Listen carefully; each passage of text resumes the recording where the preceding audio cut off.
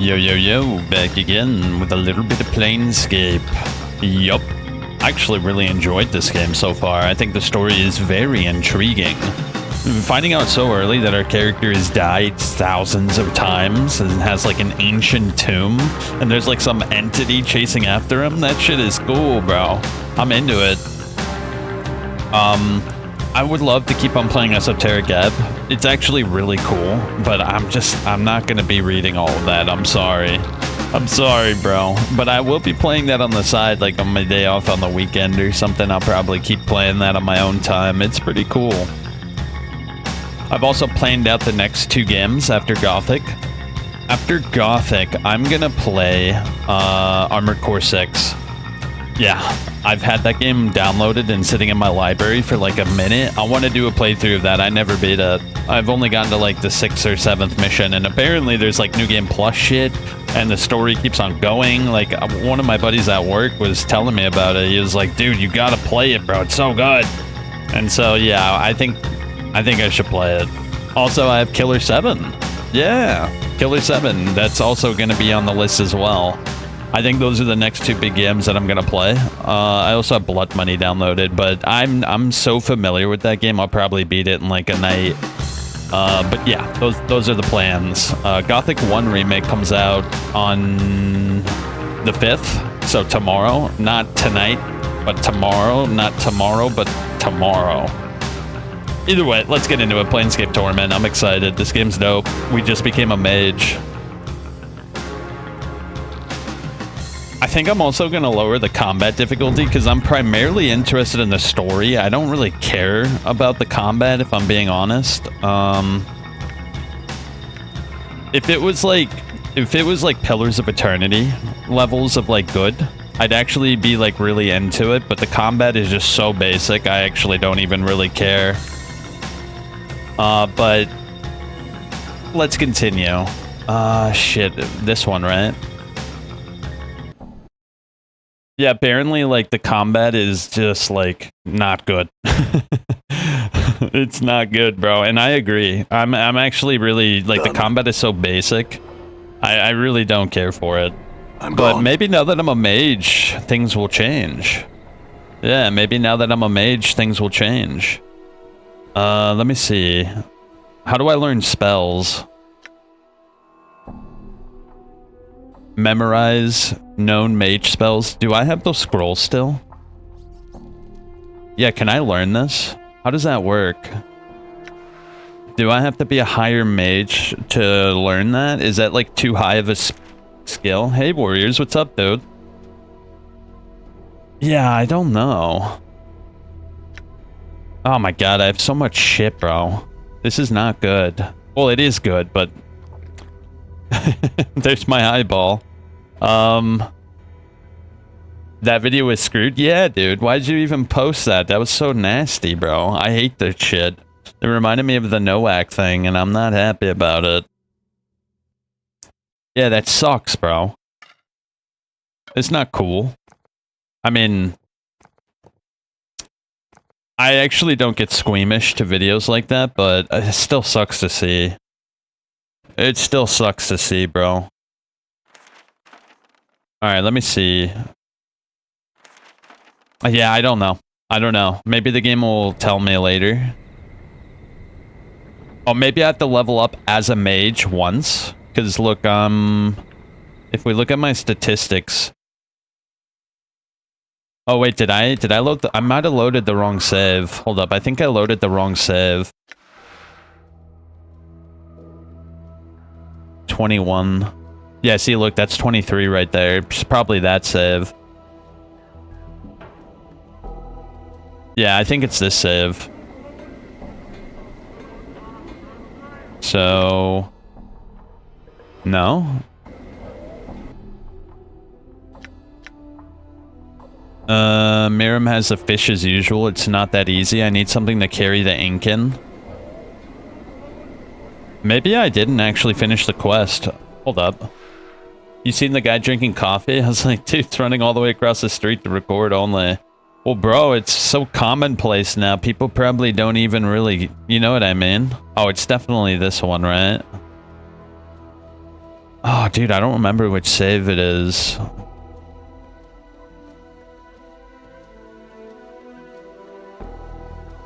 Yeah, it's probably... I don't like the loading saves. It's really hard to tell which one's the newest because they're not in direct order. See, this one's older, newer.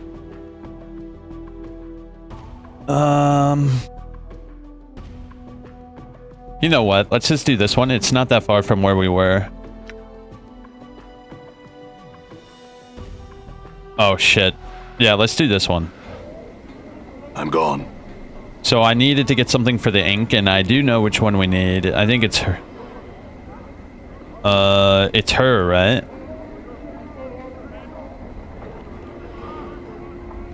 Yeah, this is it. We're good. Updated my journal. So now we go over here to this bitch. I remember now. We did this yesterday, and it was really annoying. You see a dustman in long black Oh, no, not that guy. This guy. Unlike the dustman you saw in the mortuary, however, this man looks confused. Yeah, I'm just going to speedrun this shit because I already did it all pretty much. When he spots you, he raises his hand to attract your attention. Alright, now we get the shit out of here. Where was the way out of here? Oh my god, it's over here.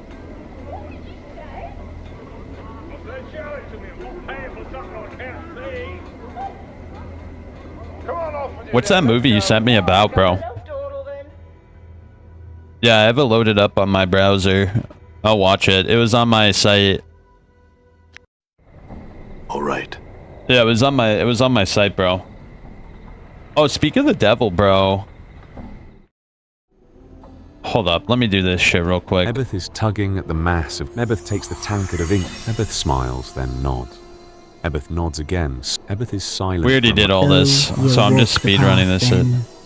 Then let's test. Writing on the recipe swims before your eyes. Each symbol twisting out of focus. See whether it's enchanted or not. Widen. Who are ye to test old Mebeth so? Are ye some fiend? Updated my journal. Not expect, or else a natural gift. Ye may... Ebeth glances around the... Ah, but so... She takes the starchy film and she nods. All's done.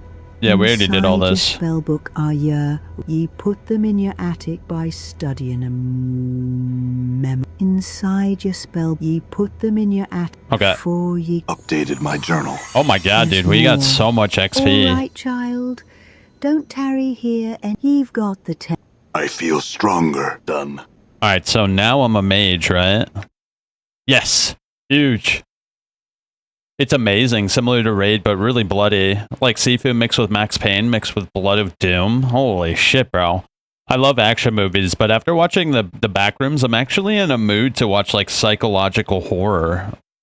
But they don't really make too many good... Dude, you should use that link I sent you and watch it. The Backrooms was... I actually really enjoyed the Backrooms.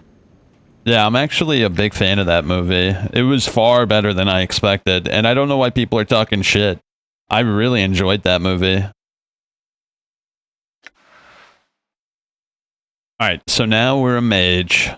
Excellent. So how does this work? Copy. Oh, dude, that's cool. So as long as we come across a scroll, we can copy it.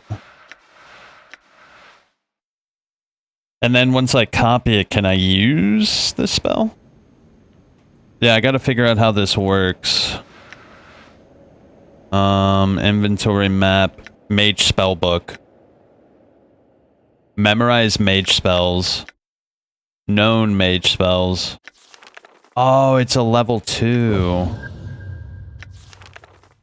Oh, I gotta level up more. But I do have a level 2 skill now. What does this do? A bizarre compact of the healer's heart and the merchant's mind, this necromantic spell transforms your very body into a marketplace that barters life and death. Your life essence can be given to others at the cost of you to yourself. Actually, I don't know if I like that, actually.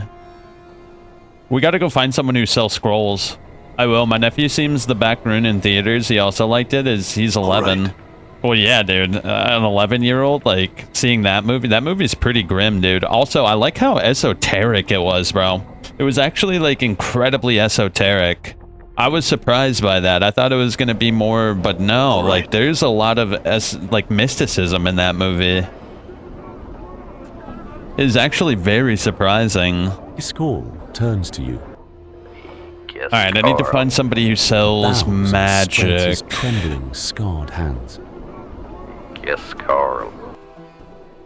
Yeah, do you have any scrolls, brother? Let me just look it up real quick.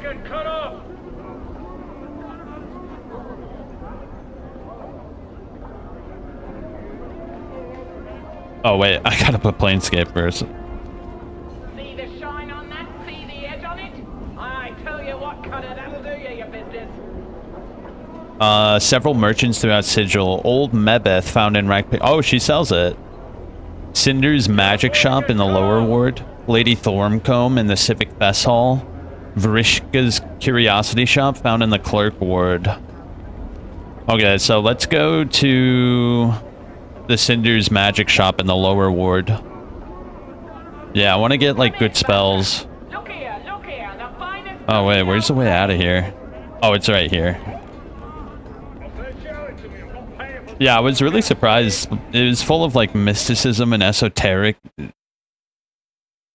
It was actually really surprising, dude.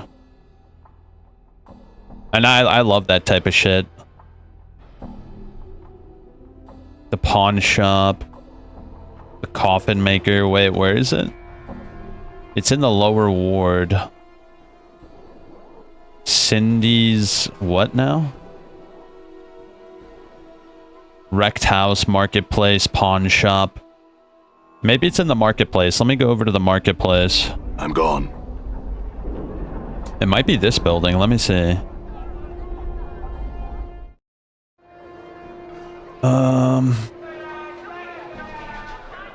Drixel.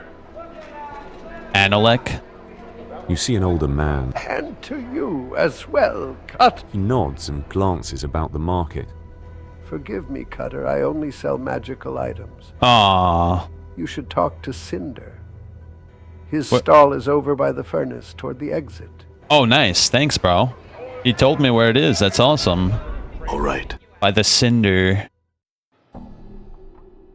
Over by the entrance to the Cinder. Sebastian.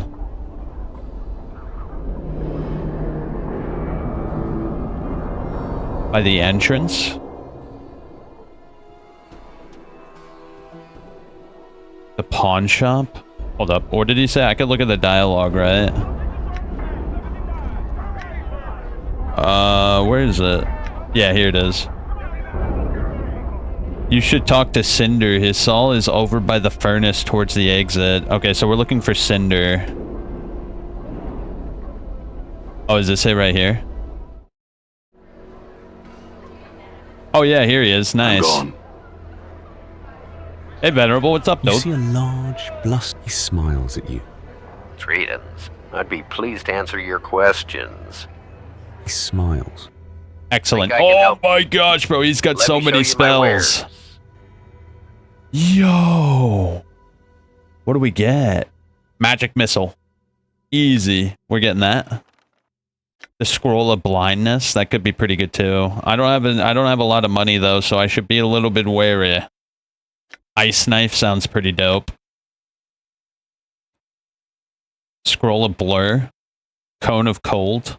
Ball lightning. That sounds really good. Cloak warding. Elysium's tears. What is that? The skies of the upper plains shed tears when evil is done, and these tears can burn even the most armored of foes. Damn, that sounds really good. What level is that? That's a level 3 spell. We can come back for that. Level 5? Shit. Level 3. Alright, we're gonna have to come back. Knock. Level 2. The inaccessible, the locked can be freed within one's grasp. With knock, all locked doors, chests, boxes, or shackles can be unlocked, but it doesn't affect barred gates and the like. In addition, it can only affect up to 2 impediments per spell. That does sound pretty cool, but I'm just going to stick to this. Wait, I'm going to play Fate Keeper. If I pick one skill tree, which one do I choose? You can't change which is broken at the moment. Well, I would pick the health and stamina tree, preferably the stamina, because the stamina is a huge problem, bro. The entire time I was getting cucked because I had like such low stamina and I couldn't upgrade it because I already chose, you know what I mean? Oh shit, my inventory's full. Hold up.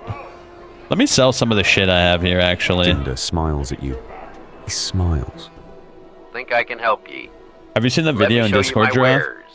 Wait, what's that? It's way worse than George Floyd was a drug addict who put a gun to a pregnant woman's belly. Yeah, I heard about that. Oh, you saw the Henry Novak thing? Yeah, dude, it was bad. I thought it was one of the most wretched things I've seen in a very long time.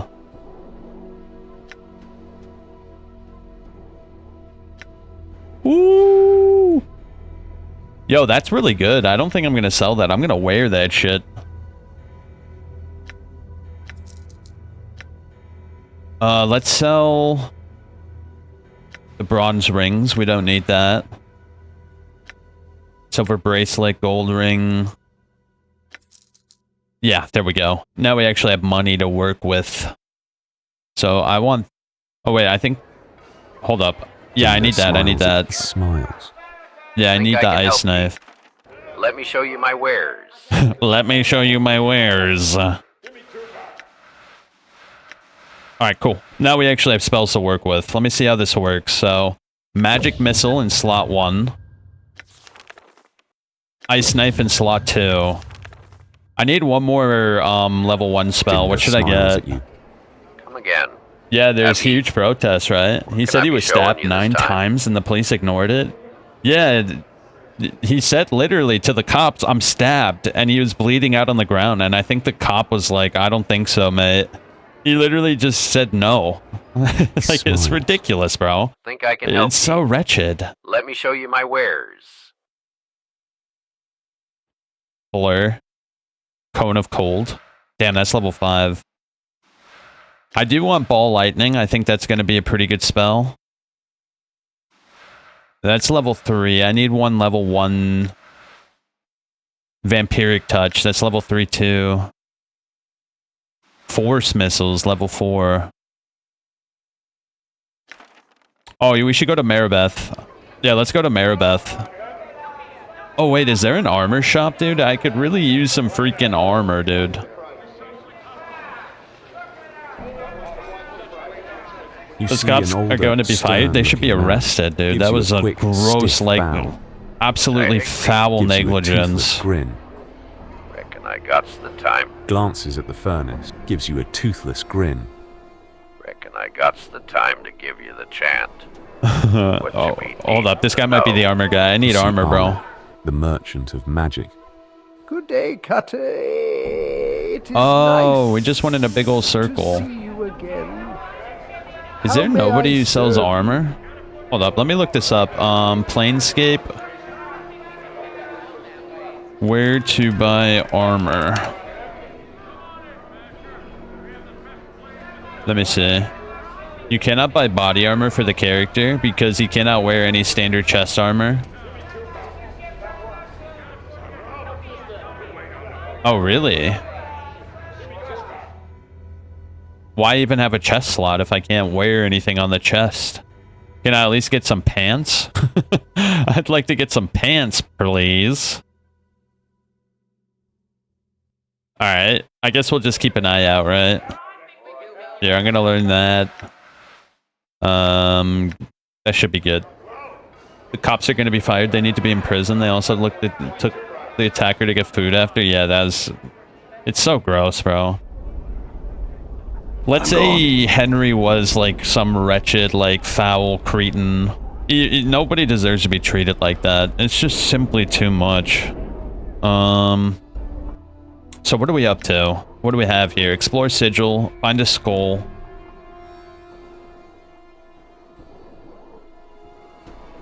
Craddock. When I delivered Craddock the message, Bane got angry. Okay, we're looking for a tiefling. He's most likely stumbling around on the street outside the Smoldering Corpse bar. I'd need to go see if I can find him and then come back.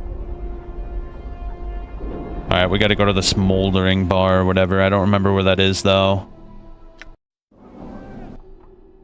Smoldering... No, that's Gathering Dust. All right.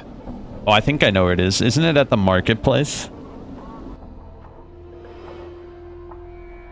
I think it's here, I grew right? up here. Not a pleasant childhood, mind you. No, it's not here.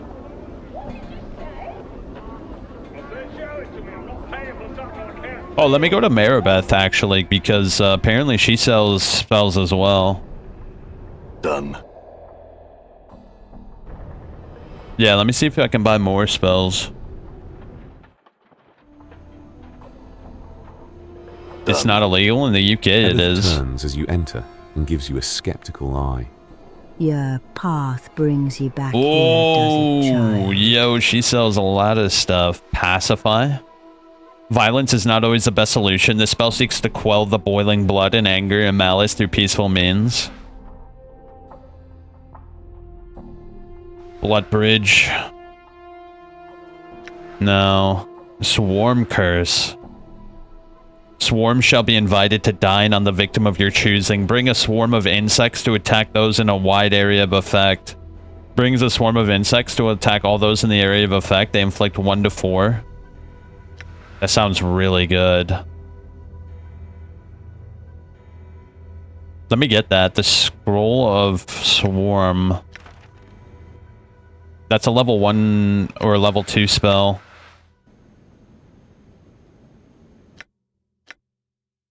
Oh shit, it's a level 2 spell. I only have 1 slot. Daggers of ice can be conjured that not only strike the intended target, but can spread the cold as ice in the water. Yeah, but they're special, bro, don't you know? Yeah, they could say whatever they want, bro. It's a protected class.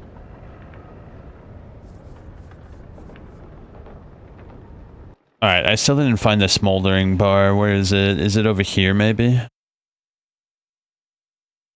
Oh, it could be over here. Smoldering. Yeah, here it is. Apparently the guy we're looking for is over here. He's a tiefling. Done. Tiefling, where are you? Angry Hive Dweller. What was his name? July. J-Lie.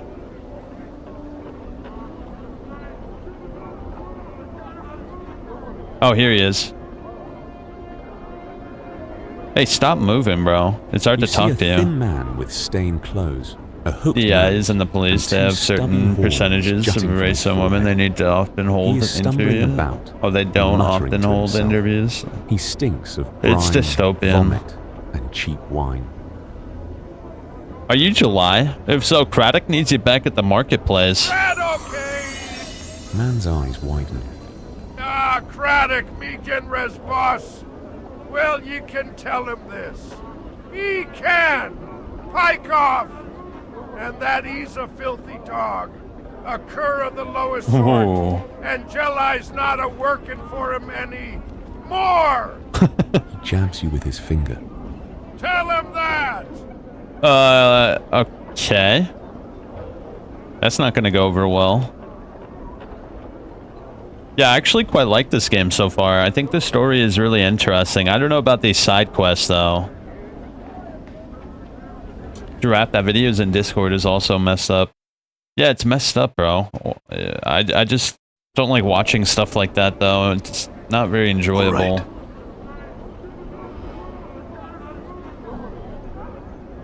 Craddock.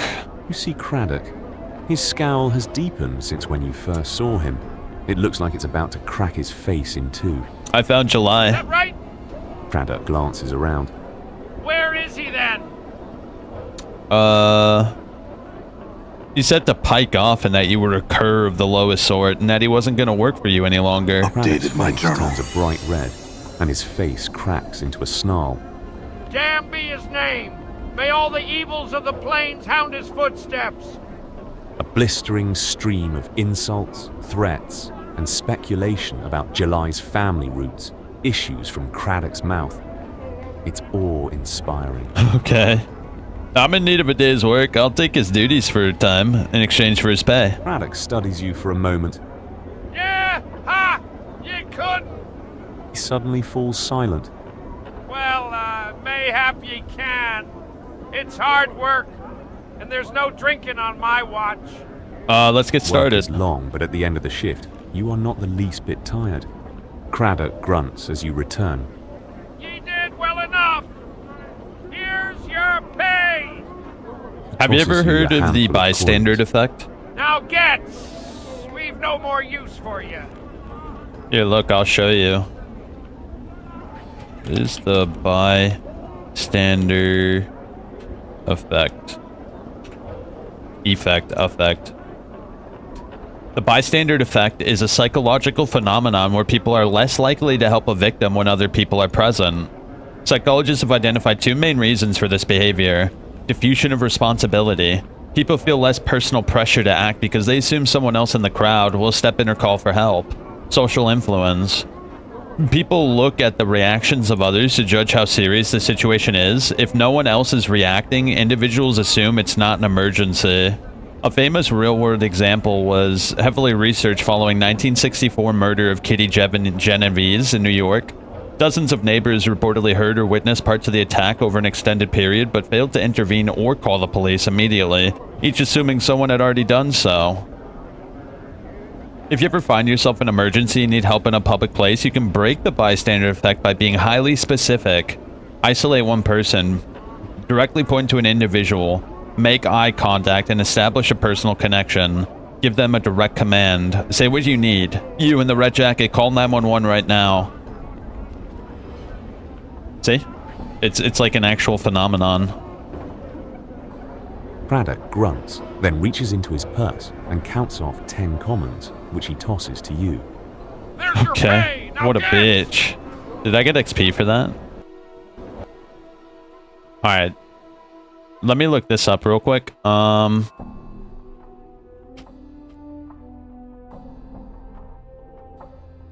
Let's see. Wherever Mort got kidnapped, all of his inventory should have been dropped on the floor. The skull of a were-rat spokesperson will work. He's basically downstairs from Lothar's. Montuk. You can even insta-kill him by giving him poison cheese. Yeah, that's so funny. Alright, so we need to go to Lothar's. Can't afford to get cut off. Where was that, actually? Oh, I know where it is. I know where it is. It's New York. People don't care. It's a combination of a lot of different things, but I do think the bystander effect is a real phenomenon. All right. Alright, let's go to Lothar. Apparently there's a were-rat that we need to kill. Yeah, let me see. A were-rat spokesperson. We're a mage now, so we can actually kick ass, I hope. Wait, where is everybody? Oh, there they are. Oh yeah, this is the guy we gotta kill. How would I poison the cheese? It said you can poison the cheese? When the crackhead pulled a knife on me, the subway, no one helped, just watching like it's a movie. I'm telling you, bro, it's a real thing. Yo! Memorize 2 additional first level mage spells? That's really good. What the shit, bro? Oh, that's good too. I want that. Yeah, how do I poison the cheese?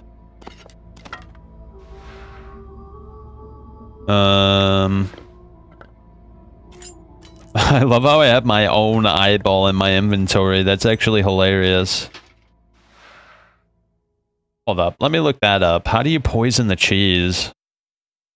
Planescape. How do you poison cheese? You cannot actually combine poison yourself. You need to acquire pre-made poison cheese to eliminate the were-rat. You can buy a unit of poison cheese from Glitzper, a merchant operating outside the market, and low reward. Okay, let's do that. This sounds incredible, doesn't it?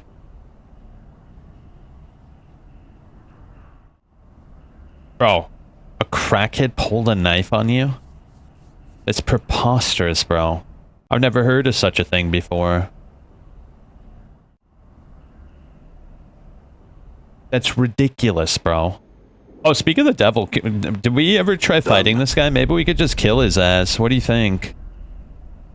Yeah, let me try killing his ass. I'll make a quick save. Oh, wait, I think I have to rest, right? Yeah, there we go. Alright, cool, save.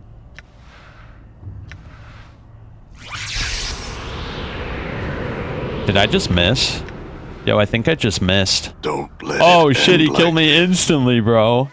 Oh my god. Do you think it's possible at all to kill him, even after you get, like, max level? That guy looks like he's invincible, bro.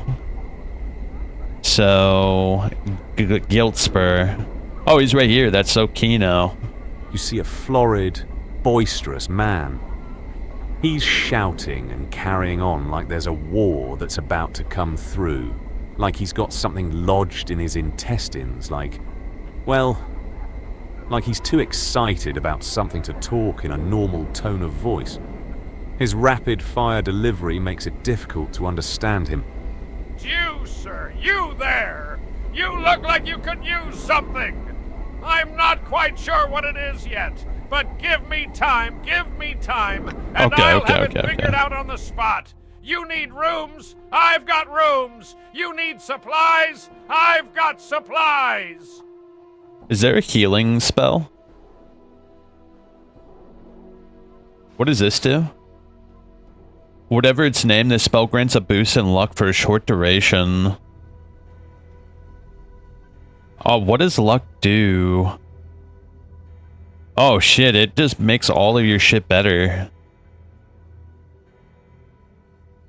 Wait, how do I get that cheese? Maybe I have to talk to him? Oh wait, this cheese has been laced with a powerful poison. Okay. We got the poison cheese. Let's go try it out. Let's poison this stupid rat bastard, literally. He's a were-rat. All right. Done. Let me take a little peek. Let's see what happens. The rat bastard was over here somewhere. You see a half-man, half-rat hybrid. Its red eyes gleam with a certain cunning, and the voice that issues from its mouth is oily and insinuating. So, a biped comes slinking into the nest of Lothar's servants. What do you want, man? And where do you intend to go? Step lightly, intruder, and speak the truth to Mantuak. I'm on a quest for Lothar. I'm looking to retrieve a skull. Ratman ducks his head at the mention of Lothar and hisses at you. Send a hairless one to do the job of the kin. Impossible. Would you like some cheese? Would you like some cheese, bro?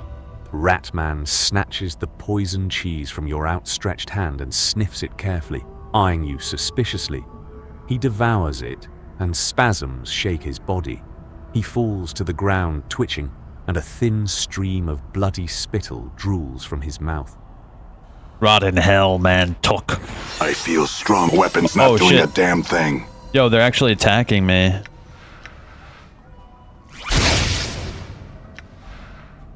Oh no, bro. We're in big trouble. Hey, get over here and help out a brother, will you?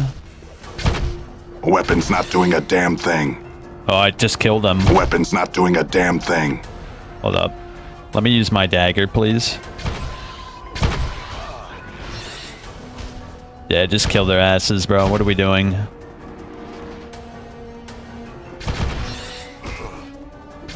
Wow, we could really zoom in. I didn't realize we can zoom in so far. Damn it! Okay. All right. You got anything good? Oh god, we have to figure out which one was Montuk or whatever. Oh, I think it's this one, right? The Skull of Montuk.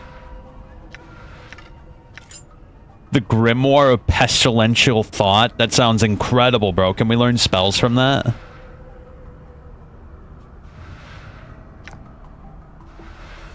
little bit of moolah. This black-bound tome seems to radiate a slight rotting smell, and the covers are unpleasant to touch. Like uncured human flesh left out in the sun, rusted buckles on the cover seal it to the elements. It is the Grimoire of Pestilential Thought, an arcane tome created ages ago for purposes unknown. The purpose of which is to teach mortals the nature of evil. Some sages warn against its use while others urge it. It is said to grant the mighty magical powers when services are performed for it. What the shit, bro? That sounds awesome. Oh shit, I need to heal. Oh, I leveled up. Let me level up real quick.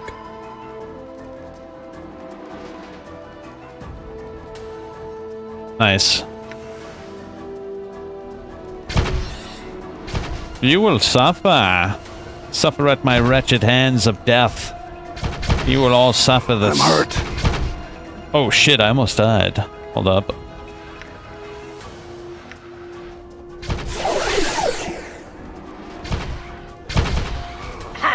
There you go.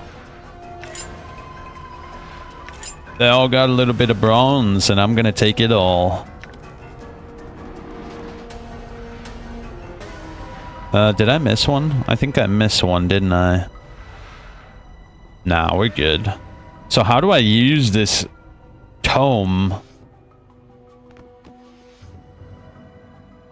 It's not a weapon or a quick item. I can't put it in my hand. Oh, we could talk to it, look. I better say before we talk to that thing. As you touch this book, you hear a voice. I greet thee, Master. How may this humble tome serve you? You can talk? That I can, Master, in many different languages. Only you should take care that none see us conversing, for they cannot hear me. And, Master, speech is but one of my powers. Holy, what did we just find, bro? How did Mantuk come to possess you? Diseased rat mage unearthed me in the catacombs, my master. He pried me from the grip of my former master, now long since dead. He brought me to his nest so that he might learn from me. His power was limited, however. It was difficult to speak to him, and he understood little of my teachings. Tell me of your powers. I can grant you abilities that will allow you greater latitude in life's vicissitudes, Master, and I can offer advice to you. What abilities do you mean? These are powers, my Master, that can improve your life immeasurably. Unfortunately, the laws that bind me, they demand a small service in recompense for these powers. Like what? The service required is a trifling one, my master. I would barely mention it if it were not for the sake of the laws that bind me to these pages. The book pauses.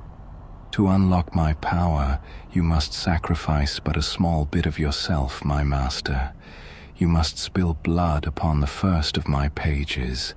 This act will serve to strengthen the chain between us and allow me to help you reach your full potential. Oh, shit. It is a small price to pay for the spells that will come to be at your disposal. Alright, here. Updated my journal. And allow a few drops of blood to drip upon the page. A strange chill settles in your bones, and you feel empty and hurt. At the same time, there is a feeling of triumph. You have learned a new spell, blindness. This is your power now. Master, know that this is but the first power that lies in my pages. Tell me of the other powers. The voice of the book seems saddened. Unfortunately, Master, the laws that bind me demand a greater sacrifice in return for greater power. I would grant these powers to you freely, but as you can see, this is creepy, I am dude. bound. What is the sacrifice? The second sacrifice is that you sell one of your companions into durance, bondage, slavery. This will signify the binding between you and the power. Your companion represents the power placed at your disposal. There are those in the clerk's ward, I am given to understand, who will aid you in this quest. Seek out Vrishika the Importer. Give me some advice. You wish my my journal. knowledge, Master. Sure. I bestow this advice. Be wary of those you keep close to you. Never take them fully into your confidence, and never dilute your strength by sharing it. Many emperors I have known have done such, and I do not wish you to suffer the same fate. Okay, what about Then other things? I bestow this advice. If they claim friendship, then let them prove themselves.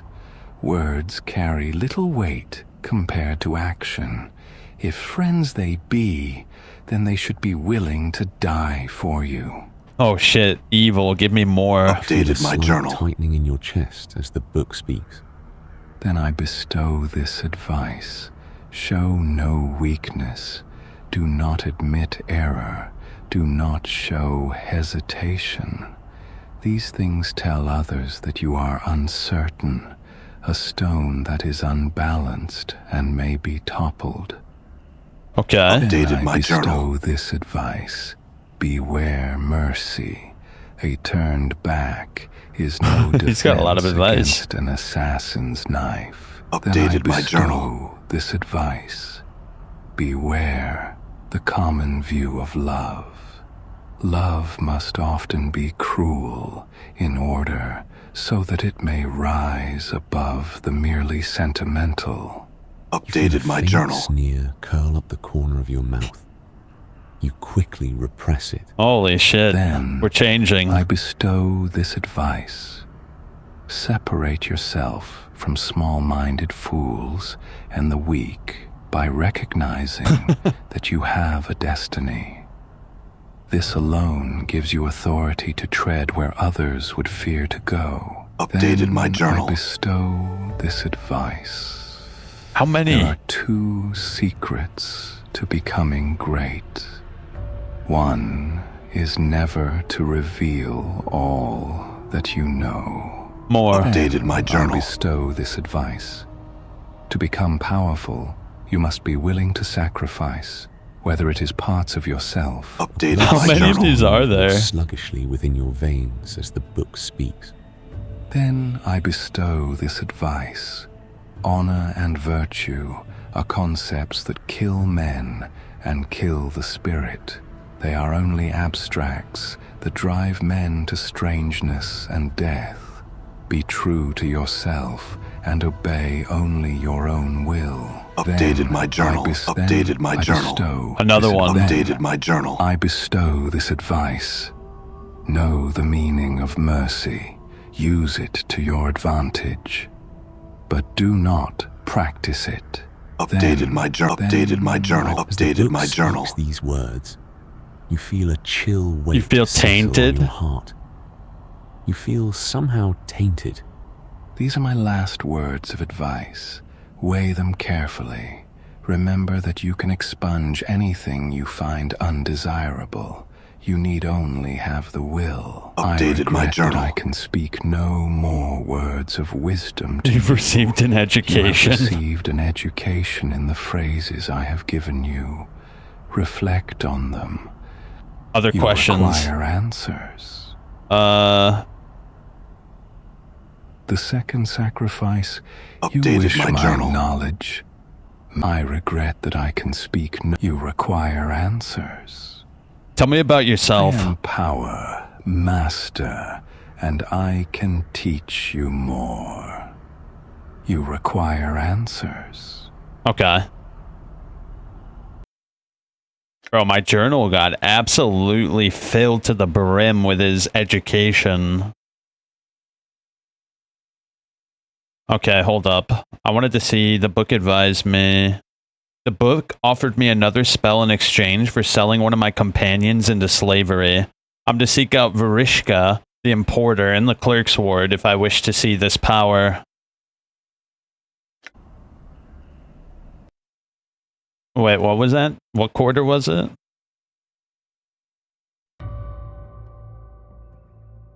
The clerk's ward. Okay.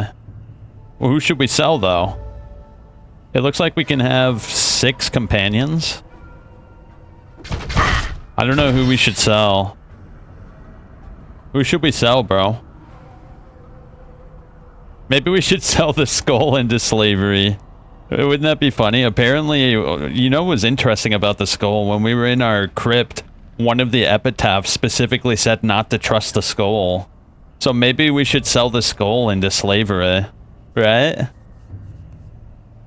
I'm thinking about it. I'm thinking about it.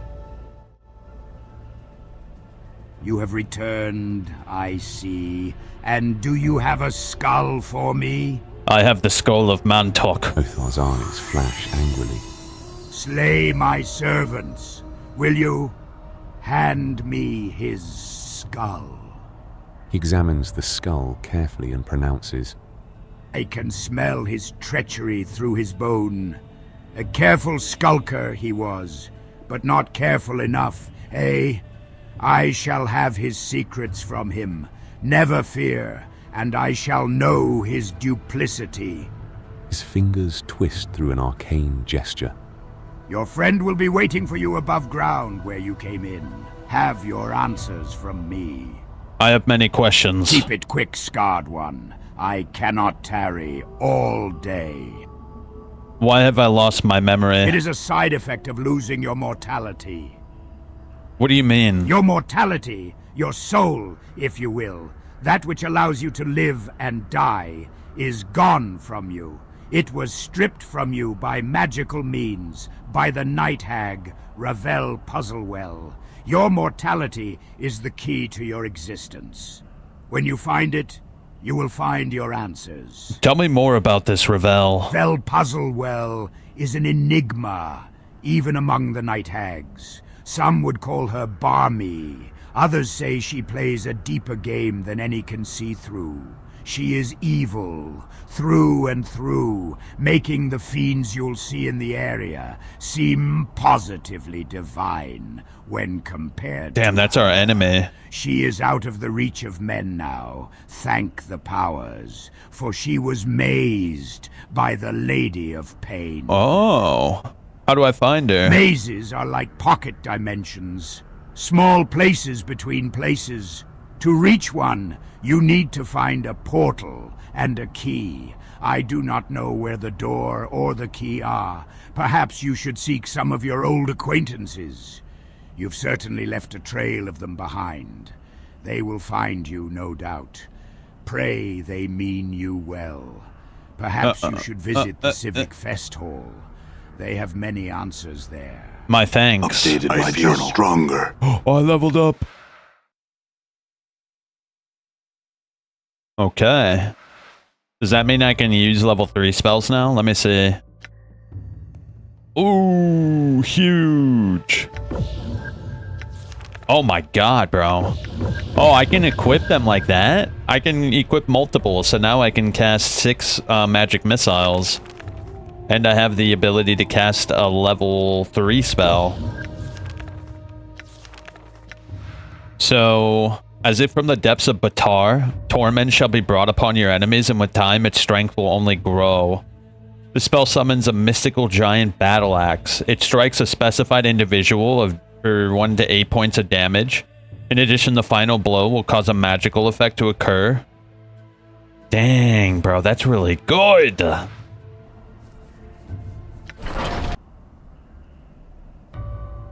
What's this? Nothing. Nothing. Alright, let's get out of here. Alright, Mort. Where you at? This is a dustless shelf with an empty space. Wait, where is he? Skull-sized, between two grinning skulls. Oh, is he over here, maybe? Done. Wait, where's Mort? We did all that shit for...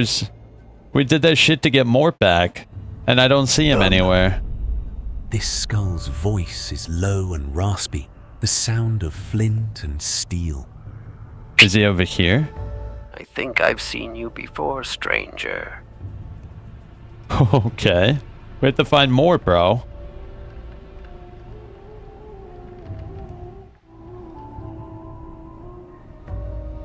Yeah, I don't know what happened to Mort. We went through all that trouble to get Mort. You again? What do you want from old Lothar now? I have given you your skull friend and your answers. I warn you, I haven't all day to attend to you. His gaze falls on you with the force of a sledgehammer.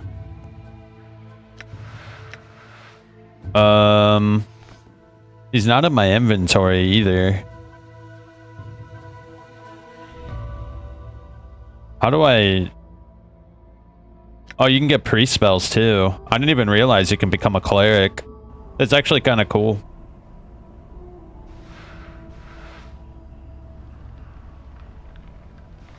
Yeah, dude, maybe he's waiting for me outside. With a deep voice and a jocular tone. Have you come to learn of truth? I have truth. Done. Let me see if he's outside. Oh, there he is. Rescued Mort. Done.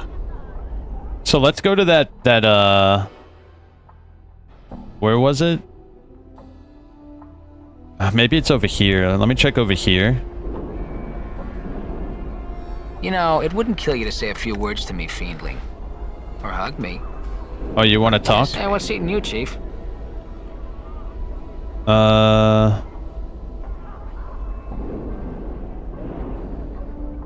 What do you know about the night hag, Ravel? Well, she's a night hag.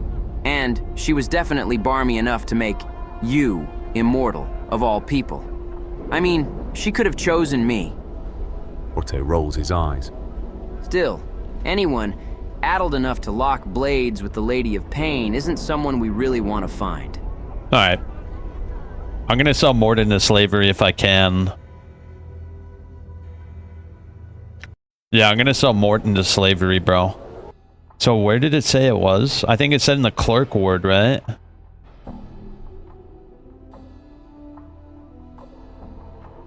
Where is it? Varishka the Importer in the clerk's ward. I'm gone. Varishka the Importer. Malmaner? Oh wait, what's my disposition after that? Am I evil now? How do I tell my disposition? Oh, here we go. True neutral. I wonder if that can change. Surely that can change if we do enough, right? Where's this Varishka?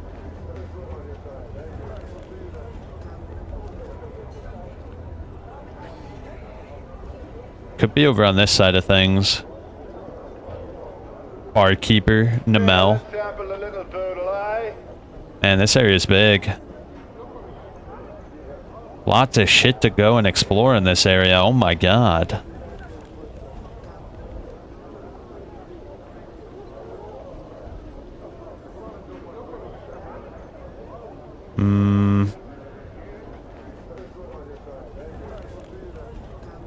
I'm not seeing anything. It might be inside of an area rather than outside.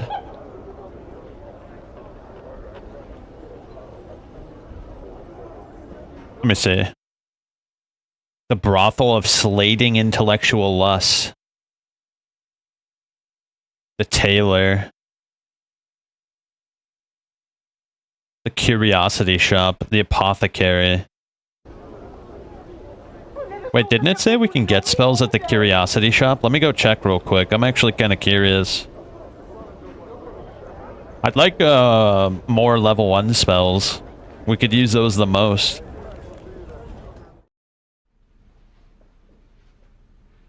Oh, we literally found her. All right. This sharp-featured woman's appearance is attractive, though somewhat disturbing, with her blue-black skin and bright yellow eyes. As she examines you, a small pair of bat-like wings unfold from her back, then seem to settle back into her skin. Well, well, a floating, disembodied, prevaricating skull. She narrows her eyes. You're the scarred man who's been going around asking all the questions. She looks you up and down. You sure look lost. Did you want to come in, really? Or are you just casing the place because you have nothing better to do? 'Cause Vrishika... She indicates herself. ...can help you. How can you help me? I travel and trade extensively. I hear a great deal. I purchase a great deal. And I own a great deal. Perhaps I can make you a great deal. Is there anything that you desire? Would you care to examine the weapons and charms? Or some of my more exotic acquisitions? Vrishika smiles as you look at the various shelves in the middle of the shop. If you see nothing you like here, there are more items towards the front and the back of the store as well. You examine what appears to be a tongue floating in a jar of Oh, brine. God. Vrishika frowns at it. This is a fiend's tongue. A Kornugon's, I think, but who really knows? It's said that, placed into the mouth of any living thing, it will give the ability of speech, even if there was none before. I'm selling this oddity for only 66 coppers, should you want it. Yo. Vrishika smiles as you look at the various shelves in the middle of the shop. If you see nothing you like here, there are more items towards the front and the back of the store as well. You said the voice acting's good? Bro, it's text-to-speech. It's text-to-speech, bro. It's actually, you're right, it is good for text-to-speech. It's fantastic. But I noticed that the side characters are way, way worse than, like, the important characters, which is to be expected, of course. But it is a little jarring going from, like, a character like this who's voiced pretty well, and then a character who's, like, just some side character who sounds like a robot getting thrown into a blender. You examine a small metal replica of a cube-like creature with huge eyes on one of its faces.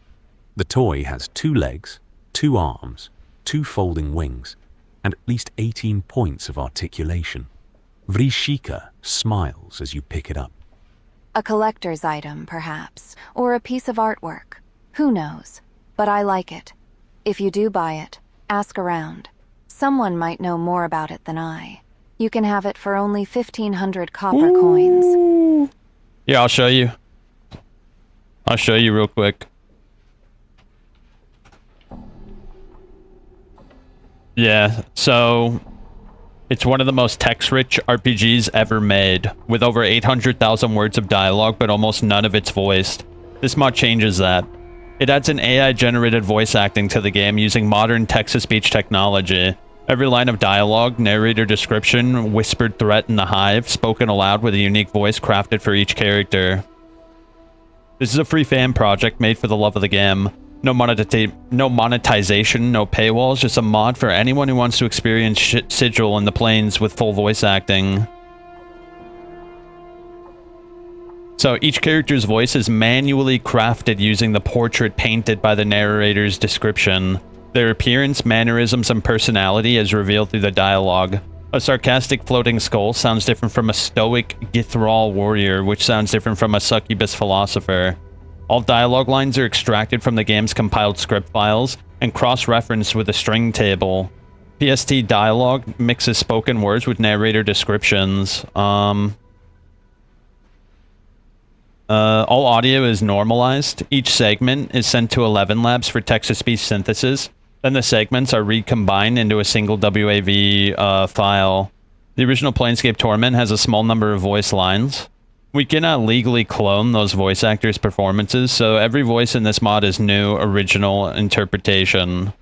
The 40 most important characters received extra attention during voice design.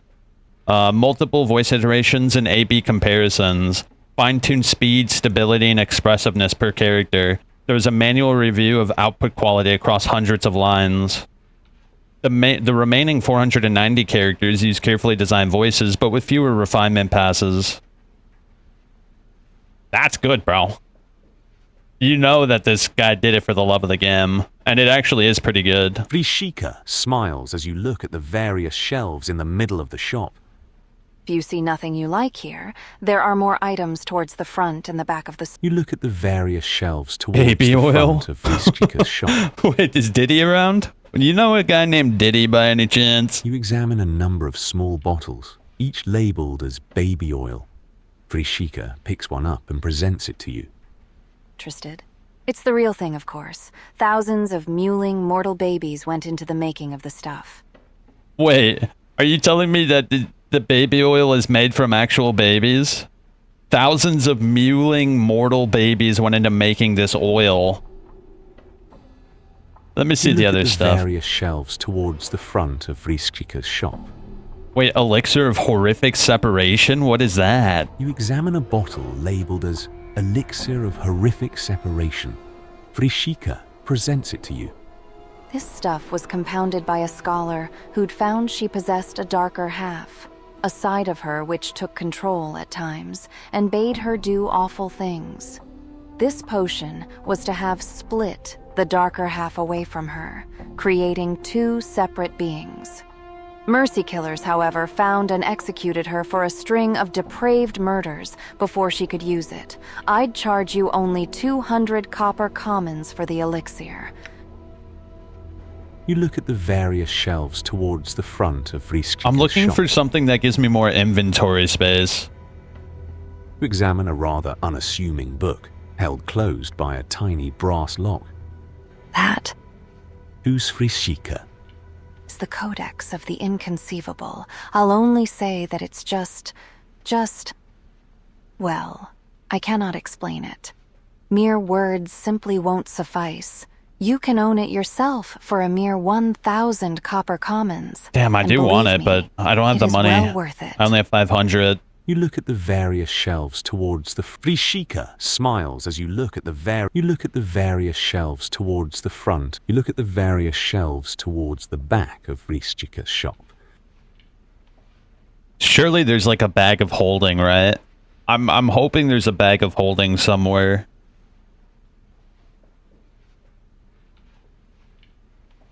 What about the ring? Sometimes in like martial arts novels, most of the characters have rings that have pocket dimensions where you can store shit. You examine a ring in a small padded case.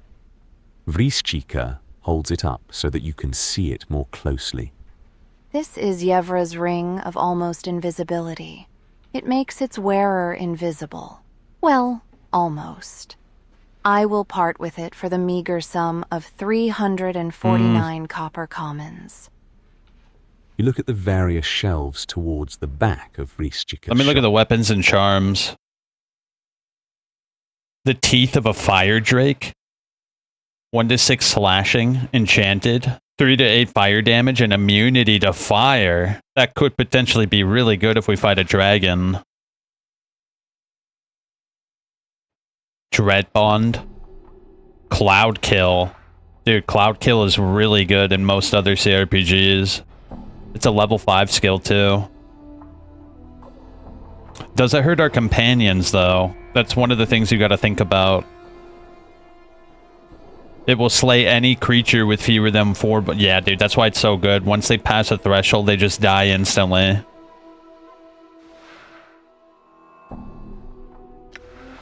Ashes of Pablum. The Heart of the Fosterer. What are these things, bro? According to legend, the Fosterer was a sorcerer who built his empire upon the plain of Shale many centuries ago. He was rumored to have 3,333 hearts, and each of them carried it in a different evil he had committed in his lifetime. What the shit? You can summon a fiendish horse? Yo, some of the items in this game are pretty sweet.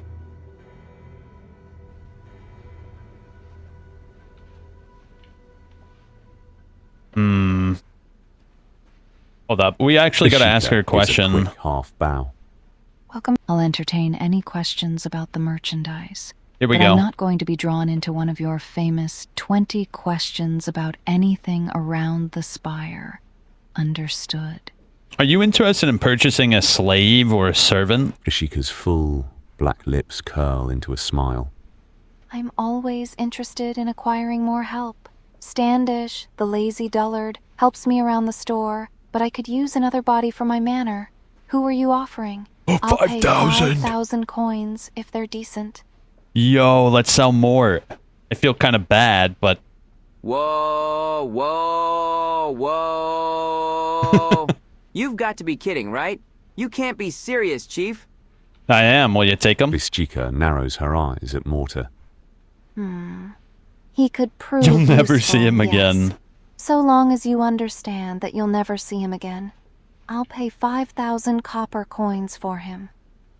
Never again? I'm gonna trust my instincts here, because one of the epitaphs in our crypt basically said that, we shouldn't trust them. I can't believe this. You've sunk pretty low before, Chief, but this just takes the cake. I'll see you in Bader. You banged up, short-stemmed, backstabbing, ungrateful, pockmarked, dung-biting, greasy-haired, snaggle-toothed, sorry piece of amnesiatic garbage. Mark my words, you piking sod. Keep on this way and you'll be dead for good soon enough. And oh, how you'll get yours then. Ishika shows a slip of parchment to her newest slave, Morte. Here. This is the address of my home, in the ladies' ward. Go there, now. Try and flee, and I'll have a pack of fiends so far down your throat, you'll be begging to come back to Sigil and serve me. She then turns to you. And you, my thanks. I'm sure he'll prove entertaining. Here's your 5,000 commons. Farewell. All right.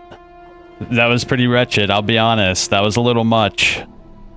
But we should be able to get another spell. Master, have you completed the second sacrifice?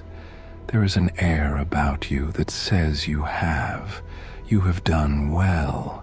You are a swift learner. Listen to these words and learn still more. The book speaks some unintelligible syllables, and you feel a burning sensation within your chest.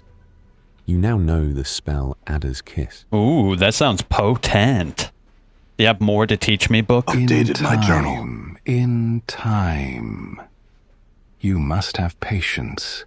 You have already shown yourself willing to do what it takes to achieve this power, and you must realize that you will pay for this power. What do I have to do? Do you have companions you are willing to betray? What about Anna? I care not who, as long as you show yourself willing. Go now and do it. Updated my journal. What does that even mean? How do we betray our companion? We've barely even known her. Oh, speak of the devil. Let me see. Literally, speak of the devil. We're pretty wretched right now. Hold up. I gotta use a restroom, dog. Give me 1 sec. Oh my god. I was not expecting that. Go, go, go, go, go, go, go. Ah! Can he come? Can he come?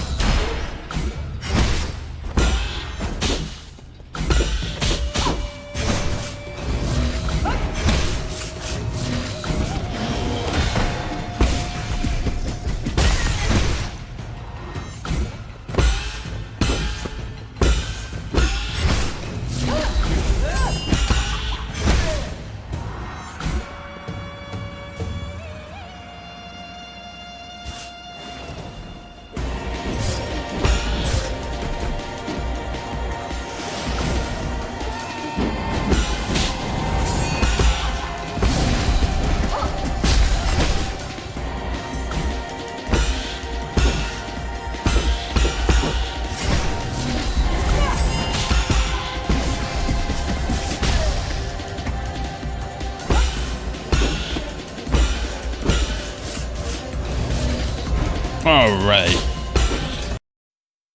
Oh, speaking of the devil, can I...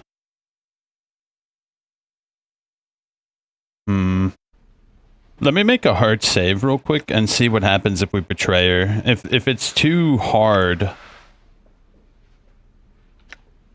Aye. What is it you want then?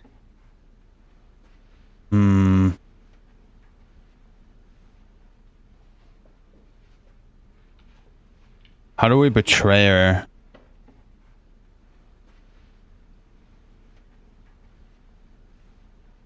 Hey, what?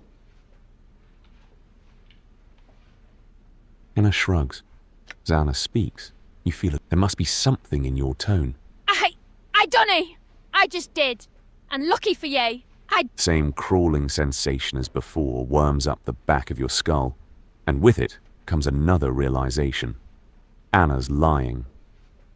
But oddly enough, she doesn't know she's lying. Anna, were you compelled to go there? Is that how you found me? Updated my journal. Slowly. I mayhap. She gives a half-hearted shrug. It wasn't one of my usual haunts, but I couldn't help myself. I just wanted to see what was there that day. And there you were, dead as a timber. She pauses. You were like a lodestone, you were. I dunno know what led me to find you. How do we betray her? The mention of the name, Anna spits 3 times and makes a semicircle over her heart. Shh! Are you daft? Don't be mentioning her name if you value your life. Alright. Yeah, how do I... Well, have you achieved your goal? Have you slain a companion by yourself, without spells? Oh shit, we have to kill them? The book falls abruptly silent, and no amount of coaxing can induce it to answer you again. Oh yeah, what's that new spell we got? Better be good.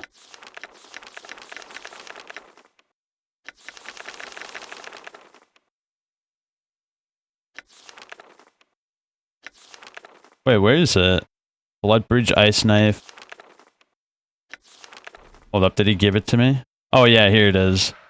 A level 2 spell. It allows the user... It is said that Adder's Kiss can scald even the most fearsome of fiends. It calls forth an acidic bolt to shower an opponent with vile green acid.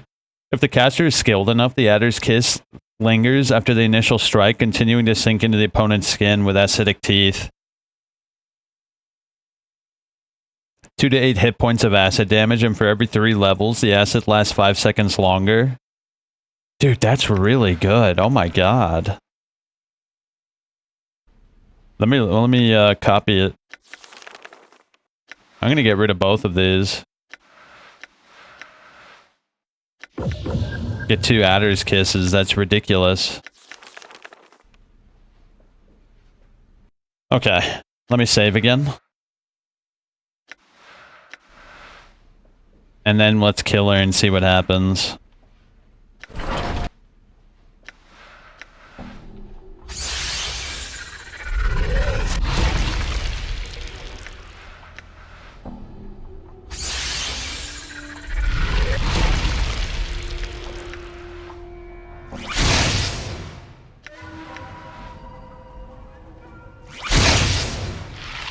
She's not even fighting back, bro.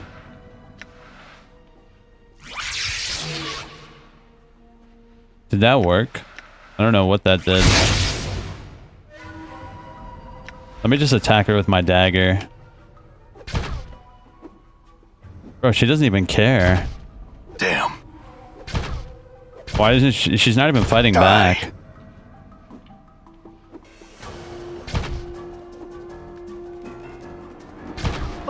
This is what I get for getting into a scrape.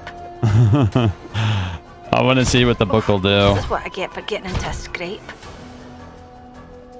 Alright, now let me see. Well, have you achieved your goal? Have you slain a companion by yourself, Without spells? Yes, I have. Excellent. You have proven yourself a worthy student. This, then, is the final spell I can teach you. It mutters some strange syllables, and you hear a strange howl in your heart. You know the spell, power word, kill. Whoa. What now? Updated my It's journal. silent and does not answer you. It appears to have run out of words. Very Updated well. my journal.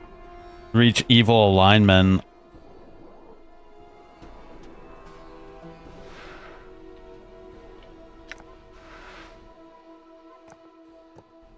Hold up. Can I use that on her? I think it's supposed to... Oh, no, that's not what I meant to do. How do I use it on other people?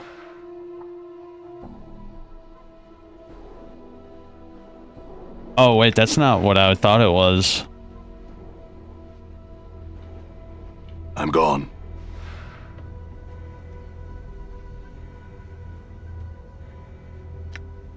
Maybe I don't have an item. Chain teeth earrings. So what is the spell and is it worth it? It's a level 9 spell. We wouldn't be able to cast that for years. With a single word, life energies are snuffed out. When this spell is uttered, one creature of any type within the spell range is instantly killed. It can kill any creature that has up to 120 hit points with no saving throws allowed. Holy, bro. It's not worth it now, but we could do it later. Which one was it? I think it was this one, right? Hold up. Wait, did I learn the spell? Yes, okay, good, we're good.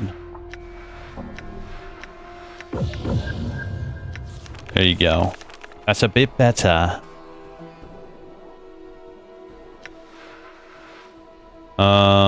Let's not kill her right now. All right. Rishika gives a quick... I'll entertain any questions about the merchandise, but I'm not going to... Would you care to examine the weapons and charms? Rishika smiles as you look at the various shelves in the middle of the shop. You look at the various shelves towards the front of Rishika's shop. You examine a rather Yes. Rishika purrs. Wise choice. The copper you pour into her hand seems to disappear the moment it touches her palm. She hands you the item. What you had first taken to be a Enjoy your rather newest unassuming acquisition. book held close by a tiny brass lock is actually bound in a strange leather and enchanted bronze. It's labeled simply the Codex of the Inconceivable. Let's see what it is. What you had first taken to be a rather unassuming book, held closed by a tiny bronze. You unlock the book's bindings and open it. As you glance over the tome's contents, your jaw drops. You stand, spellbound, flipping through its pages. Its contents are simply too much to be described. Mere words seem powerless to explain the wonders it holds. That was... You stand thoughtfully for a moment, looking down at the codex, before closing it and reverently putting the tome away. Well, they weren't lying. It is inconceivable. Who'd have thought?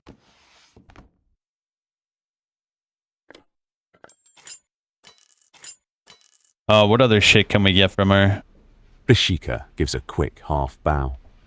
Would you care to examine the... Rishika smiles as you look at the various shelves in the middle of the shop. You examine a small metal replica of a cube-like creature with huge eyes on one of its faces. The toy has... Yes. Oh shit, I didn't mean to do that. Purrs. Wise choice. Yeah, I didn't mean to buy that. Rishika gives a quick... Would you care to... Rishika smiles as you look at the various shelves toward... You examine a twisted little imp-like creature, sculpted out of pure milk It's a chocolate. quasit, a fiendish familiar, Looks polymorphed delicious, into does it chocolate. not? Imported from the lower plains. These are rare, you know. Yes. Sure. Rishika purrs. Rishika smiles as you look at the various shelves towards the front. Diva's You examine Tears. a small glass vial labeled as Diva's Tears. These were collected from a diva who was captured during a blood war skirmish. the fiends tormented the imprisoned angel for eons before he at last.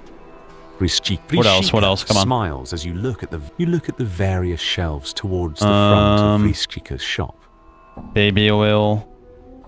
Vrishchika smiles as you look at the various shelves. You look at the various shelves towards the stained lens. You examine a stained ground glass lens the width of your hand, held in brushed steel ring. A small geared protrusion coming off the ring makes it look as if the lens should attach to some sort of clockwork machine, and it smells faintly of horrible perfume. Vrishchika holds it up for you. I've no idea what this really is, but it radiates fairly powerful magic. I'll take it. Vrishchika smiles as you look at the various shelves towards the a tattered ragdoll, a rune-covered Aelstein.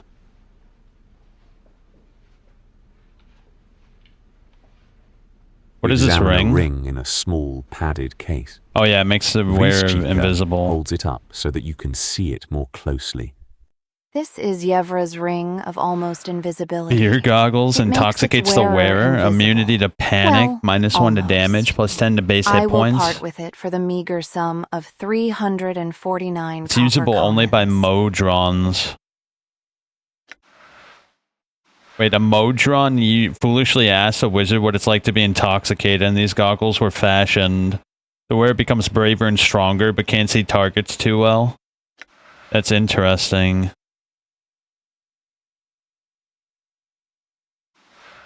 This is a twisted little imp-like creature, a quasit, a sort of fiendish familiar that has been polymorphed by powerful magic into sweet milk chocolate. They're quite prized by lovers of chocolate and confections. Nah, I'm gonna reload. Honestly, I don't really care for a lot of that stuff.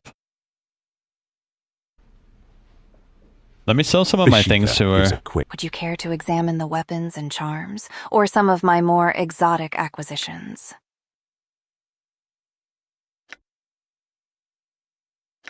Yeah, let me sell this shit. Ooh, that's worth 4,000, bro. I might sell it after I kill someone. I sell that right back to her. Oh wait, hold up.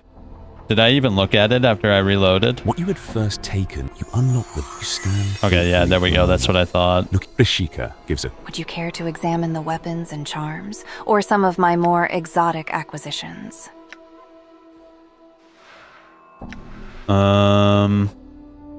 Yeah, sell all that. That. Fly charm is trash. I don't know if the abyssal pipes are any good.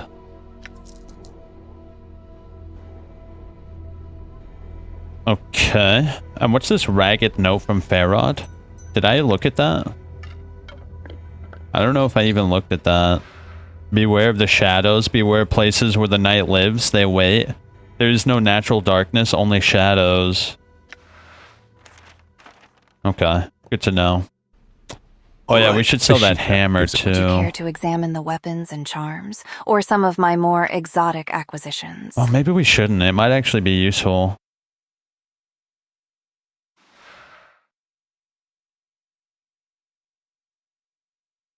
Okay. Inherit viciousness. +2 to missile weapons, but it's only usable by Modrons. A dread bond, +1 to strength. Only usable by fighters and living creatures.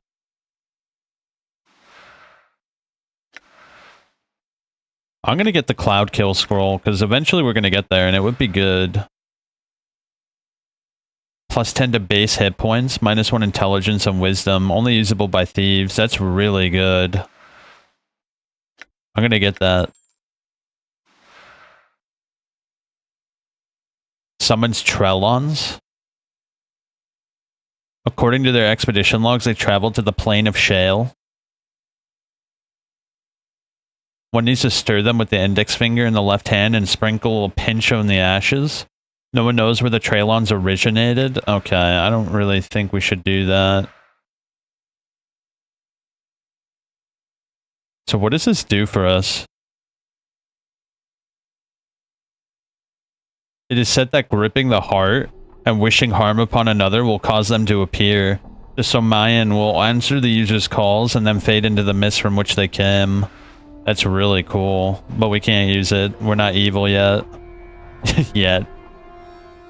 Alright, I think that's good. I was hoping to find like a bag or something that we could buy, but... Done. What is this? Small dwelling. I'm gone.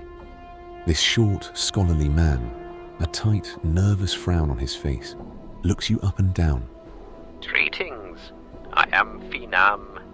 I must beg your pardon, sir, but you know what? What are we doing, bro? This isn't our house. Invited or otherwise. I don't care about this guy. I would ask you to leave. I think we should just focus on the main quest, right? The brothel, the tailor. Let's go to the tailor, see if we can get some stuff for our guy. Wouldn't it be nice to actually have something on our guy other than this wretched like skull belt? Yeah, let's go take a look. Yeah. You got anything good, bro? This short man doesn't seem to acknowledge your presence. Man does not look up from his work. Last, he sets down the embroidery and looks up at you. He finally finishes his... I hope it's about garments and the like. Wait, what? Jerkin of the Brazen Rogue? Not concerning myself or the store, you know. Leather armor that was clearly fashioned for a woman. Oh my god, that's expensive. It's also really good, too. I don't think I should get it, though. Like, it does look really cool, but... I'm a little disappointed. There's, like, nothing here. I'm gone.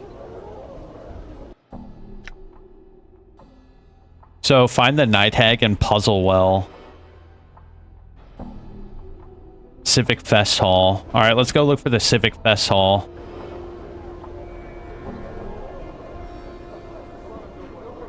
Yeah, what's the deal with this? All right. This towering man's golden skin sparkles slightly, almost as if it were metallic. Whether it's his actual flesh or merely painted on, you cannot tell. He regards you coolly as you approach, giving a respectful bow as you draw near. Welcome to the Civic Fest Hall, traveler. We are Splinter, doorman to the Fest Hall, and priest king of How may we help you? Despite his humble offer of aid, his voice is powerful and... We do many things in this fine hall, traveler. We answer questions guests might have regarding it or its inhabitants. We direct both visitors and members of the Society of Sensation alike to the sensoriums or lecture halls. We also accept new members into the Society. Lastly, it is through us that purchases from the Society's vaults are made. Spells, items, and such. How could I buy something from the Sensei vaults? You must be a member of the Society of Sensation. Might I become a sensate then? In order to join the Society of Sensation, one must be willing and prepared to share their own experiences. 5 are required, 1 from each of the senses. Alternately, one may contribute a single experience that has strong elements from all 5 senses. Alright, I want to become one. What smell or experience involving it would you offer us? Actually, I'd like to contribute 1 experience that involves all 5 senses. I woke up, not knowing where I was, on a cold, blood-slicked iron slab in the bowels of the mortuary. A place where only the dustmen and the corpses in their care have seen. Splinter nods. Go on. My entire body reeked of embalming fluid, but even the smell of that was not enough to match the coppery scent of gore around me. Dozens of bodies lie on countless bloody slabs like the one I rose from, all in the process of being gutted, flayed, and the like by nightmarish clockwork devices for reasons unknown.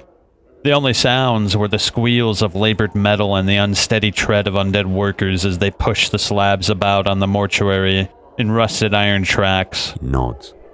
A disturbing experience. And I even left out the part about the chattering skull that flew at me as soon as I was upright. Will it suffice, Splinter? Yes. We shall go to an empty stone now to record your experience. You will then be granted access to those privileges allowed only to members of the Society of Sensation, as well as taught the sensory touch. Accompany him. You return to the Civic Fest Hall's foyer with Splinter. We welcome you into the Society of Sensation, Traveler. May further journeys and experiences pave your road to the great truths of the multiverse. Thanks. I had a question. We would be pleased to answer what questions we can, so long as they pertain to the Fest Hall or the Society of Sensation. The core of a sensate's... We would be pleased to answer what questions we can, so long as they pertain to the Fest Hall or the Society of Sensation. There was someone I was looking for here. Who was it? Never mind. We would be pleased to answer what questions we can, so there is little to say that... I'm looking for a specific thing. We would be pleased to answer what questions we can. We do many things in this fine hall, Traveler. There are two. The public sensorium, where visitors may use the sensory stones for anywhere between 10 and 50 commons, and the private sensorium, where only members of the Society of Sensation are allowed. Okay, private one. You can reach neither of them yourself. We must take you there. What is this? This sickly green stone is securely fastened to the pedestal and rests upon you. The inscription beneath it reads, "The Messenger." As you touch it, the exterior sharpens, clashing its brightness, becoming more than you can bear, so much so that you close your eyes to shut it out. A sensation is being bled from them, tired. You try to blink, yet the darkness remains. Your lids feel soft and sluggish. You're sitting in what feels like to be a dirt floor around you, and the smell of coppery blood and herbs. You came here to... what? Your memory fails you, but the growing panic beginning to well up within you.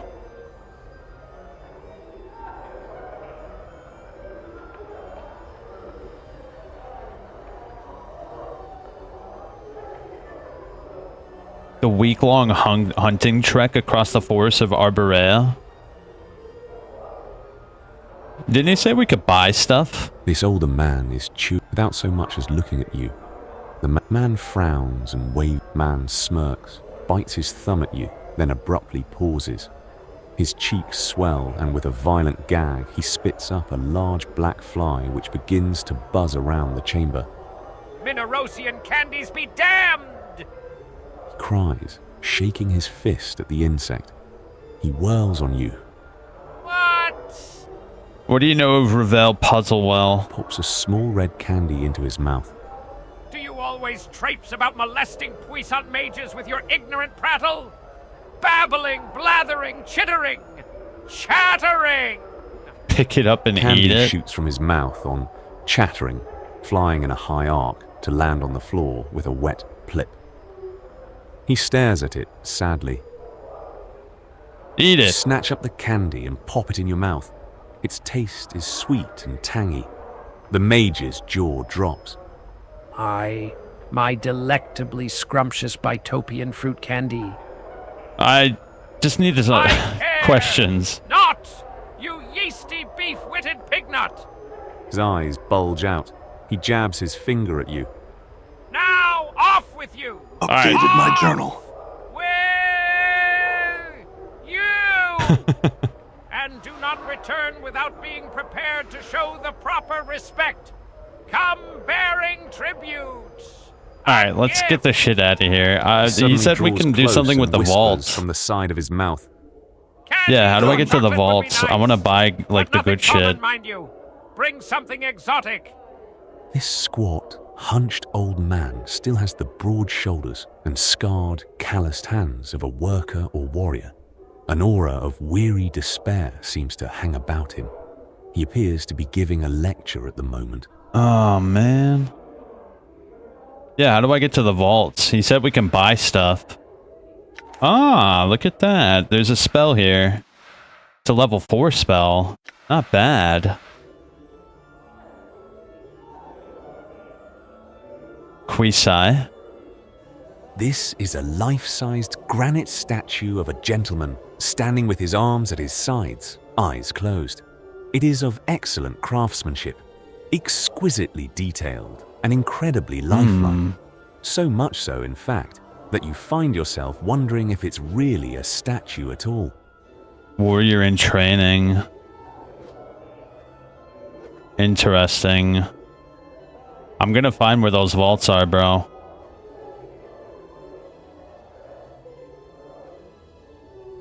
What about you? Oh, it's a lecture.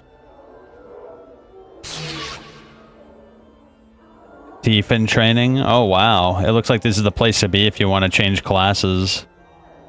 Death's Advocate? Sigillians, welcome! Please take your seats and listen to the darks of which I speak. Listen. He begins speaking with a somber tone. Death! It is what awaits you at the end of life's journey. He coughs slightly, then raises his eyebrows dramatically, waving his hands at the same time. Death! I didn't come here for a lecture, dog. An end! But mages. I'm still not quite sure how to get to the vault. Mirror Man? This man looks like a bitter, cantankerous old codger. His mouth is twisted into a frown that becomes even more severe as he notices you coming his way. What a little my bitch. name may be, but merry I am not. Off with you, young gone. one. No time for the likes of you. The Goes room into a fit of clerk. coughing from the exertion of Oh, this shooing might you be away it. so loudly. The attractive young woman smiles pleasantly. Greetings, sir. She closes her eyes and flips through a large ledger, stopping at what seems to be a random page and opening her eyes once more. Ah, here's your room key. She hands you a small key. The easternmost chamber's been waiting quite some time for your return. Would you like to rest now, sir? Yes, that'd be nice. So apparently our character has been to this place before and has his own room. The attractive young woman smiles pleasantly. Greetings, sir. Would you like to rest now? Oh, it's just a bunch of rooms. Is it our room, though? Nothing. Yeah, which room's ours? Easternmost? Oh, that's west. Let's go east. So is this our room? Whoa! Look at all this shit. Let's learn all that shit. Scroll of Pacify. Scroll of Friends. Identify, that could be useful. Shield. Blindness. Embalming fluid. A high quality stiletto. Charms. This door is locked. Hey, can you open that for me, bro? Right. Nice. Done. Scroll of Fire and Ice and the Dodecedrahedron. What the shit is that?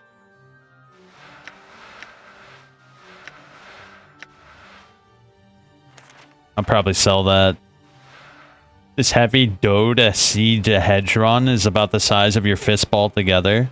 It seems inexplicably familiar. Its texture is cold and smooth. Whether it's metal or stone, you can't tell. Almost intangible tension runs over the object as if it were ready to spring in the air at any moment. Alright, apparently this is a familiar object to our character.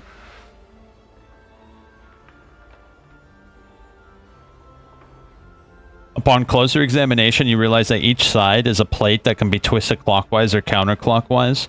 It's a puzzle box or a combination lock. It has no less than 244,140,625 settings. It would take every second of the next 77 odd years to hit all the combinations, but then you might just get lucky and stumble into a solution in minutes. As you methodically twist the cold gray facets of the dodecahedron, a strange sensation forms at the base of your skull. Your hands seem to move of their own accord, turning the object and spinning its facets with mechanical precision. You've done this before and you knew the combination once. You also became aware that there's a certain danger within the object, whether it's from simple traps or something less mundane.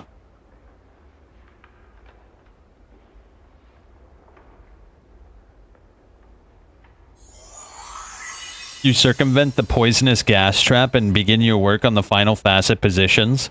Just as you're locking the 12th pentagon into place, you recollect sorcerous runes hidden within the dodecahedron that would blast the unwitting holder with bolts of magical lightning.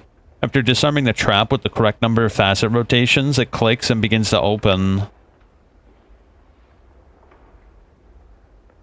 It turns into a tablet the size of a book. Etched into the surface are a series of bizarre symbols. It's a coder language that's familiar to you.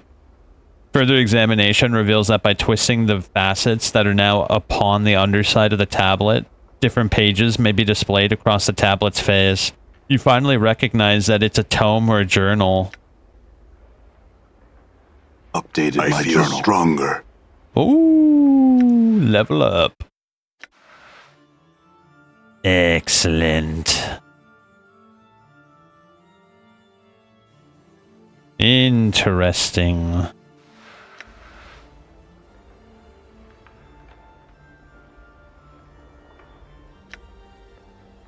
Okay, so we have to learn how to read that language.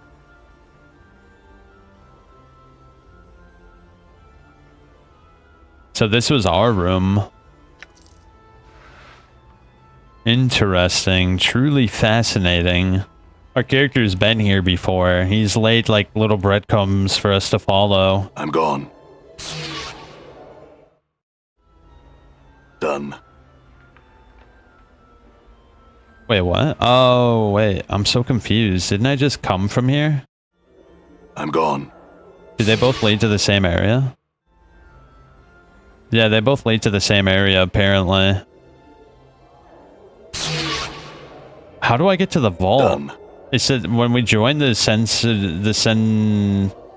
whatever they're called, he said that we can get like a special access to vaults.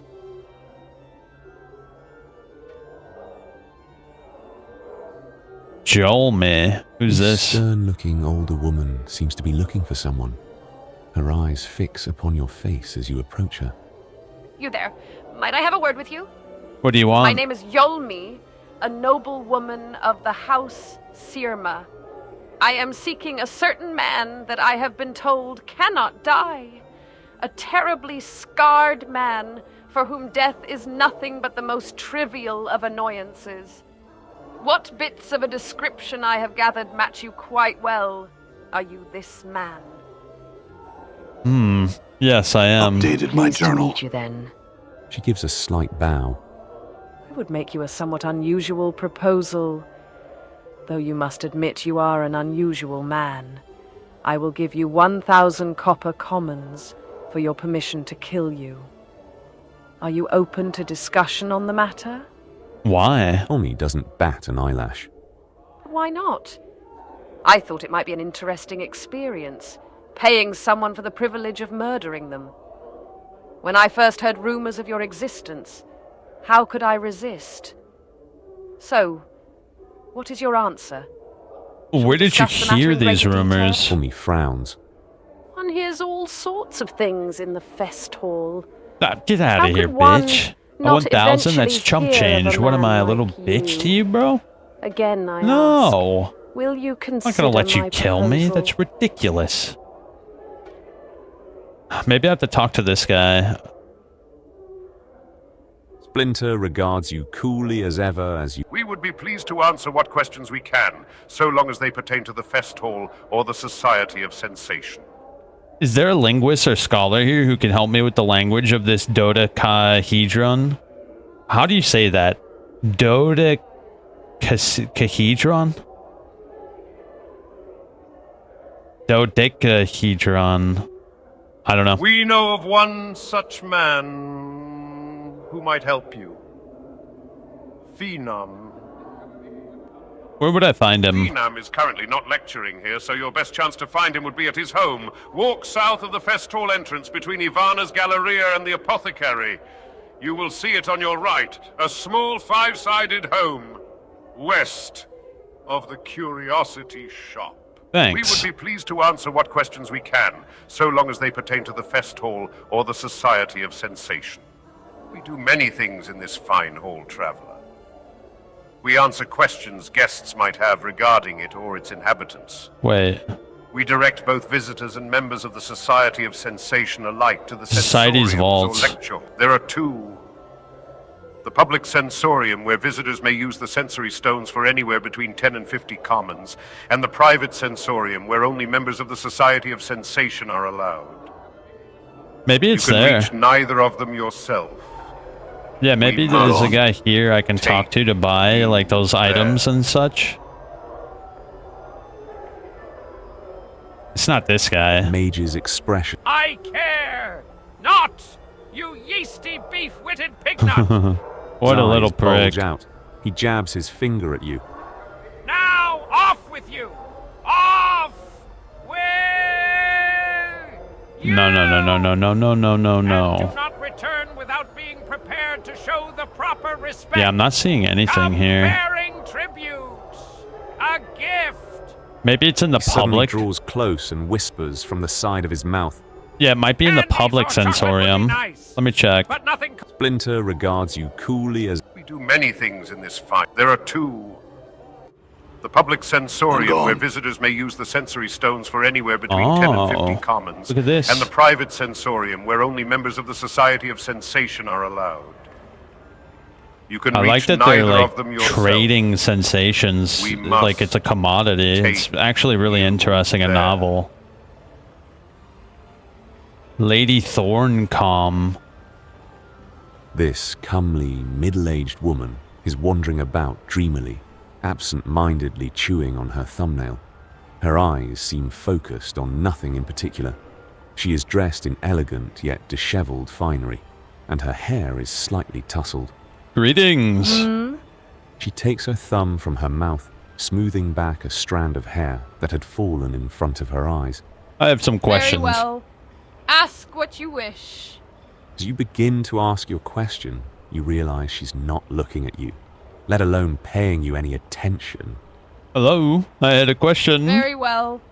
Ask what you wish. As you begin to ask your question, what was I thinking, you bro? realize It's some she's not old, looking like... at you, let alone paying you any attention. Not seeing anybody who might sell items. This is not good. It sounds like those public vaults would have some good shit in them. And I actually happen to have a pretty heavy pouch. Definitely in the mood to buy some shit, but nobody wants to sell.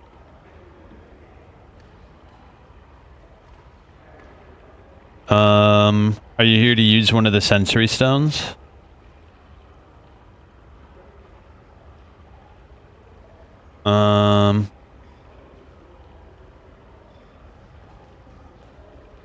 I don't know. Let me look it up because I'm feeling lost now. Hold up, what was it called? The guy had a very particular name for it, and I just can't for the life of me figure out how to find it. We would be pleased to answer what questions we can, so long as they pertain to the Fest Hall or the... Yes, there are... We would be pleased to answer what questions we can. We do many things in this fine hall, traveler. Society's vaults. We answer questions guests might have regarding it or its inhabitants. We direct both visitors and members of the Society of Sensation alike to the sensoriums or lecture halls. The vault operated by Splinter is located in the Sensei Vault within the Civic Festival's Sigil Clerk's Ward. Lastly, it is through us that purchases from the Society's vaults are made. Spells, items, and such. I guess that is the vault.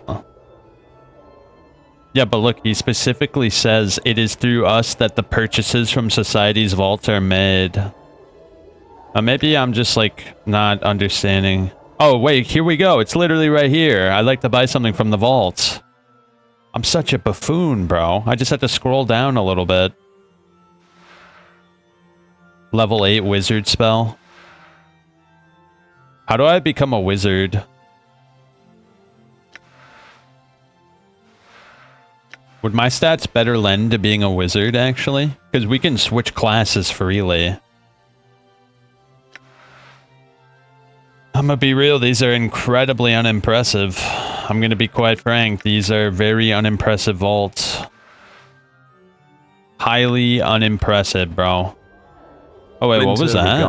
We would be pleased to answer what questions we can, so long we do many things in this fine hall, traveler. We answer questions guests might have regarding it or its inhabitants. Remove curse. We direct both visitors and members of the Society of Sensation alike to cursed items or lecture halls. Well, at least we know how to get rid of the cursed items, right? Members into the Society. Okay, so he said it was to the west of the Curiosity Shop. The Society's vaults are made. Spells, items, and such. Oh, this must be it right here.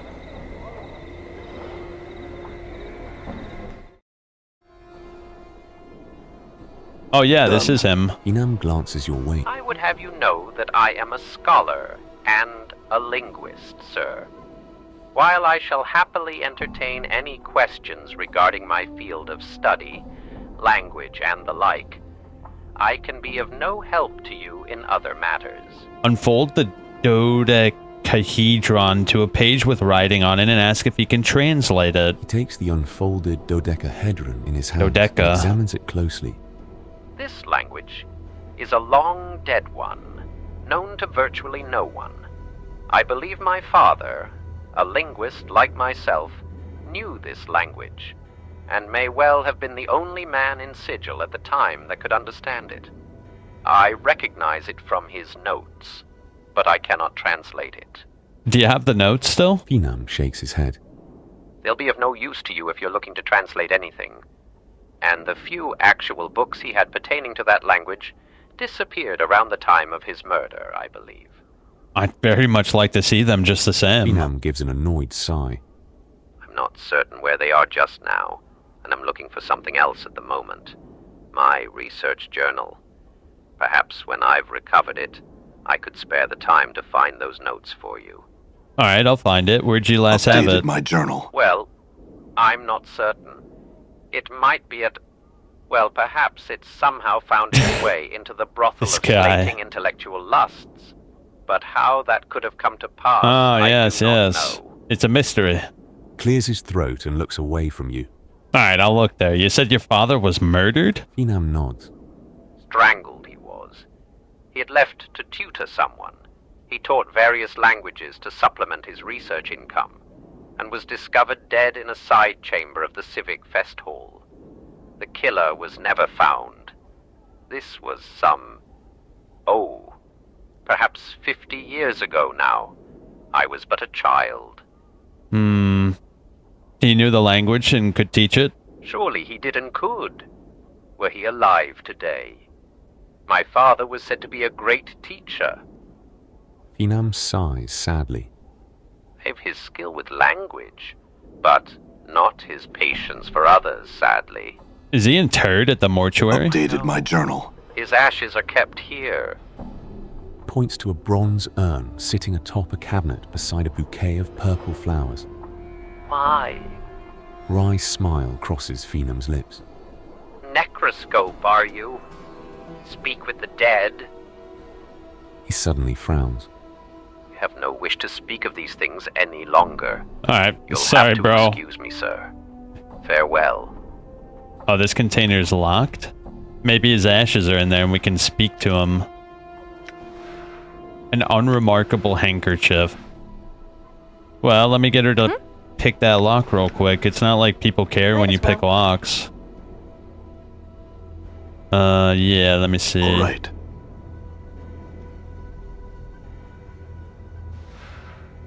Ah, let me steal his gold bracelet, yeah? There is an urn atop this small cabinet, full of ashes and charred bits of bone. Etched into the base of the urn are the words, Finn Andley, beloved husband, father, and scholar of 100 languages. So can I actually get a scroll that allows me to speak to the dead? I wonder. It sounds like a pretty rare spell, though. I don't know if I can get my hands on a spell like that. I already went to the curiosity shop and there wasn't really much like that. Is there actually a spell like that? Well, let's just get his notebook. Surely that'll be an easier way to do things, right? Well, yeah, let me look it up. Talk to dead spell? Is there actually a spell? Oh, there is. It's a special skill. It's represented by the story's bones tell ability, which allows you to commune with the recently deceased. Find Stale Mary, who leads the zombies. Speak with Hogrim if you have trouble getting her to talk.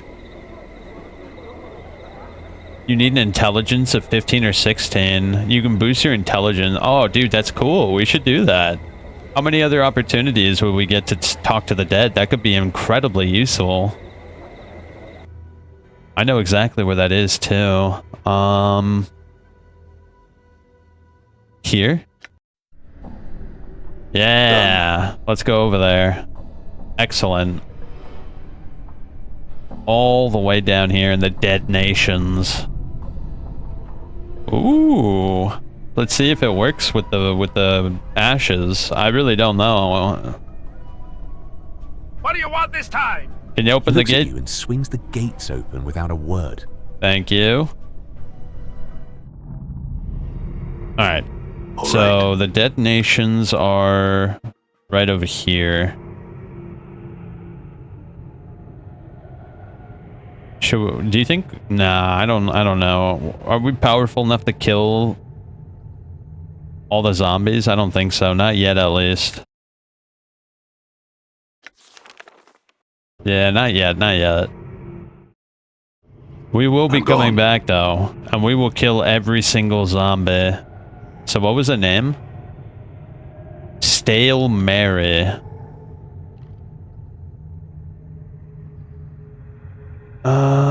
Stale Mary. You know, that's strange. I explored this place pretty thoroughly. I don't remember anybody being named Stale Mary.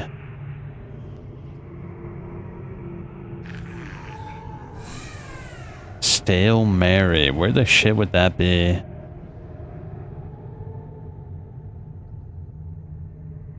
Stale Mary. Hagrim the Bleak.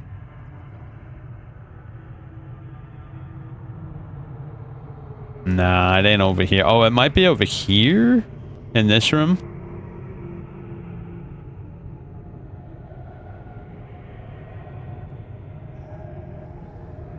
Let me see. Oh yeah, look. This musty-smelling female zombie looks exceptionally old, almost mummified. Her skin has the appearance of mouldering grey-green leather, and one of her eyes has fallen out, leaving a dark pit in her face. Her voice is slow and thick. Go rating. What's up? She indicates herself and speaks again. Stool Mori. It sounds as if her vocal cords are festering away in some soupy mess at the base of her throat. Yeah. Hey, I had some questions. She nods her head, awaiting your question.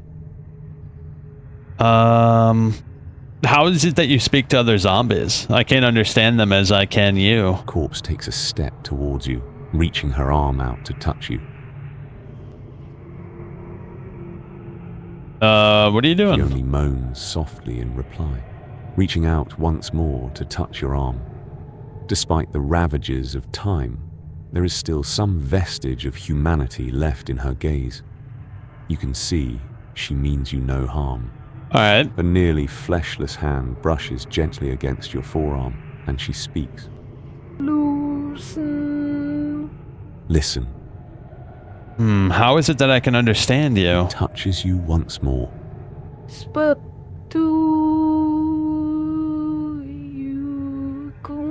Okay, can you teach me? Smiles, the hardened skin of her face creaking like thick leather. Yeah. Yes. Please do. Updated my journal. Teaching you the skills required to speak with the dead, a process she calls stories bones tell. Can I talk to any dead body? Here's the hood, my head to your ears, sky. Some, others too dead, must use skill. Oh, thanks. Farewell. Wow, that's awesome. Now we can talk to dead people. Who'd have thought I'd have missed that shit? I didn't even realize there was an NPC we could talk to in that little room. Done. How close are we to leveling up? 47 out of 60,000. Jerks visibly, as if electric current ran through it, and a gassy sigh escapes its mouth. Ah, who are you? Anna shuffles her feet nervously.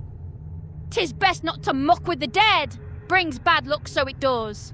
Perhaps it'll have some answers. The corpse babbles with its liquefied tongue, and you cannot understand a single word. Alright, why do I get the feeling this isn't gonna work? I have this strange feeling it's not gonna work all that well. The corpse jerks visibly, as if electric current ran through it. Anna shuffles her feet. The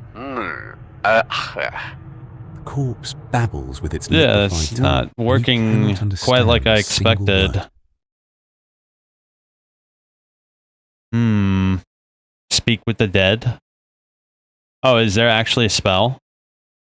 A 3rd level priest spell that enables conversations with long-gone spirits. This spell allows a nameless one to initiate dialogue with the dead body within speaking range. It'll automatically be learned when the priest reaches level 5. It can be cast on the main character. Alright, that's probably how we do it, not this bone stories to tell or whatever, which is kind of a shame, but it is what it is, right?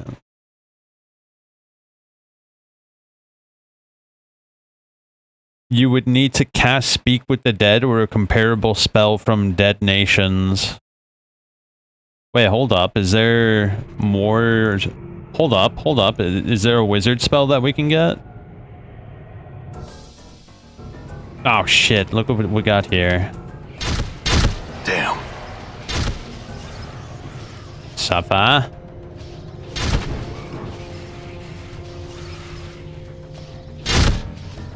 Okay.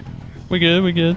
Those things barely get me XP. Hold up, let me see if there's a spell here, because I know there's a merchant here. Maybe we can buy a spell off of one of the merchants. I'm gone. I think he's over here. Yeah, Skelly Merchant. Oh, you again. What do you want now? Oh, we can understand them now. Blood Bridge, Ice Knife, Elysium's Tears. I don't think I have that spell. Let me grab it.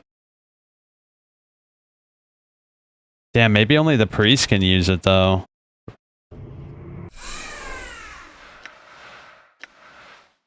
Yeah, well, I should sell some of my excess shit anyway. You again. What do you want now? Yeah, I have this I don't really need. I have that I don't need. Hold up. Let me just go to this page real quick. What does it say? Cranium rat charms are your friends when you need to... My understanding is that you would need to cast Speak with the Dead or get a comparable spell from the Dead Nation. However, it seems that TNO needs to cast this himself. The Nameless one. Okay. So I went with a fighter with low wisdom and stats and... Wait, does it actually work on the ashes? Hold up. That guy made it sound as if it would work on the ashes. Let's go try. I do wish we could fast travel though. I'm gone. But it is what it is.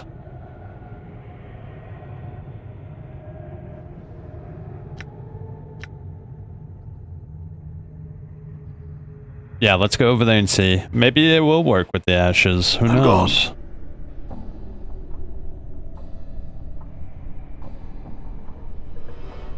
Let us find out. I am very curious to see if we can speak with the ashes of the deceased. Huh?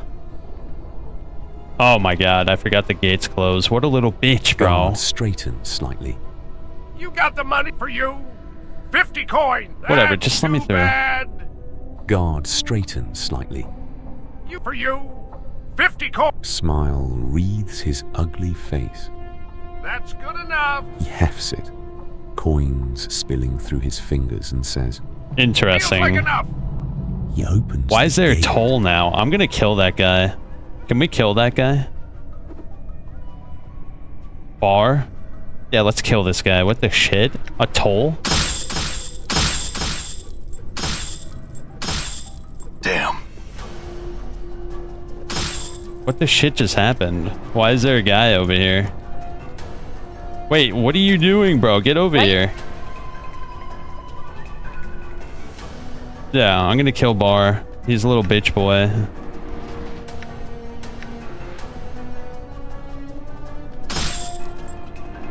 All right. Yeah, you want to do a toll, bro? Well, you're gonna get dead.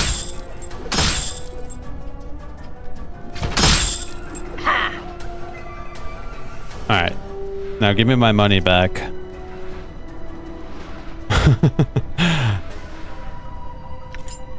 That's how the world works, right? You mess with the wrong guys, you get absolutely cooked. Oh wait, there's more guys here. Let's kill them.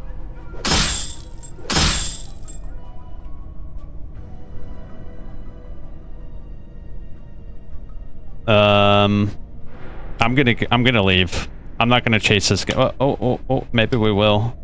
Maybe we'll trap him in the corner and kill him. No, forget it. What a slimy little bitch, bro. What a slippery little bastard, huh? Wait, I thought I could teleport from here.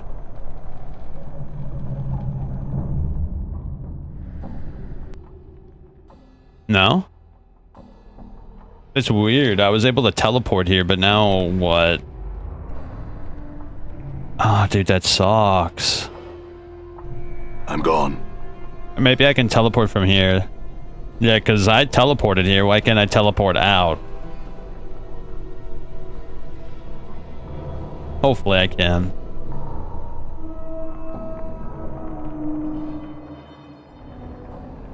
Wow, that sucks so hard.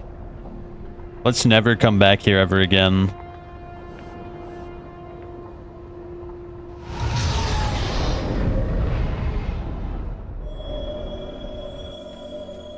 Oh, what a shit show.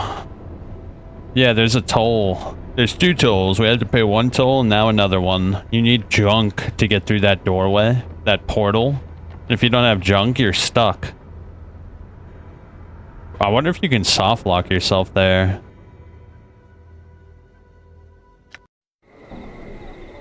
Alright, now we're back in business. Let's go. I'm gone.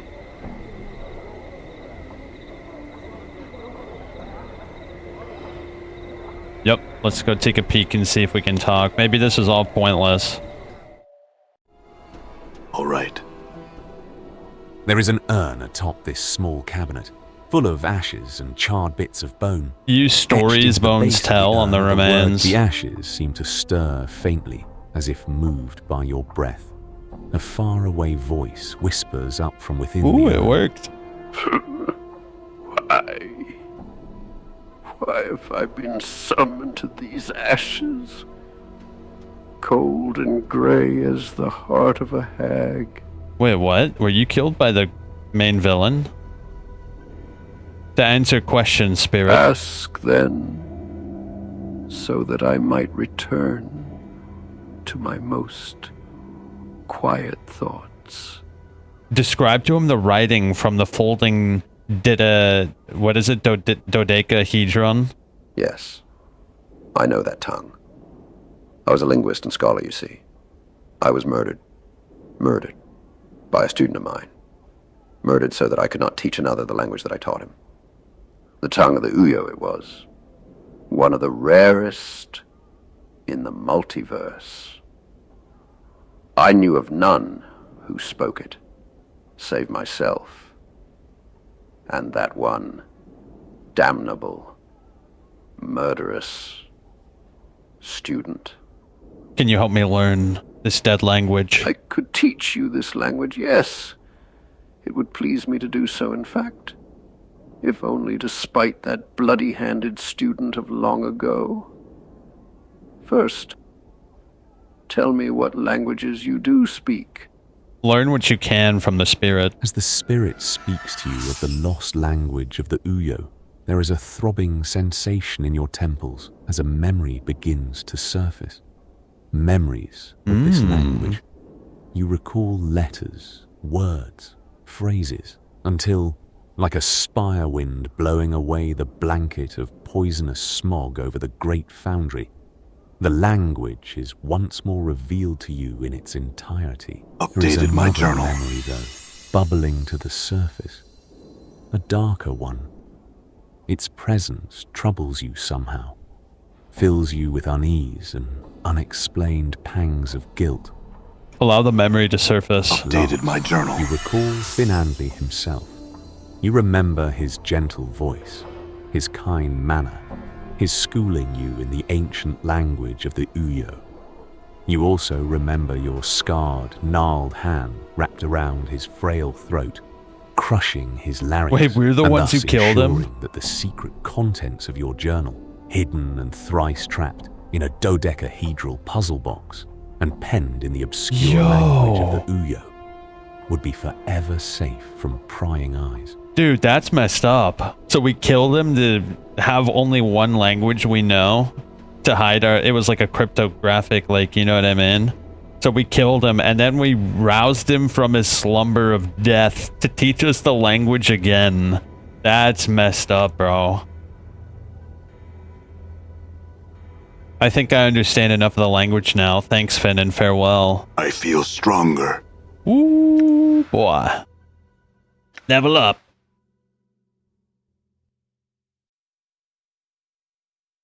Excellent. Your wisdom surpasses that of mortal men. You gain a substantial bonus to all earned experience points. You possess genius level intellect. Your strength is average. Your dexterity is average. Phenom pauses his search to look at you. Any luck finding that book of mine, perchance? No, let's get out of here. I'm gone. I think we should find his book anyway. We could probably get some good XP for it, right? Oh wait, hold up. Speak of the devil. Can I learn more or memorize more spells? Oh yeah, I can. And we can use a 4th level spell. Force missiles. Alright, cool. So he said he lost it in this den of iniquity. Done. Fall from grace. Is that your name? Before you is a stunning golden-haired woman, dressed in an azure and violet dress, with 2 long, elegant wings draped across her shoulders. She is surveying the room with a slight smile. She is easily the most beautiful woman you have ever seen. Greetings. Well met, traveler. How may I help you? Who are you? Updated my journal. From Grace. She studies you for a moment. You are new to Sigil, are you not? No, I suspect I've been here for quite some time, actually. Fall from Grace raises an eyebrow. Indeed. I'm more interested in what this place is. This is the brothel of slating intellectual lusts. She studies you for a moment. I take it by your question that you did not intend to partake of this establishment.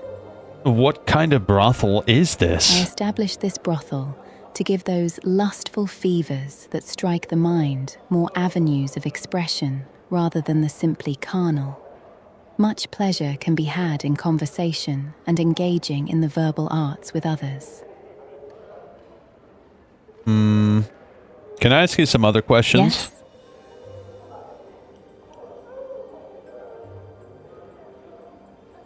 I came here looking for help. Perhaps you can help me. Help? What kind of help were you looking for? I seem to have lost my memories. I've lost myself. Been stricken with amnesia. Fall from Grace looks pained. How terrible. Do you have any idea how it happened? Not really. At least not that I can remember. I woke up on a slab in the mortuary and everything before that is black. You awoke in the mortuary. Some dustmen mistook me for being dead. Or I was dead. Something. All I know is that I regenerate wounds quickly. I could be immortal, but I don't even know what that for sure. Nah, that's too much. Yeah, I'm not gonna tell her that. Why would I tell her my deepest, darkest secret that we literally killed ourselves thousands of times to hide? That's ridiculous. Ah, we found it. That was easy. It's literally the first room.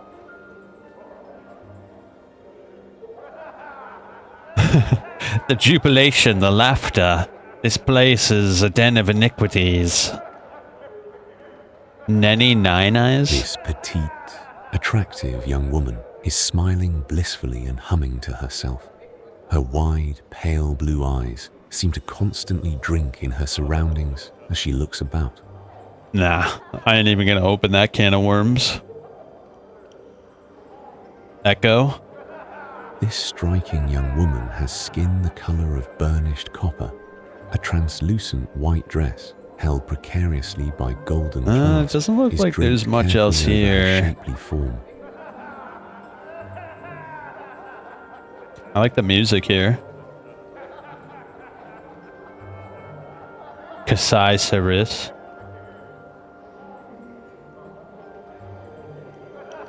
Wait, what's this? The adder tongue. Whoa, she started hitting him. What is this? I think we found the dominatrix, bro. She just started beating that poor man. Alright, we've had enough fun for one day. Let's get the shit out of here. We got the book.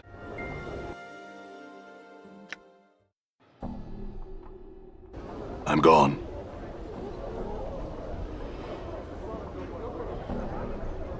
Alright. I mean, I'm only doing this for XP. We already got the information we needed for the dodecahedron. Alright. Why is that so hard to say for me? Enum pauses his search to look at you. Any luck finding that book of mine, perchance? Is it this one? Updated my journal. Why, yes it is. Takes it from you, then begins to rummage through his pockets. Here you are then. My father's notes. Square then are we? Good. I've to look over my notes now, so if you'll just excuse me. Alright. I've learned some new tricks. Oh, you finally leveled up, did you? Your wisdom isn't as high as mine, so you take forever to level up.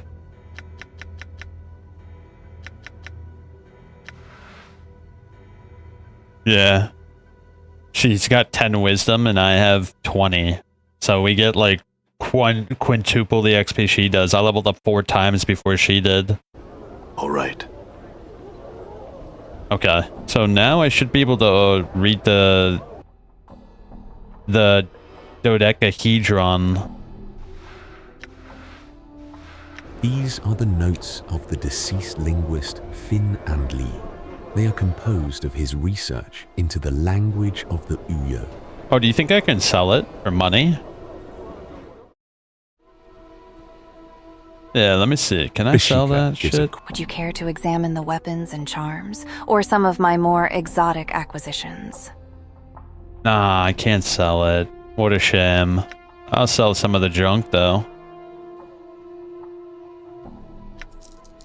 I'm gone. I wonder how we get more companions. I haven't really seen anybody. You'd think it'd be like part of the main pathway, right? Unfold it and read it. Updated my journal. The tablet turns out to be a journal of sorts, one kept by prior incarnation of yourself. It would seem, and not an altogether sane one either. There's only a handful of completely coherent sections. Whispering shadows. The whispers are not the shadows moving. They are speaking, plotting, talking to each other. I can understand. A female ghost. The book tells me things, whispers things. It tells me to avoid the ghost girl. I don't know her and she torments me. Is that a reference to the hag? Read about hiding something within your own body. I swallowed it, hoping I'd catch it in the bowels. I can make something remove it when I need to. Paranoid ranting. It's you who will die. You are responsible for the treason of flesh. You'll not live to live my life. Huh? The tattoos. The tattoos will not leave my skin. I've tried to burn them off. I failed and cloak myself, but I feel the people are reading my flesh, reading me like a book. Whenever they look at me, I want to tear their eyes out, pluck them from their sockets, and crush them beneath my heel. I used the goblet of Samir to force a waking dream. I saw the hag and she tempted me, threatened me from the shadows. I've never seen her, but she came when I dreamt. I must never dream again. I must always be aware. I destroyed the goblet. She says she is someone of power, and that she'll have me, find me. Leave me in peace.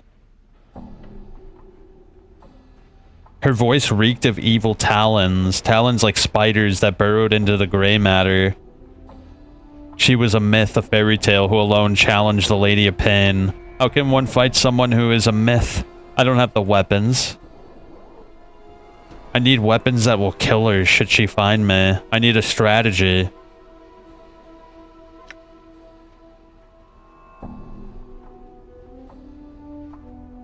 Feared names. Names have power and identity. Names can be used as weapons by others. They're a hook that can be used to track you, find you, hunt you across the plains. Remain nameless and you shall be safe.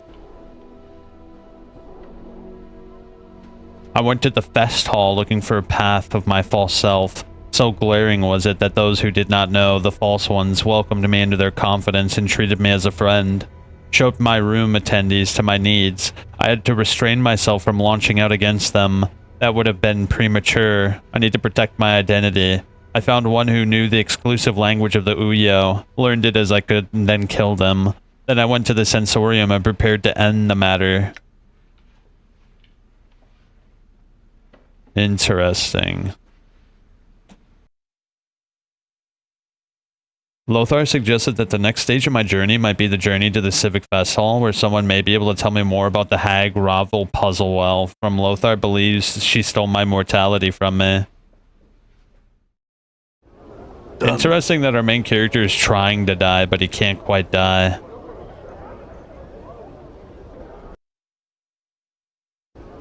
Alright, we gotta keep on exploring the festive hall, because we obviously didn't find what we needed there. Splinter regards you cool. We would be pleased to answer what questions we can, so long as they pertain to the fest hall or the Society of Sensation. There is little to say that we would be pleased to answer what questions we can, so long as they pertain to the fest hall or the Society of Sensation. Is there anyone here who might know about Ravel Puzzlewell? Splinter closes his eyes and thinks briefly. We would recommend that you speak to a wizard by the name of Quell about Ravel. Quell is always somewhere in the fest hall, most often in the private sensorium. Done. Oh, is it the asshole who is chewing candy? Yeah. Mage's expression curdles as I care not, you yeasty beef-witted pignut. his eyes bulge out. He jabs his finger at you.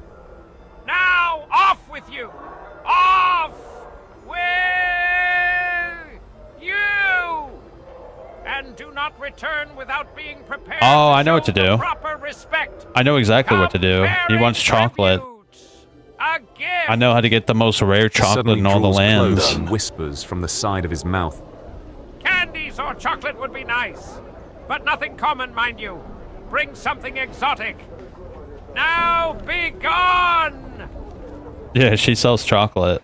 I didn't know if there was going to be a use for it, but we found it immediately, pretty much. Gives a Would you care to examine? Vrishika smiles as you look at the various shelves in the middle of the You look at the various shelves towards the front of Vrishika. You examine a twist. Yes. Vrishika purrs. Wise choice. The copper you pour into her hand seems to disappear the moment it touches her palm. You know, I was actually curious about something. Let me see.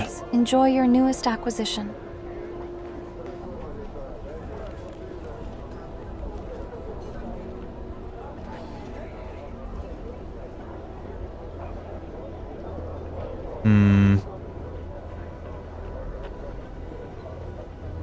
So I did actually get this mod installed, I think, but how does it work? So it can be purchased from a merchant at the marketplace in the Hive. Mordron storage crystal. Can be looted from the evil wizard construct in the maze and the pocket singularity. An item that can be purchased at Vriska's curiosity shop. You have to figure out how to make it work first. So the pocket singularity. I didn't see anything like that here. Vrishika Maybe the mod didn't work. Bow. Would you care to examine the... Vrishika smiles as you look at the various shelves towards the front of Vrishika's shop. You look at the various shelves towards the back of Vrishika's shop.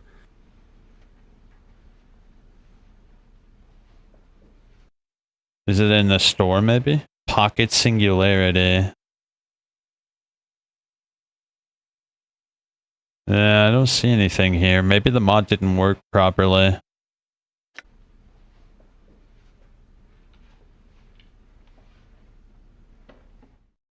It also said that a merchant in the Hive would have sold it.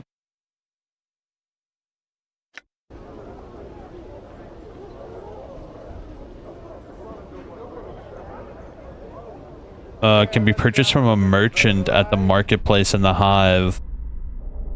Oh wait, no, I don't want to be here. Whatever that is, I don't want it. Let me see. Let me see. I did install it, but it might not have worked properly. Also known as Wanker City.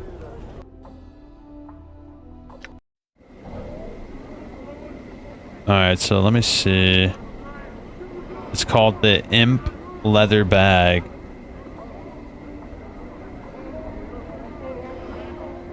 No, not that guy. Done. Iskall turns to you. Yes, not Carl. there. He bows and spreads his trembling, scarred hands. Yes, Carl. It's not her. He's sure. Didn't you hear the man? Anna rolls her eyes. What about For you? the love of the powers, why don't you pry yourself off the sod for a bit? You're embarrassing yourself, you are. What is a lim-lim? This is your pet? We could talk to it? This is your pet Lim-Lim.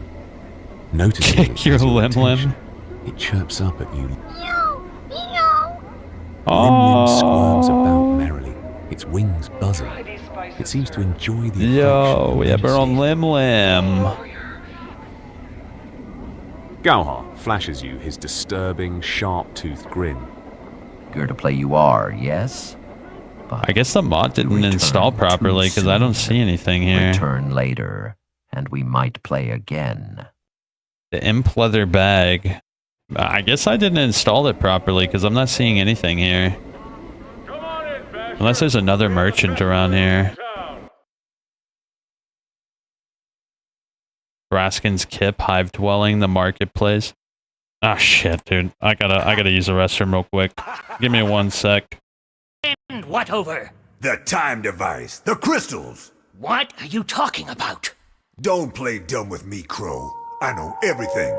I know you used the time device to travel back to 1994 and tell your younger self to carry on your twisted genetic experiments using the power of the time crystals. Really?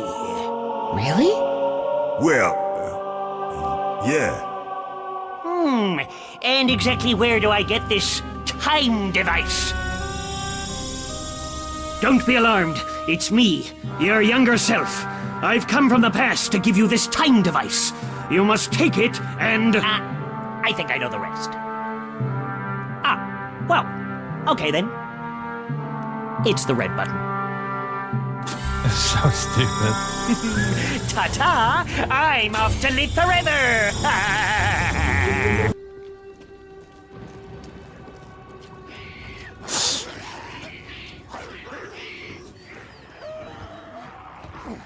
There it is. Oh god, I think they... Run. Oh god.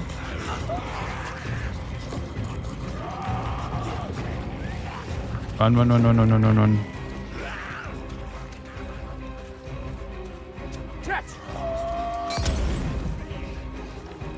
Go. Go. Oh shit.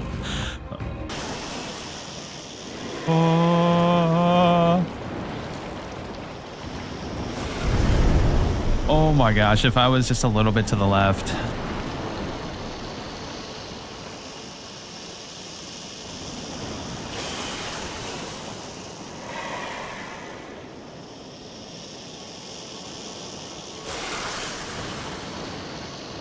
No, no, no, no, no, no.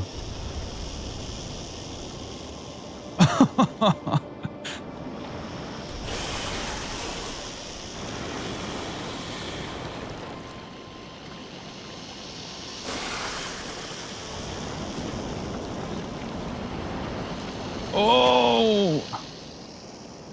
Oh! Now! Yeah! You will...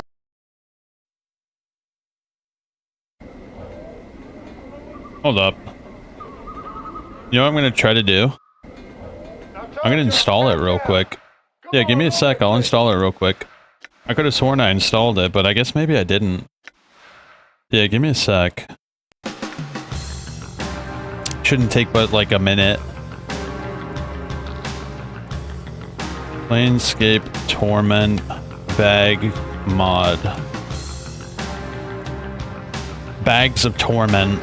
Here we go. Here it is. Let me download this shit. Dude, why is GitHub so annoying? It's so annoying, isn't it? For some reason, I always have a hard time finding the download button for GitHub, like, mods.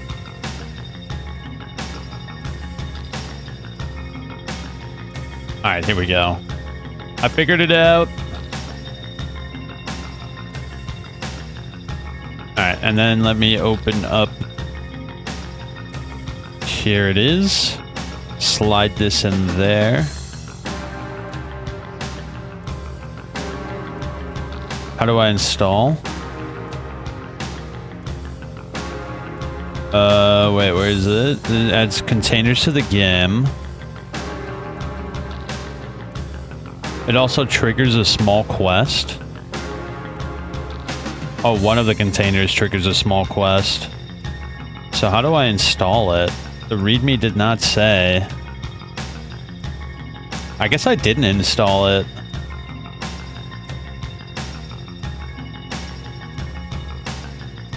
Does the GitHub say? Let me see. It doesn't say either. Shit. What a disaster, bro. Are you kidding me?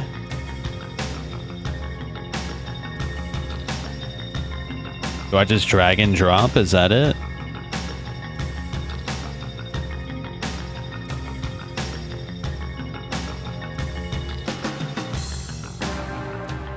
Oh, here it is.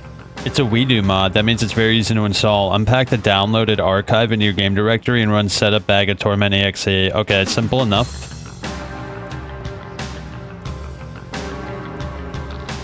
Where's the exe though?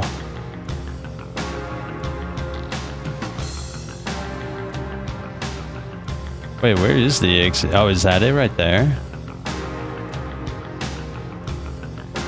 Did I not download the right one? Hold up.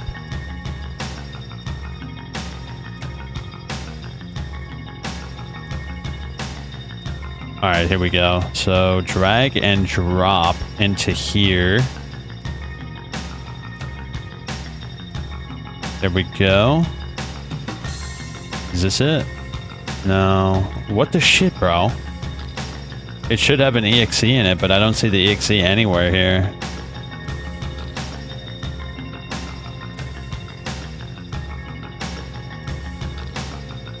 Hold up. Maybe I downloaded the wrong file off of GitHub. Oh my god, it's right there.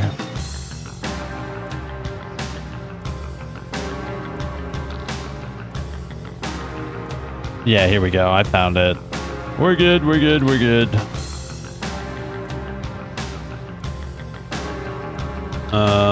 Open.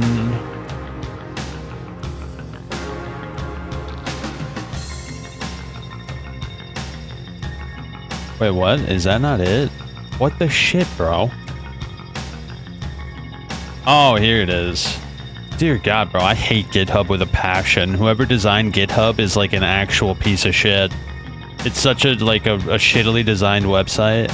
Like, it is so annoying. I cannot stand how shitty the website is. Alright, I figured it out. We're good. Let me delete that.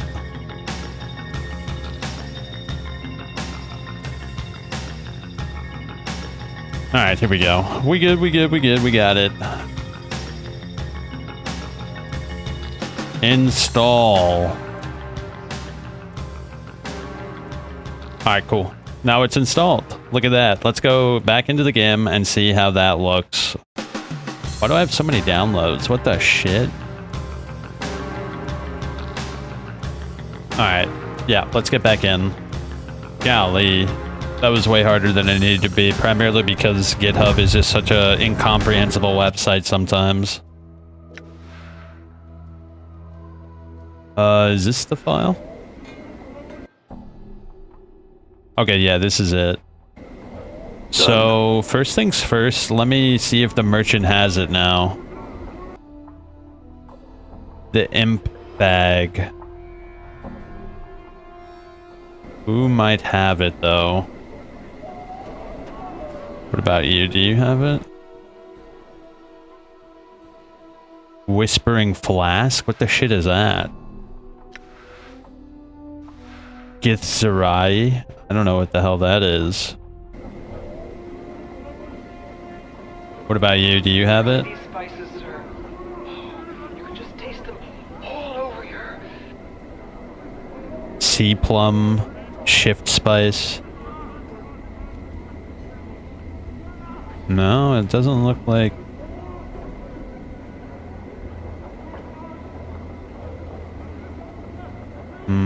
Who else is here that I can purchase things from?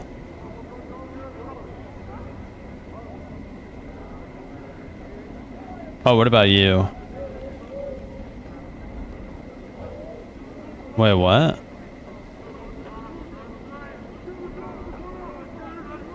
Oh, we already bought the Lim. Propifera? Craddock, Hive Dweller. Wait, who's the merchant that sells it?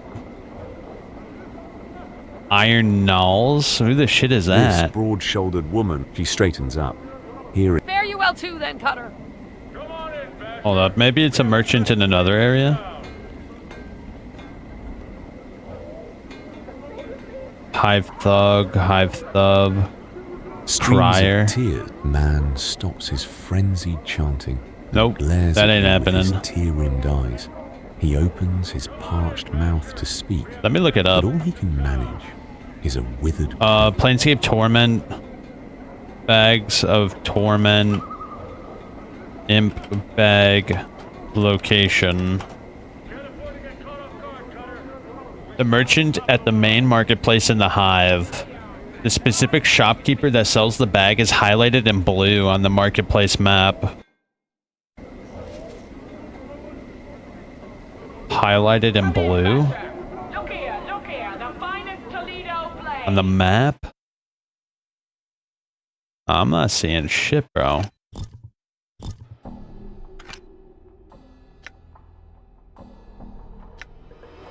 Am I going crazy, bro?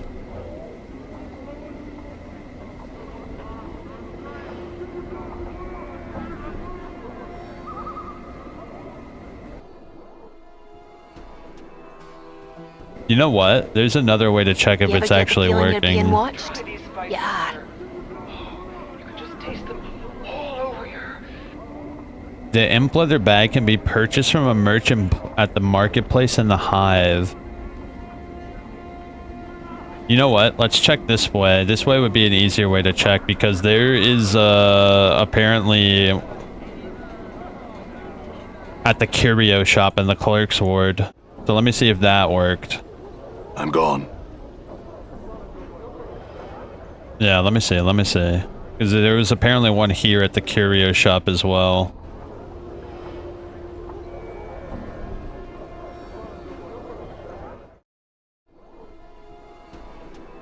Rishika gives a... Would you care to examine the weapons and charms, or some of my more exotic acquisitions?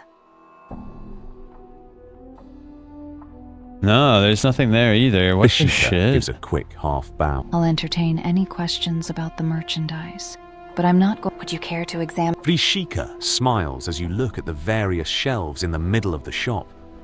If you see nothing you like here, there are more items towards the front and the back of the store as well. This orb is said to be a stable portal into an artificial, non-dimensional space. It's not hard to imagine what it could be used for. I'll take it. Rishika purrs. Wise choice. Rishika Was that smiles as you look at the various shelves towards the front of Rishika's shop. That might have been it, actually, because I wasn't there before. You look at the various shelves towards the back of Rishika's shop. You examine a ring in a small padded case. Vrishchika holds it up so that you can see it more Sealed closely. pocket singularity. I think this is it. Yevra's ring of almost invisibility.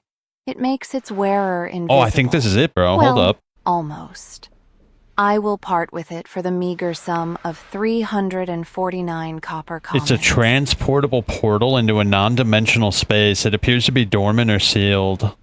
Examine. You take a closer look at the surface of the item looks black and featureless, and when you relax, you can see some kind of alter after image which changed in intensity on how you move your left hand. After trying out different gestures, the orb flashes briefly and produces a faint permanent halo around it. You can effortlessly reach into it for what seems to be an alternate space. I feel stronger. Yo! That's huge, bro. How much space does it have?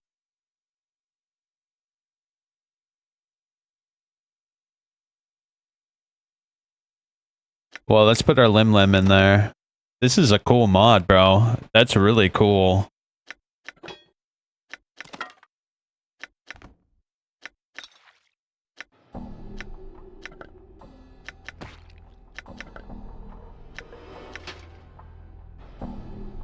How's that? That's awesome. How much space does it have?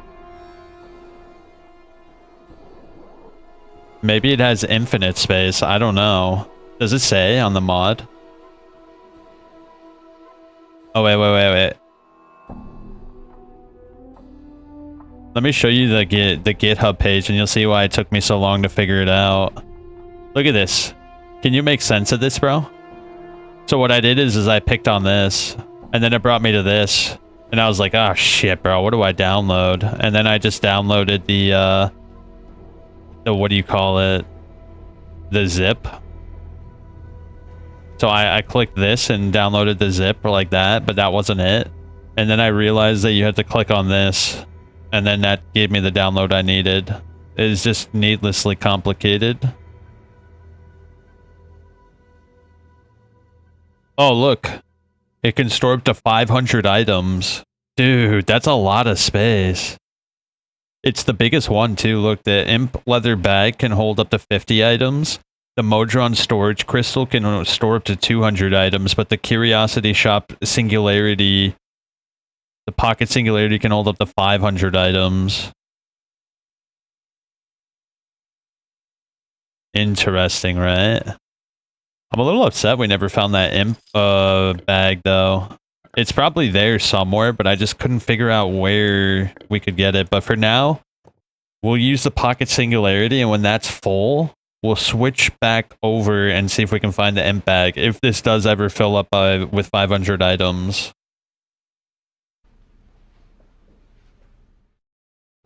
I'm gone. Alright. Now that we have the chocolate, though, let's get back to the brass tact. Alright, so I forgot to unpause the recording, but I actually downloaded the Bags of Holding mod, and we got this Pocket Singularity, which is really cool, and it allows us to store 500 items. Very cool. I wish I unpaused it when I did the Pocket Singularity, because we were able to examine it, and it had like this cool text about how we had to figure out how to make it work. It was actually really neat. Splinter regards you coolly as ever. We would be pleased to answer what questions we can, so long as they pertain to the core of a sensate. We would be pleased to answer what questions we can, so we do many things in this fine hall. There are two. The public sensorium, where visitors may use the sensory stones for anywhere between 10 and 50 commons, and... Mage's expression curdles as he spies your approach. Unbelievable! You've chosen to curse me with your detestable presence once more, you ill-conceived reeky sod! He pauses his haranguing to eat a small peppermint.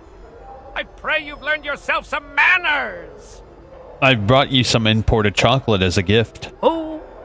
His demeanor changes in an instant. Very kind of you, very gentlemanly. May I see? Show him the chocolate closet. He takes it from your hands. Quite rare these are, and most delectable. He bites off a large piece and tucks what's left into his tunic. Right. I had some questions. Frowns at you, licking the last of the chocolate off his fingers. Who told you to bother me with inane questions? He stares at you accusingly. Come now! What is it that you wish to bother me with? Or be gone?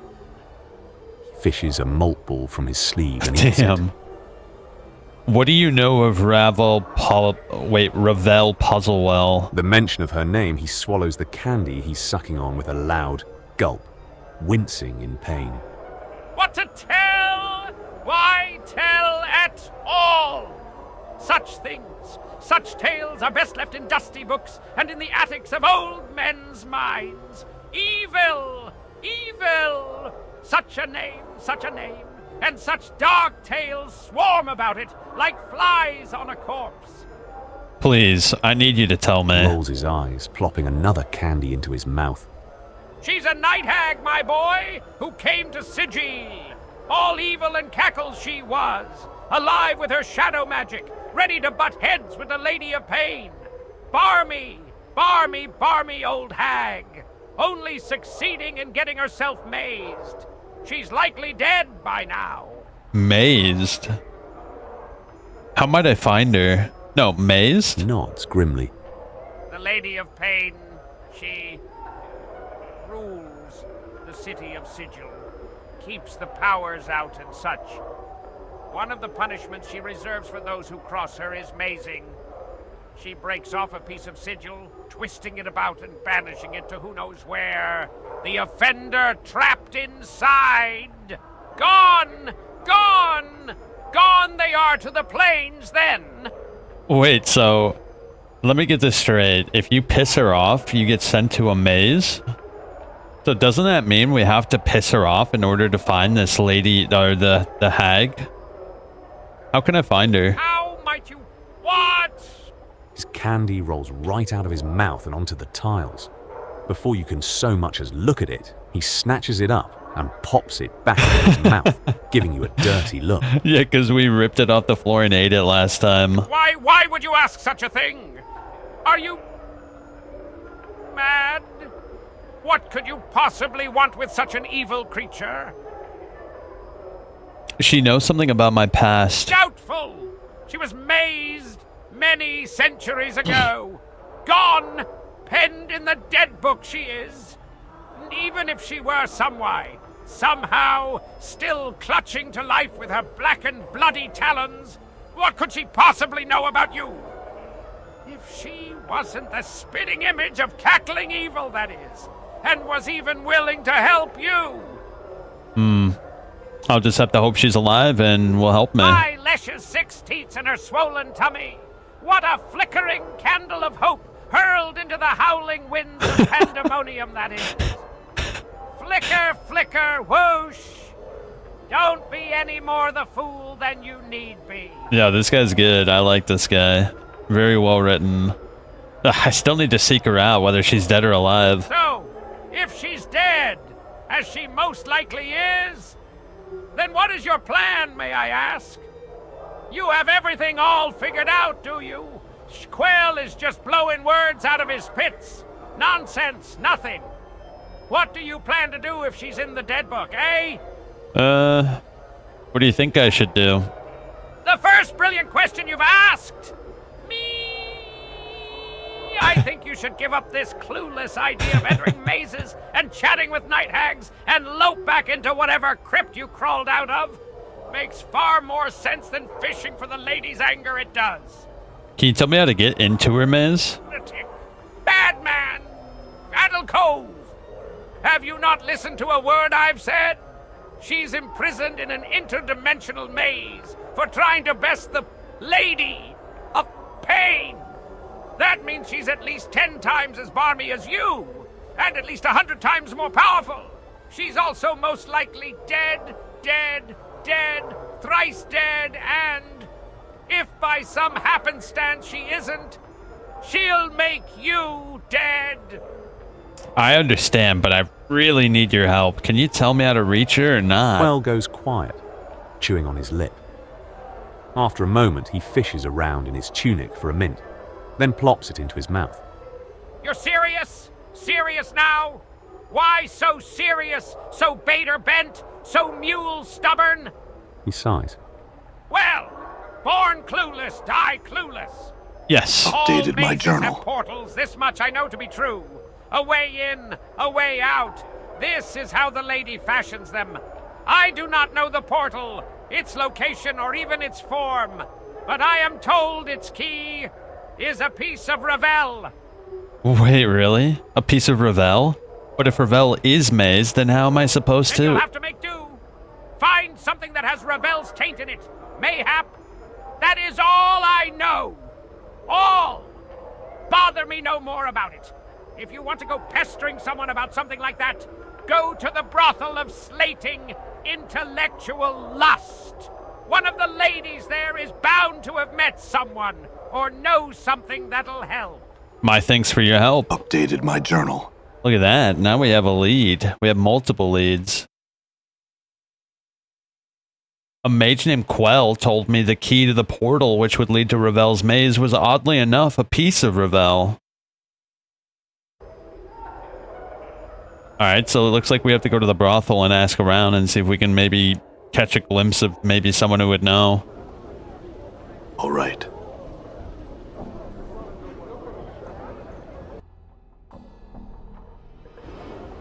Yep, right over here, let's say.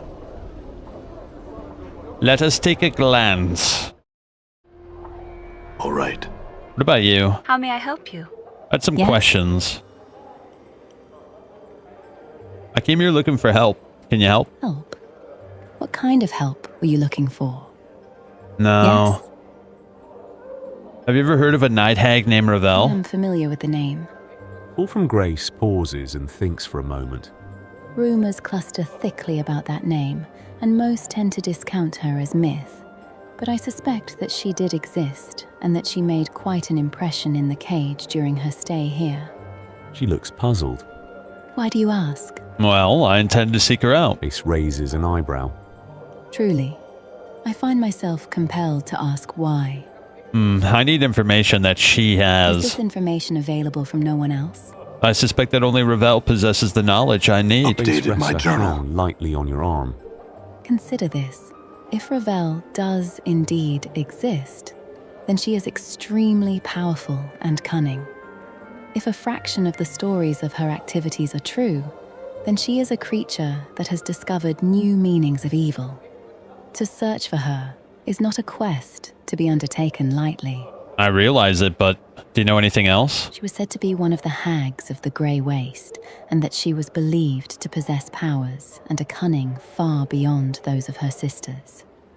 She came to Sigil long ago, and in addition to the evils she committed during her stay, rumor has it that her actions threatened the cage itself.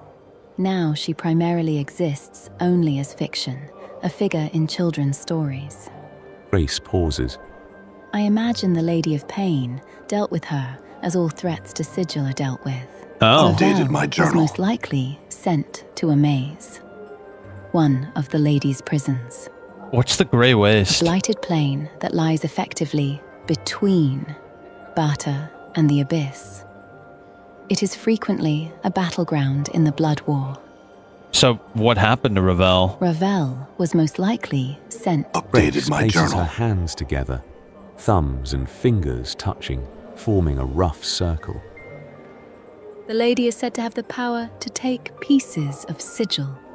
You watch in surprise as a ghostly image of Grace's little finger pulls itself from the hand and floats into the air, curling into a small circle. Okay, go on. A small, ghostly circle floats in the air, then begins slowly rotating. Chatate. She claps her hands. And then you are somewhere else. Inside the ghostly circle, you can suddenly see a flicker of movement, like someone walking inside. Go on. Grace continues, the tiny ghost maze reflected in her eyes. It is said there is a portal that leads out of each maze, but they are difficult to find. Perhaps they are left in to give the prisoner hope. Perhaps they are left in to torture the prisoner. The ghostly maze dissolves. Perhaps it is both. I think I understand. Is there anyone else who might know more about Ravel? Someone in the fest hall may know more of her. Updated my journal. My name's Quell told me the portal would lead to Ravel's maze was oddly enough a piece of Ravel. So is that really everything? Yes.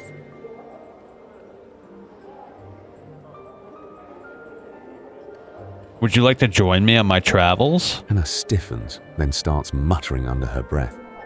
Who's to say she'll be coming with us? We don't need the likes of her. So's we don't. Travel with you. Fall from Grace smiles slightly. She seems to be ignoring Anna. That's rather forward of you. Yeah. I appreciate your candor. I shall counter with some of my own. Why should I travel with you? How exciting can this place be? I think you would be surprised. If you want me to accompany you on your travels, I need a far more compelling reason than that. Alright, well, I'll see if I can find one later. How may I help you? Yes? She was said to be one of the... Ravel was most likely... Grace places her hands together, thumbs and fingers touching. A blighted plain that lies effectively between. Someone in the fest hall may know more of... A blighted plain that lies effectively... Ravel was most likely sent to a maze. Grace places her hands together. A small ghost maze continues. We already went through the all tiny this. Ghost maze reflected in her eyes. Someone in the fest hall may know more of her. That didn't really help too much, though.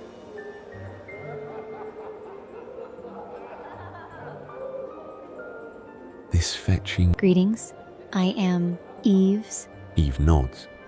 I would like that very much. Yes. No, I want to ask her a question. Eve smiles pleasantly. Eve nods quietly. Do you know anything about Ravel Puzzlewell? Tale of Ravel Puzzlewell.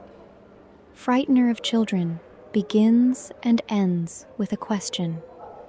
What can change the nature of a man? Go on. Many were the times she posed this riddle to those who approached her, those who sought to glean from her the strange magics that she alone seemed to possess. All attempted to answer her query, but to no avail, and they found the price of their wrong answer to be some horrible fate, always more terrible than the last victim's. To recount their various torments would be to speak of things that nightmares are woven from. It's actually good to know, because if she asks that and we just haphazardly answer, we could be in big trouble. The tale strikes me in this way. Ravel herself knew not the answer to this question, but she lusted for such an answer. Only the why of the matter remained in question. Why did the nature of a man matter to one of the Grey Sisters? Especially to one of such power as Ravel. It is said that she put the question to the Lady of Pain, not directly, but shouted it to Sigil itself, daring for the lady to answer. When no reply was forthcoming, she wove terrible magics that threatened to open the cage and let the fury of the plains roll in like a wave. She received no answer other than banishment. To this day, no one knows the answer to Ravel's question, and now there is no one to petition, for Ravel herself is gone, lost to the plains. Updated my journal. There is more, though my tale ends with Ravel's demise. Wait, what? A silent prostitute? Eve frowns, thinking. I once heard a tale of a girl who knew the word that, if spoken, would undo the multiverse. Perhaps this is Echo. Ask Delora, though. I understand that she sometimes meets with one who knew Echo before she stopped speaking. The wild-looking tiefling girl meets your gaze with an angry scowl. Her tattooed body is practically naked, covered by only a narrow leather thong, a black cloth brassiere, and armored shoulder pads that appear to serve more as decoration rather than actual protection. Her Greetings. Bares her teeth at you. Just what are you looking at, you banged up sod? My questions. Tiefling rolls her eyes. And what makes you think I care? Why don't you lick my backside? I don't like hair in my mouth. Hell, you seem to like the taste of offal in your mouth, you dung-breathed cretin. It's like kissing you, you mangy stink pot. Kiss me? She makes a retching sound. I'd rather kiss a bloody mass of phlegm than lay my lips on you. No thanks! Don't thank me. Thank the powers of someone who actually wants to kiss you. Yamashita looks at a loss for something to say. For an instant, a smile threatens to crack the grimacing mask of her face. Then she becomes more of a basilisk than ever. All right, what do you want of me? Questions. She looks annoyed. Fine, whatever. Ask. Do you know anything about Ravel Puzzlewell? What would I know about her? I look like a scholar or something to you. Go ask someone more learned. Or Eve. She'll probably have at least one story about her in that pile of tales she carries about in her bone box. Oh, and squat! This alarmingly voluptuous woman's voice is deep and Keisai blinks her crimson eyes at you, awaiting your question. Ravel. Oh, nothing. You sure? You seem suddenly upset. She narrows her red eyes at you. Of course I'm sure. Don't ask me of her again. Alright. Keisai blinks her crimson eyes at you, awaiting your question. What are you? Sai shakes her head. What? Can't you tell? She draws herself up, thrusting her ample bosom towards you. A woman. She raises an eyebrow. I can see my answer doesn't please you. I'm plain touched, actually, like your friend here. Keisai indicates Anna. That's all you need to know. Keisai blinks her crimson eyes at you, awaiting your question. What about the silent prostitute? Yes, that's Echo. She's very sweet, but so quiet. I understand that she said something once which caused some great tragedy. and because of that, she'll never speak again. Esai shrugs, smiling. An interesting enough story, but I don't know if it's true. Try asking Delora. I've seen her talking to an ex-lover of Echo, back from a time when Echo was speaking. Okay. Squinting at the figure behind the partition, you can barely make out a shapely female form in the darkness. She turns to you, but you can see nothing of her face. Greetings. The figure answers in a voice that is slow and deadly, like a steel dagger drawn across stone. Yes? Come to speak with Marissa, have you? Quite rude of you to enter a darkened room, storming behind my partition like so rude and foolhardy. You can hear a faint whispering sound, like a slight breeze. Or the I had some hissing of questions. serpents. Do you then? There is a faint hissing sound. When the woman next speaks, her voice drips with sarcasm. Ooh, I cannot wait. Ask. Ravel? Oh. Do you? You hear an annoyed sigh from out of the darkness. Go ask Eve. She collects many tales and can probably tell you something of use. Ask. What about the silent girl? Yes. Echo. I knew another Echo once, though her name was written differently. I know nothing of this girl, though. Ask Delora of her. She made friends of an old lover of Echo's, I have heard. Whoa, what's this? There's a hidden path right there. We'll check that out after we're done questioning.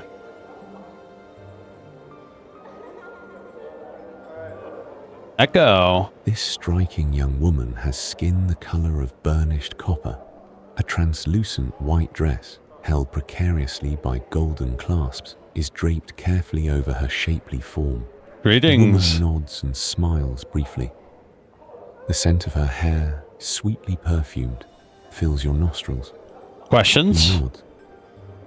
What about Ravel Puzzlewell? Her eyes flash and she smiles. She nods at you.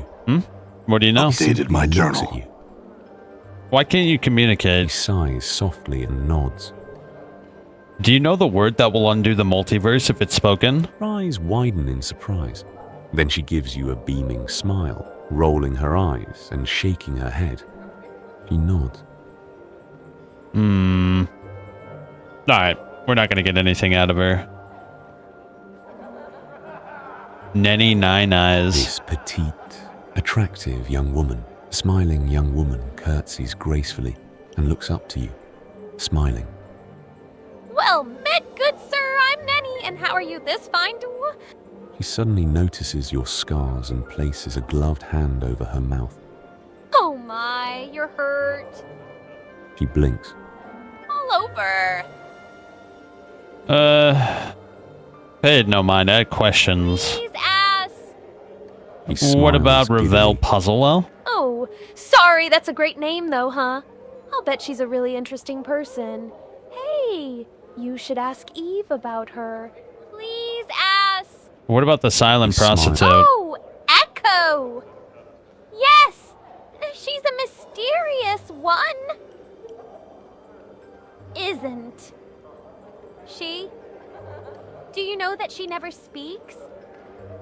Juliet. This dark hair. She gives you only the briefest of glance. Juliet rolls her eyes. Ravel? Juliet exhales a long and forlorn sigh. You realize Updated my journal.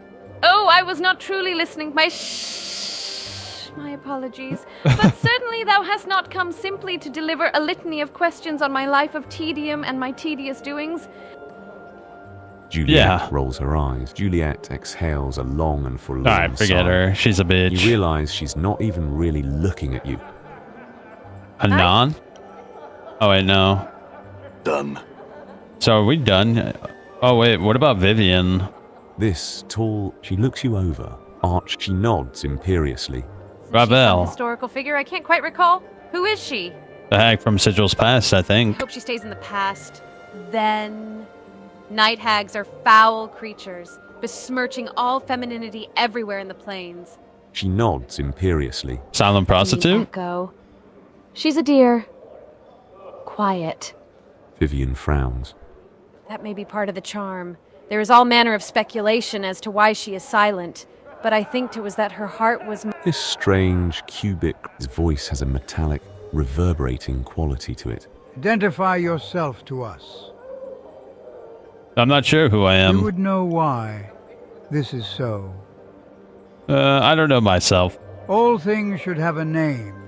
All things should be identified.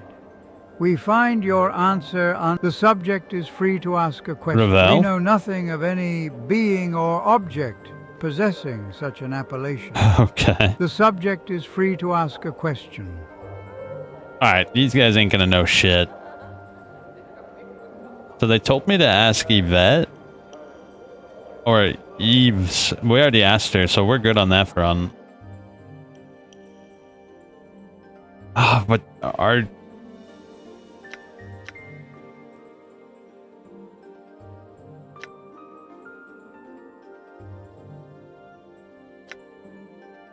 Oh man, dude, I don't really know. Maybe we just have to try to get an audience with the silent lady or whatever the shit she's called.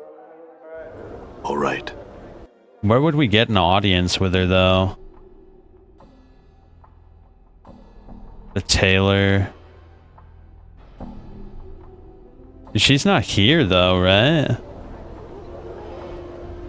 Oh, maybe there's someone else here who can give us a hint, because there was a lot of teachers lecturing, right?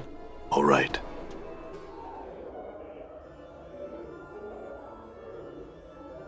It looks unused, more of a piece of artwork than a ruler seat.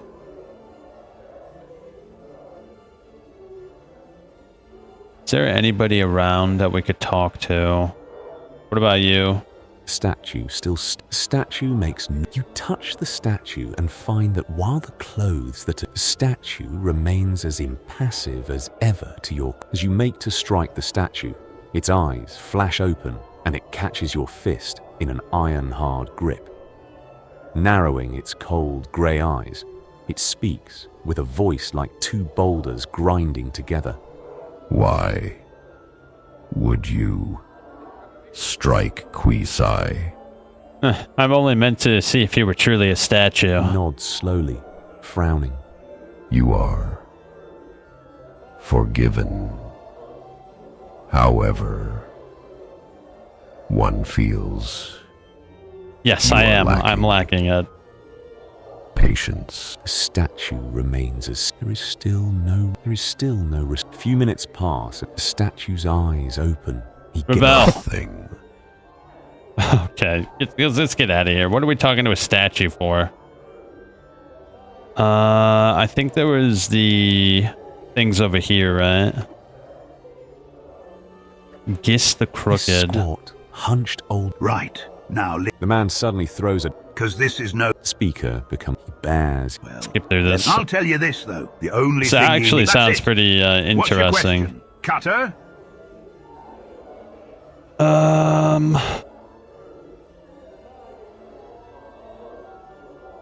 All right, one. Let me give you an... Their souls sink into... What's your question? Cutter? No. Plenty of places. Wait. This, 'tis just not worth it. 'Tis. For a moment, a look of great pain crosses the man's face. It looks as if he is going to weep. This person is practicing various combat maneuvers on a wooden training dummy. They seem far too busy to speak with you at the moment. Alright, that ain't happening. 3 planes aligned.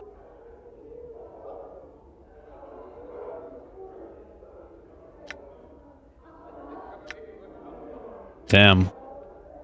Big lecture here. Holy, dude. Lore dump. That is a massive lore dump right there, and I simply do not have the time. He begins speaking. For when you die, you shall cast. If you have been a good, perhaps you lived your life. He hunches over. Then it is no matter where you shall be able, you shall be one, your idea, and that is what He indicates for you to continue. No. The speaker chuckles. If there are no more, then I shall take my leave. We might not get anything out of this, dude.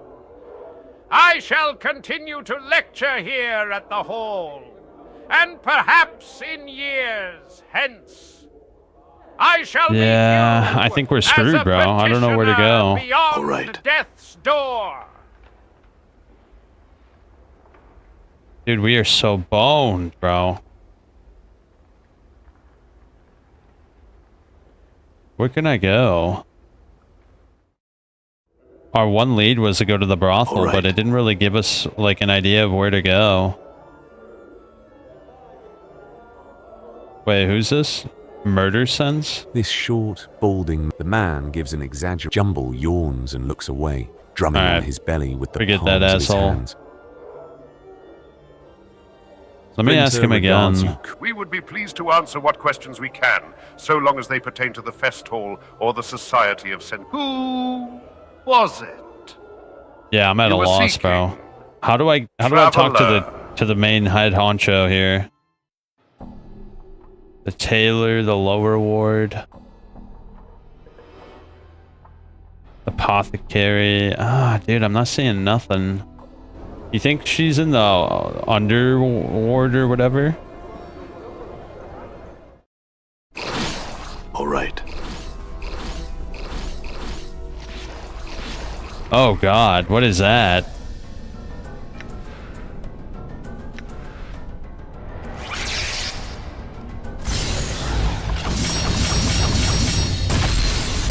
Yo, that was insane. You saw that?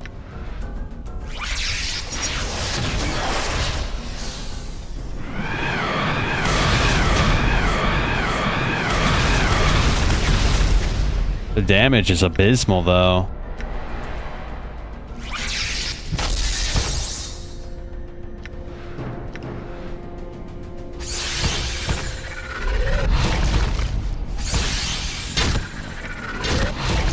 This is what I get for getting into a scrape. She's gonna die, bro. She's gonna die, bro.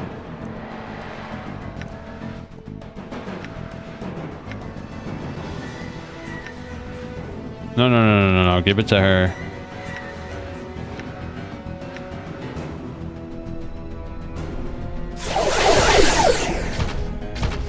Damn it! These things are chunky. This is what I get for getting into a scrape. This is what I get for getting into a scrape.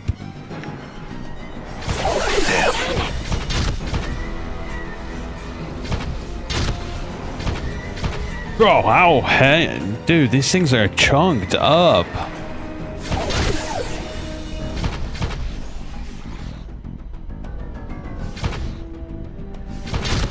This is what I get for getting into a scrape. It's getting wild at this point. Look at all that damage I'm doing to it.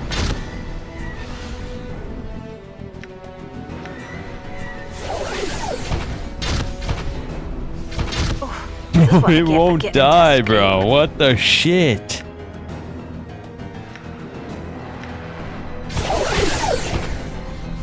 This is what I get for getting into a scrape. This is insane. You know what players can use tricks? Oh, did it finally die? Barely injured. No, we gotta go. Yeah, we gotta go, bro. That ain't happening. Why the shit are those things so tanky? What the shit is that? You saw how many spells I launched at it too?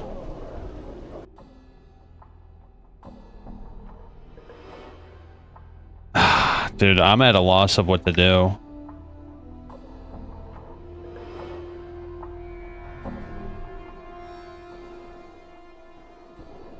Alright, what the shit, bro? I'm looking this shit up. I have no idea.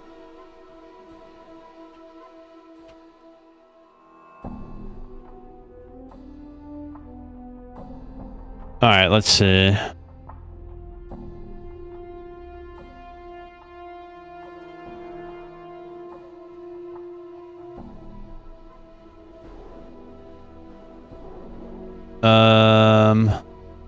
Let's see, Lothar, Bones of the Night. Alright, here we go. Enter the Civic Fest Hall. Hold up. You have to join the Sensei's to rest there. Enter your sleeping quarters and speak to the Fest Hall clerk. She'll give you a key. The dodecahedron, we did that. Exit the hall. Find the house of Finnim the linguist. We did all this. Go to the brothel and find Finnim's book. We did that. Use the notes. Seek out the Ionis, the advocate in his home, and ask him about legacies. Wait, what? The most important part tells about a legacy you left for yourself at an advocate. Wait, did I miss that?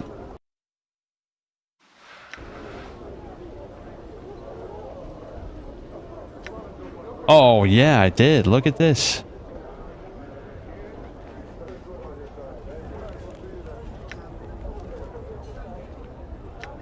Okay, so read about the murder of the one who tried to help you.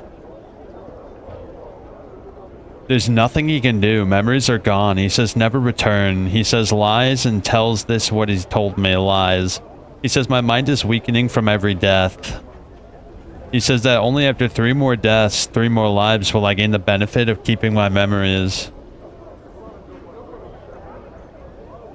But that I myself I will die, and when I die, how can one be immortal and still die?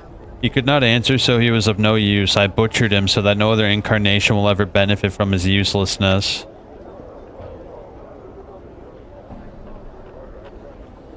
Read a cryptic answer from an unknown source? So the ghastly had said, you have been divided. You are one of many men. You bear many names. Each has left their scars on your flesh. The lost one, the immortal one, the incarnation's end.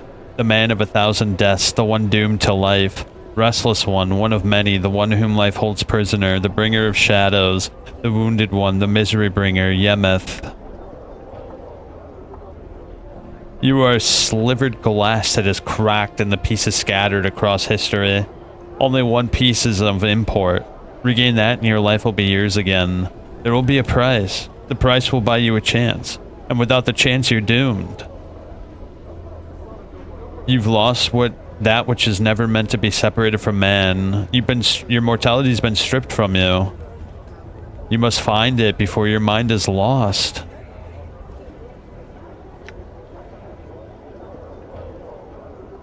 A legacy.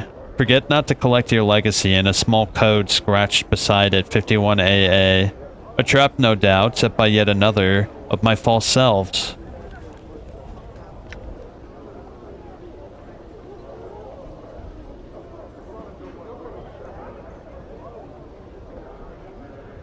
Huh. Oh, I leveled up. Let me level up. Ah, finally, we can upgrade our stats. Let's get intelligence up.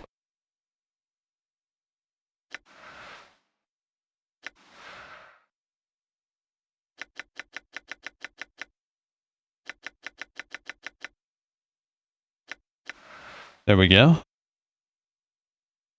So what's this about legacies? It didn't activate anything in my journal. Use Finn's notes. It's a journal of one of your early who is obviously insane. The most important part tells you about a legacy you left to yourself at an advocate. Seek out Ionis, the advocate, in his home in the clerk's ward and ask him about legacies. Ionis? Over here.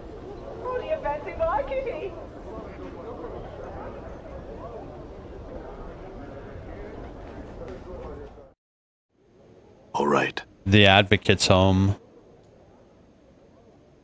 This man is dressed in soft blue robes covered with intricate designs. Despite their opulence, however, the robes look wrinkled and worn. You place the man's age somewhere between middle age and early 60s. The worry lines make an exact determination difficult. As you enter, The man turns slowly towards you.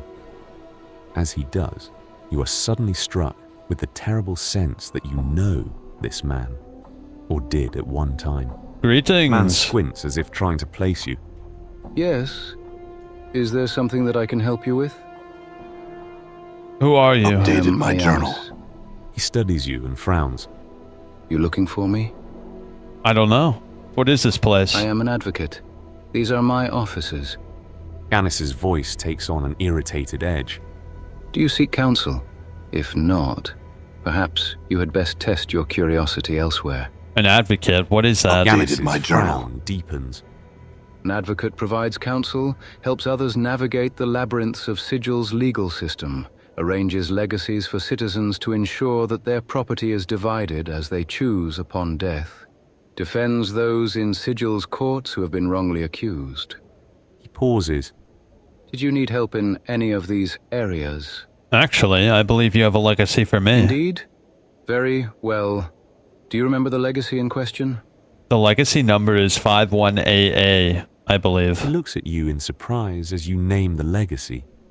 That is extremely old. Are you certain? Shocked look comes upon his face. I hope that wasn't one of the ones that was burned. Can you check and see? He nods quickly. Oh yes, of course, Iku. It will take a moment. I will wait. Gannis returns, nodding. Yes. Fortunately, it was unharmed by the fire. All the articles are safe. Could I collect? I'm the beneficiary. Of course. Sign here and here, on the dotted line. There and there? All right. There we are. That should be the last of the paperwork. Here are all the items that were in the vault.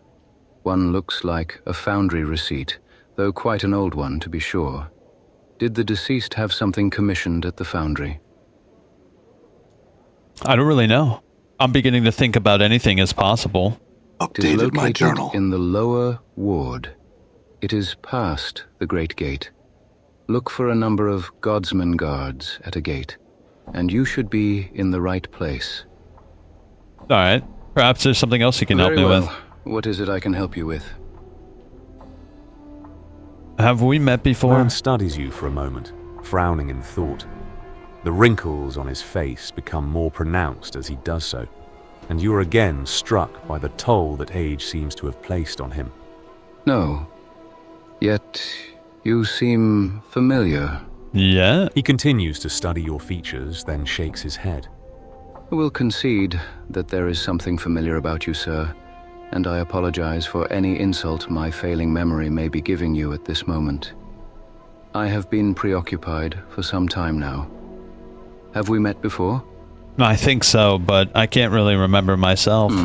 Frustrating for us both, it would seem. Very well.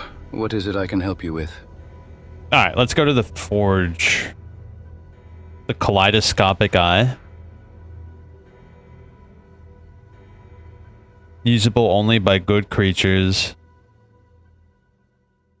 The shimmering jewel is actually the corpse of a radiant spirit from the upper plane of Elysium. When these creatures pass away, they leave their shimmering husk behind. The stone gullet. Permanent +1 to save versus poison. Resistance to acid. The gurgling stone gullet of La Foule. The gross is not as well known as most artifacts tend to be. No wars have been waged over it, no betrayals, epic journeys into the underworld. Only a few moralizing sorcerers, a fat man and his stomach. The Godsman receipt. The Great Foundry. Alright, let's go to the Great Foundry then. What's all this?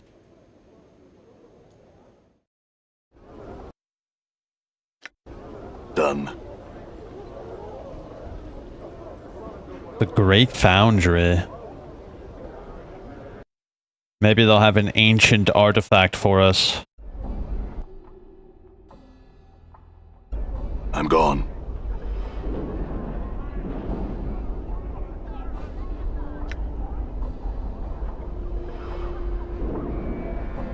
Oh, it's locked? You see a sickly Githzerai woman. She is hunched and bent, and her constant coughing is obviously a source of pain to her. She coughs and coughs, filling her damp handkerchief. Let's not get sidetracked. We have to go in there. Her eyes glare malice at you. Do you think I could pick the lock, maybe?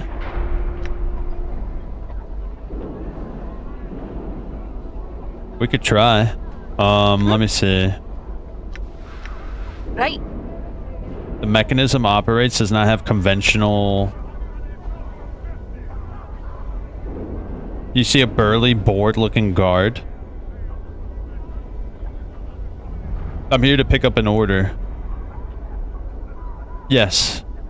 Thank you, sir. The clerk you seek holds office in the southern wall of the foundry. Thank you for your patronage. Look at that. We just have to wait for the guy.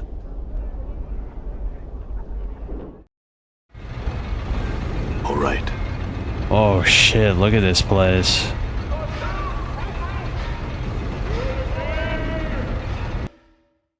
So where did he say it was? Hold up, let me see.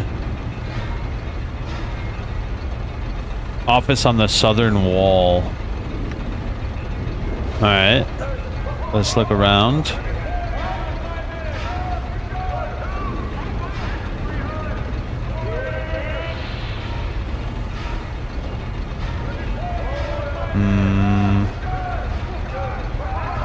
Felden. You see a slab-stomached man with thick arms and a scraggly beard. He smells as if he hasn't washed in ages. You want answers? Like what? No. I probably went in the wrong way, right?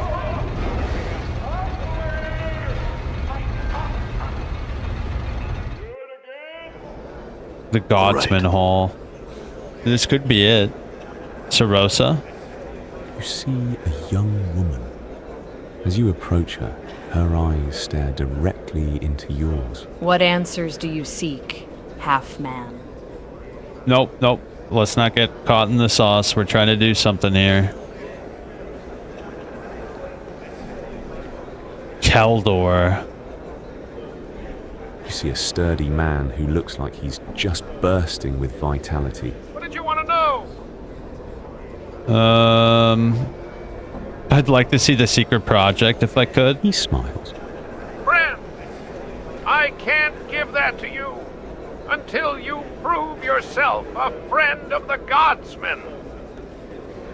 The southern wall. This is getting complicated.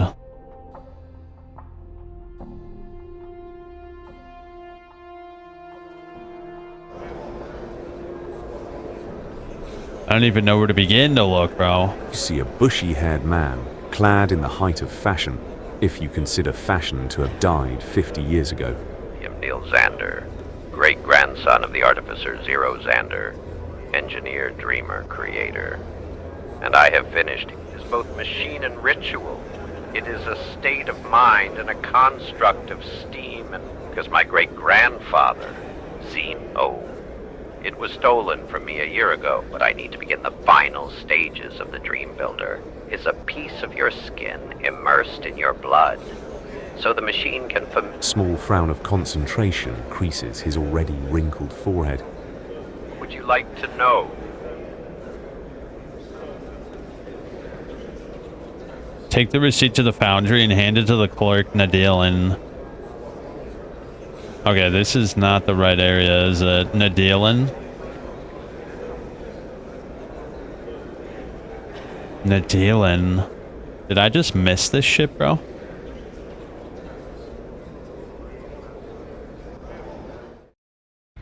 All right. Felden.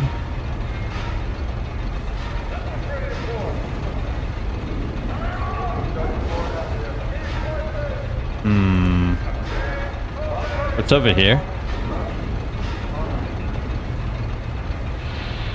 Oh, whopping nothing. Let's get out of here.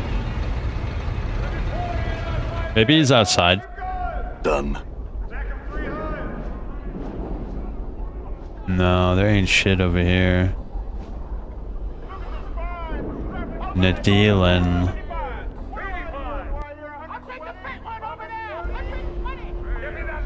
I guess he's in there somewhere, but I'm not quite sure where I would even begin to look. There's so many doors in here.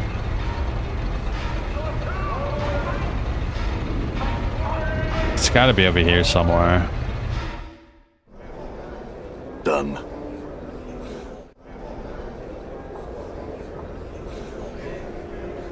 What is this? Oh, I can't quite... There it is. Perfect pixel. Done. What's all this? Books? Beguile in? Done.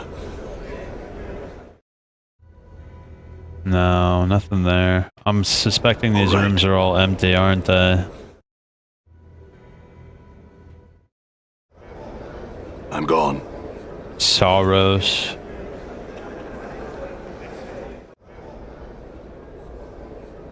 Sorosa.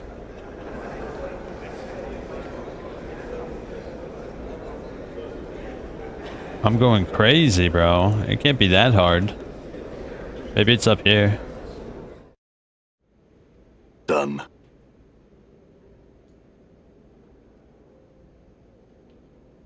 No, that shit's locked, bro. They're working on a machine in there. Can I pick that? Ready. You think they'll care? Might as well. Oh, it worked. Done. Oh, no, maybe it I'm didn't here. work. Why not? Nope, that's a special door. We can't open it. Oh, do I have that spell that opens doors? Maybe I can use that, right?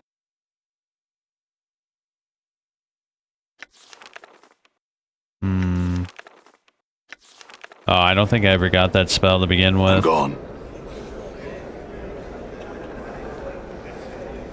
Oh, man, I can't. So, what was it? Take the receipt to the foundry and hand it to the clerk. He'll give you a piece of metalwork.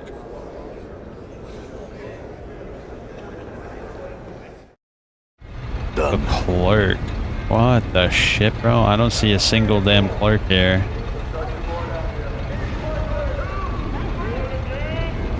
Tilden.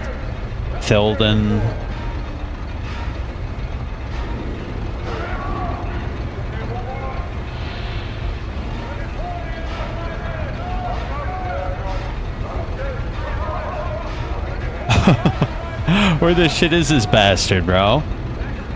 Let me look it up. Dear God, bro. I searched every room in this place.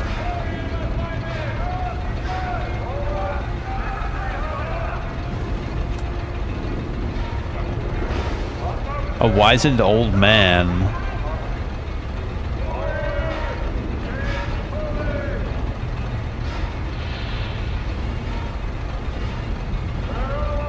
Where is he? He manages a supply room in the Great Foundry in the lower ward.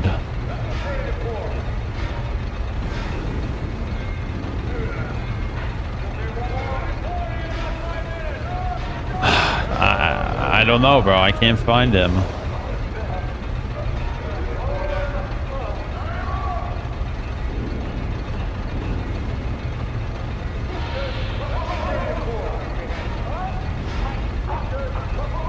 Where is he?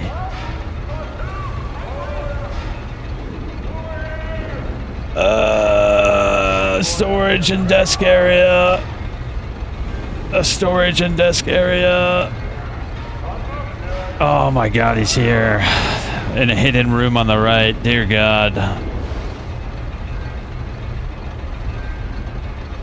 Have I seen you before? I suppose it's possible. I'm here to pick up an item.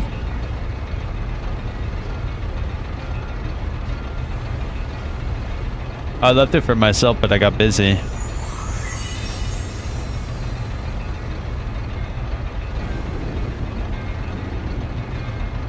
Certainly I will. Farewell. The unfolding portal? It looks almost gauzy.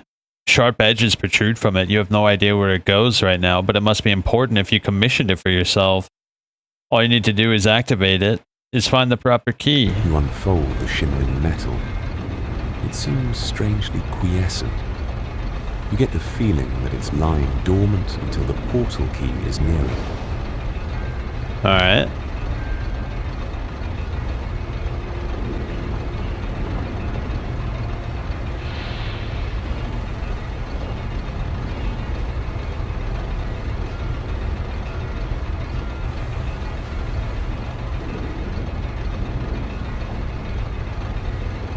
Interesting.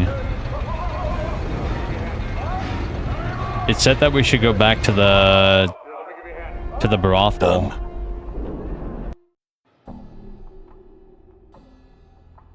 The print shop. The coffin maker, the wrecked house, the marketplace.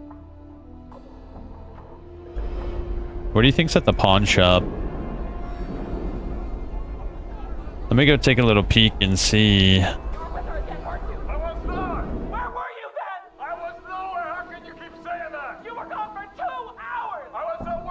What the shit? You hear that? I never lied to you a day in my life. You lied. I have not lied. I was working. That's what you say. She's accusing him of cheating? What the shit? This rotund woman, diminutive man. That's what I've been saying to you. She lowers her voice and turns to you. The shards of fate. Do for you. Breaks after first use. 10 to 100 piercing. They've been created from special crystals found only in the plains of Batar. When struck by these gauntlets, the crystals will shatter into 1,000 pieces, tearing into flesh and bone.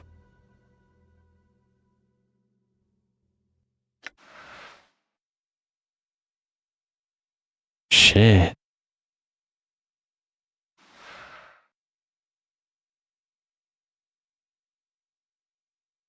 Okay. Ring of the Traveler. I'm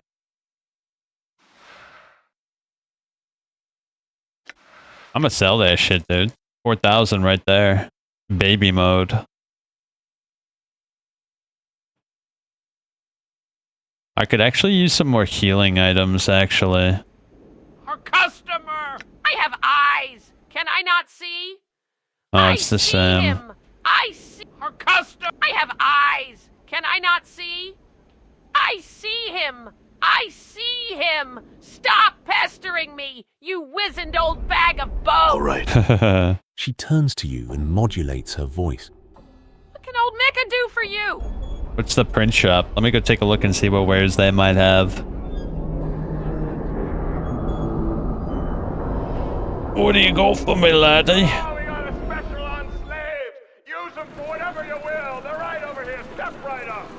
You see a thin, stooped man. He looks sharply at you. Books, pamphlets, they have to do with work?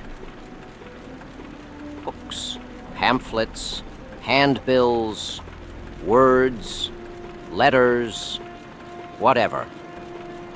Okay. Though I don't do racy prints, and I won't fulfill any perversions you might want, nor do I care to ask. Interesting.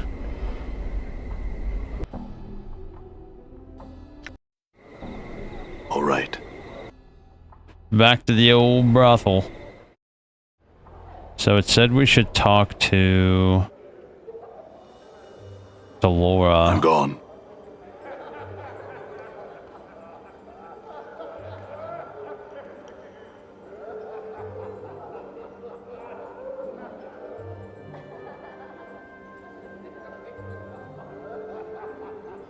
Nobody in there. Where is Laura?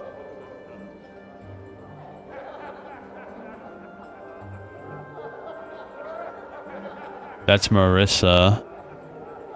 Oh yeah, we never went in there, did we? We'll go in there this time for sure.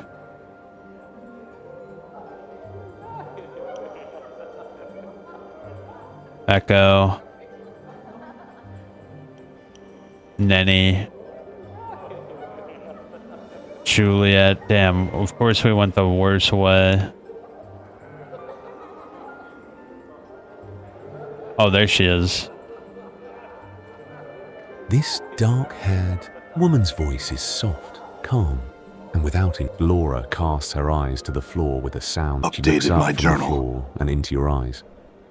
Once more, you're struck by the pale smoothness of skin, the cold depths of her silvery eyes. Oh, no, I fear not.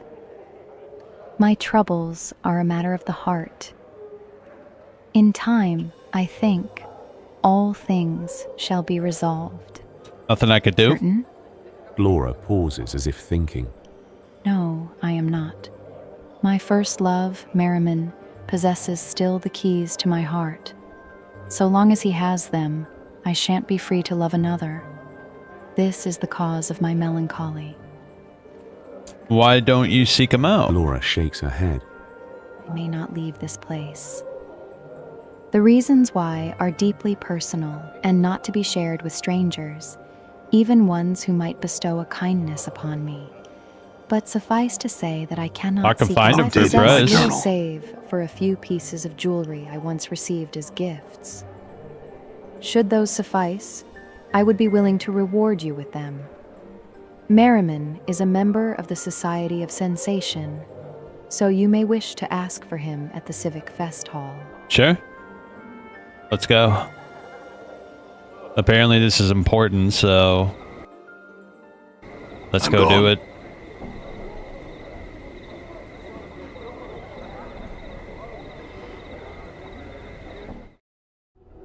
Done. Merriman. Oh, do you think he's inside that place? Splinter regards you coolly as... We would be pleased to answer what questions we can, so long as they pertain to the Fest Hall or the Society of Sensation. Who? Merriman is usually pacing back and forth around the lecture halls. Travel through the middle door on the eastern wall, and the door beyond that as well. He will likely be wandering within the hallway you'll find yourself in. Oh, there he is. Merriman gives you a sour... How'd she fall in love with him? Go away! He hisses. Wait, Delora wanted me to speak with you. Merriman eyes you suspiciously. That's so? About what? Eh? Well... She says that you're her first love and that so long as you hold the keys to her heart, she'll never be free to love another. She told you that, eh? I'm surprised. Perhaps leaving her under Mistress Grace's tutelage did what I couldn't. Started to develop her feelings. In any case... He pats a pocket on his tunic. I won't just give the keys to you. What do you want for them, then? I want to forget. I've lived almost 150 years now, and I've seen every sensory stone I've cared to in this grand hall. I've little time left to live, and am too weak to go out in search of wholly new experiences. So, I need to find a way to forget them all. That way, I can start again in my final days. So, do I just wallop you in the back of the head or what? Updated my journal. You bloodthirsty lummox. Need something. Some item. Some concoction. That will allow me to forget. Like a draft of the river Styx. Something like that. Okay.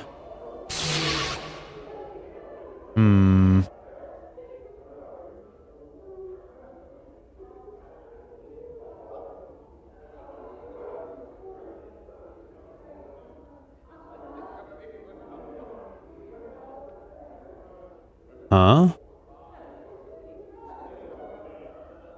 Hold up.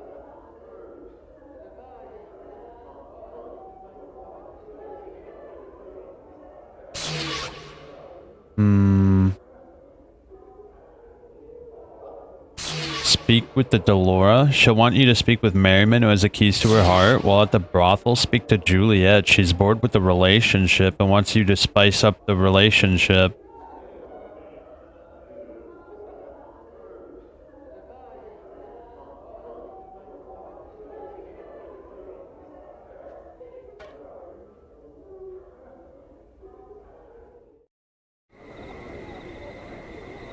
Huh. Okay. I didn't realize that was part of the process here. Golly, bro. Imagine doing this without a little bit of guidance. It would probably be wandering around like a fool for a myriad of time. Juliet. Which one's Juliet?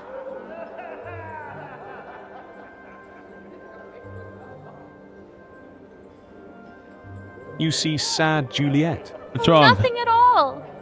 Only that I spend my days gazing into the face of mediocrity, seeing if anything can erase its dreadful, tedious passage. Is your life so tedious? Alas, it is. He sighs, closing her eyes and massaging her temples. Maybe I can make it less boring. 'Tis kind of thee to offer, though I'm already with a man, sir, and I do love him dearly. 'Tis just that I wish. She taps her finger against her chin. Something more of our liaison. Some problem? Yes, there is a problem. She huffs. In that there are no problems to speak of. Our families took the news of our courtship splendidly. His siblings love my siblings, and our friends think our union to be blessed by the powers themselves. All fine and good, but things are going... She frowns.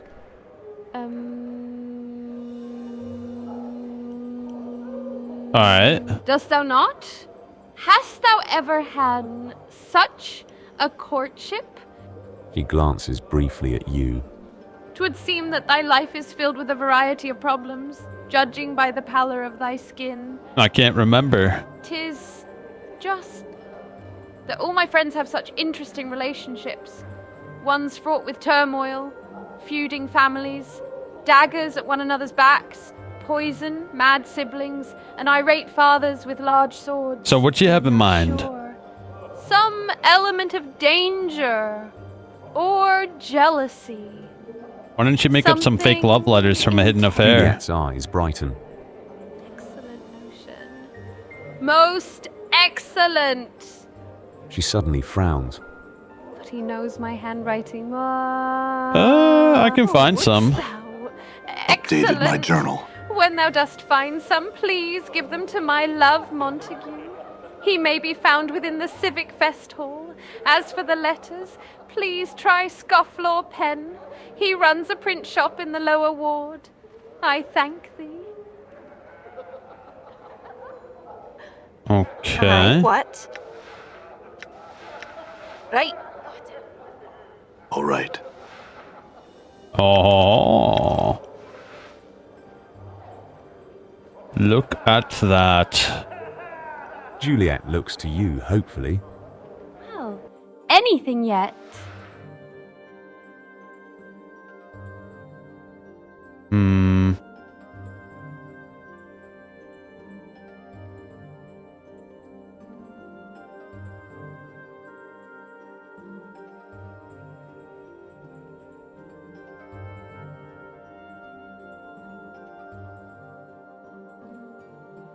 Wait, really?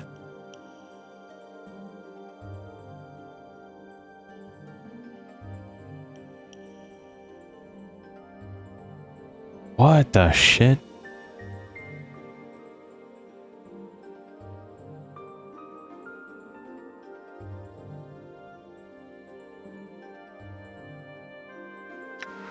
Interesting. This is quite the process, bro. Holy dude. Done. I have 8,000 bucks.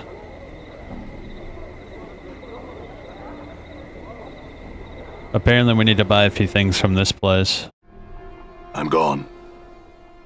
Vrishika gives a quick half. Would you care to examine the... Vrishika smiles as you look at the various shelves in the middle of the shop. If you see nothing, you examine what appears to... Yes. Vrishika smiles as you look at the various shelves in the middle of the shop. You look at the various shelves. You examine a small... Yes. Vrishika purrs. Wise choice. The copper you pour into her hand. It said that once placed in the mouth, it will give the ability of speech even if there was none before. Please, enjoy your newest acquisition. The small bottle holds 12 tears. You should at the time.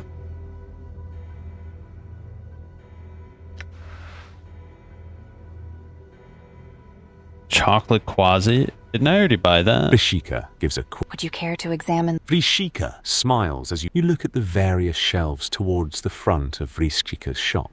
You look at the various shelves towards the back of Vrishika's shop.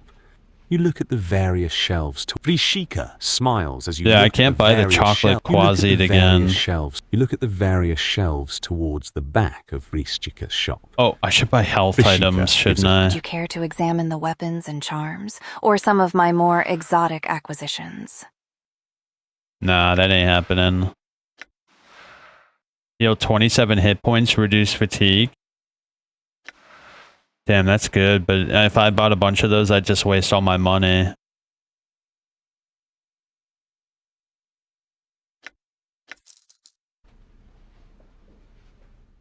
Well, either way, we gotta go to the festive hall now. Apparently, we got what we needed.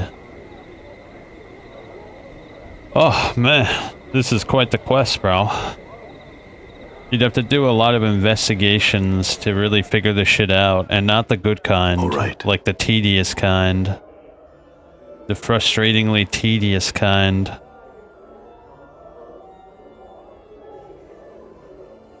Montauk. Where's this Montauk character?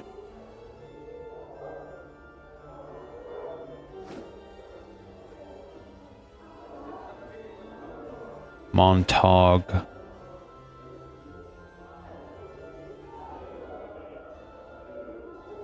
It's not there. Nope, not there.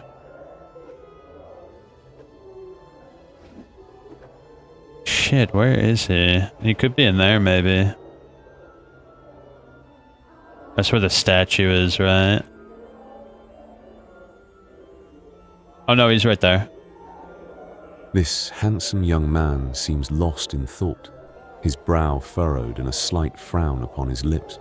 Greetings. To thee, sir, hail, what dost thou wish of me?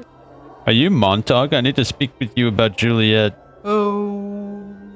He gives you a puzzled, slightly suspicious look. I overheard her speaking at the brothel. She's having an affair, you know. Thou speak falsely. Would have thee present me proof before I took thy claim as true. I found the letters here. Read them. He takes the letters and reads them over. Alas, 'tis true. She has found another who loves her passionately. Ah, heartache is a sensate's fate, I think. I shall move on to another love, and let this other suitor have her, considering the passion of his words. This is all a ruse. What is this thou speak of? She's trying to trick you into being more passionate. And why did she not simply say something? This way may have been easier, actually. But I had thought we could talk about everything. Perhaps this was something that by its very nature could not be spoken about. What wouldst thou recommend me do, sir? Turnabout's a fair play. How should I do so, sir?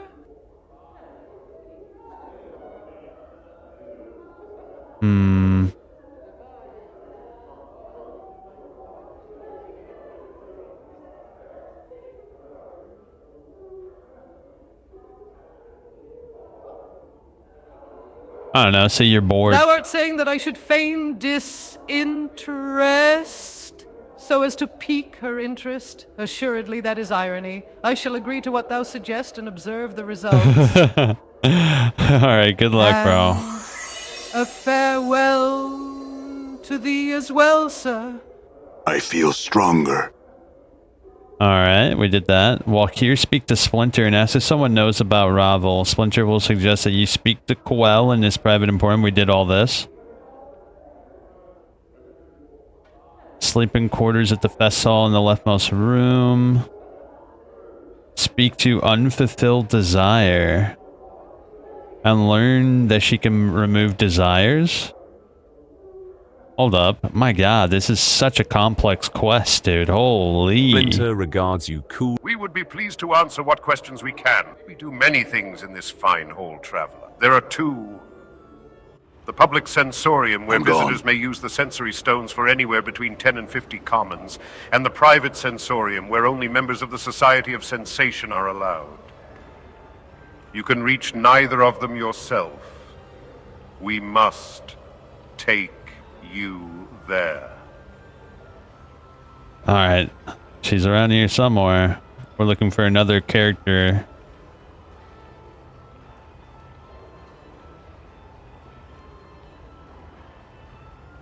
I don't know where she is, though. Holy, bro. Where did it say she was?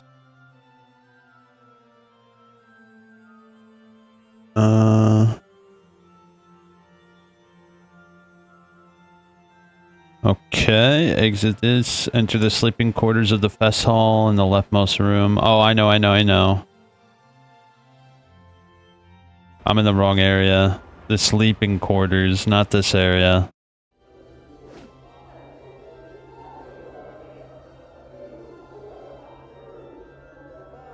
Golly, bro, we are running around like a chicken that's been given laxatives. I'm gone.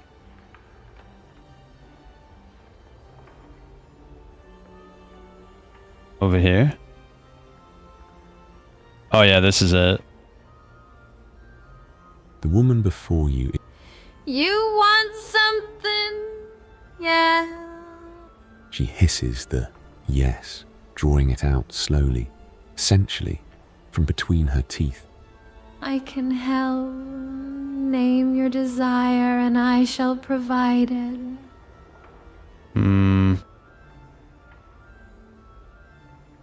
Knowledge. Looking away from you. Yes. Come now. Tell me. All that you might want lies. Yes. Come now. Tell me. She studies your face. If you truly desire these things. As you speak. Oh my god. She seems perplexed. Whatever do you mean? Despite her innocent demeanor, you're certain something unnatural has occurred. She has somehow siphoned off some part of your Speak to desire, unfulfilled desires to learn that she can remove desires. Or perhaps to feed upon. Had you finished speaking of your desire? I'm gone. You see unfulfilled. She frowns, looking away from you for a moment. Knowledge. Such a thing I do not seek to deal in. Okay, apparently that was a pivotal step there. My god. We just had to some other need. Speak to her to understand. You can speak to me of. You can't stop drinking. Suggest that he speak to unfulfilled desire and he'll give you a special frost ale mug.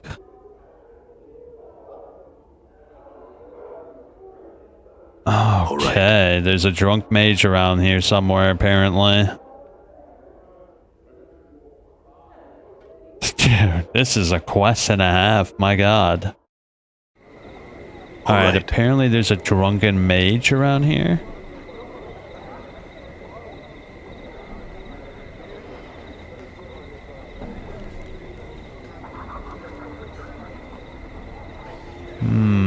Is he actually literally called Drunken Mage? Oh, he is, look. This older man is staring into his stein of ale, misery etched into his features. The battered pewter mug is an unusual one, lightly engraved with strange runes and bearded faces, and covered with a coat of thin frost. He looks up as you approach him. Greetings, sir. He seems slightly tipsy. Something wrong? He sighs, belches into his hand and nods as he takes another pull of ale. Something's wrong, all right. I've gone and lost my apprenticeship. Well hung over I was, and botched. My mentor's last experiment. All for this damned drink. He sneers at the mug in his hand, but in seconds his expression softens and he takes another swig. Ruins everything it does, this damnable drinking of mine. Why don't you stop then? Shrugs my journal. and sighs miserably. Simply cannot. I want to. I cannot. I just need to drink. I try and stay away, but desire eventually overcomes me and I cannot resist. Such a wreck I've become. Throws back the last of his ale and calls for more. There's someone you should speak to. Unfulfilled desire. You can find her in the Civic Fest Hall. Talk to her, and your love for drink, you'll soon find you won't want it any longer. Updated my journal. Truly, I shall go speak to her now then. I thank you, sir. Pauses, looking down at his empty mug. Here, I would have you take this. I need it. No longer. He hands you the rune-covered ale stein. It keeps its contents icy cold, whatever the surrounding temperature. Go to the gallery and examine the sculpture Birds of Ocanthus.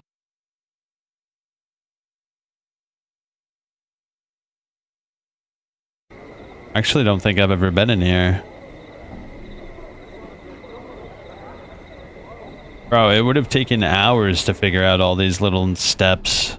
This is actually kind of crazy. An animated bloody iron chain, coiling and uncoiling upon itself. The chain itself seems to bend and weave like the spine of a snake, painting of tall black cliffs against a blood-red sky. There look a massive horn of beaten lead, wound with brazen chain. Brilliant ruby statuette stands on this pedestal, carved into the image. The statue looks like it is about to make some angry proclamation. The sculptor has captured the essence of fury magnificently. The chiseled tension lines around the neck and forehead alone. The plaque reads, "This statue is believed to be the final fate of the Ether-Syrian sorcerer Gangroikidon, attacked by a conclave of rival sorcerers at the... This is a portrait of a grotesque, hook-nosed old crone. The hag's flesh is a sickly blue-grey. As you begin to turn away from the paint, you recall standing, confused, in a maze of briars. The hideous crone from the painting is before you, cackling wildly. You grit your teeth in frustration, wondering why she's laughing at you. My poor, dear, lovely man-thing. She croons. Why, that was your first wish. She points a single bony, clawed finger at your forehead. Your temples begin to throb painfully, and you can remember nothing more. Oh, I leveled up.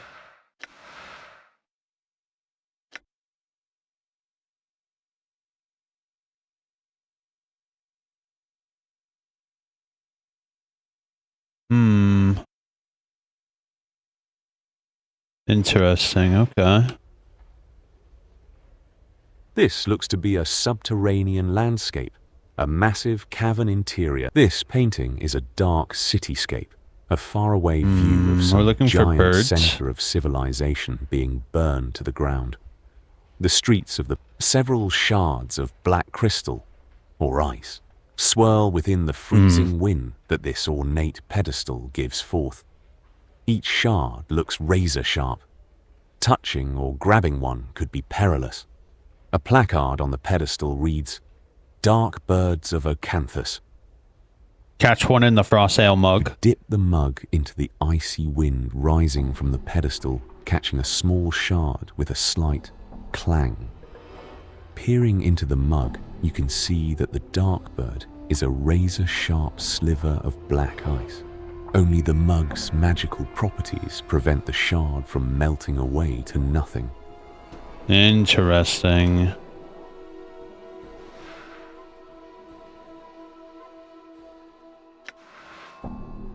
Okay. Speak to the owner of the gallery.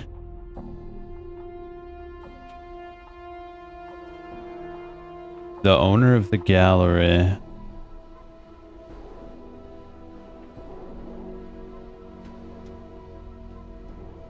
Where is this owner you speak of?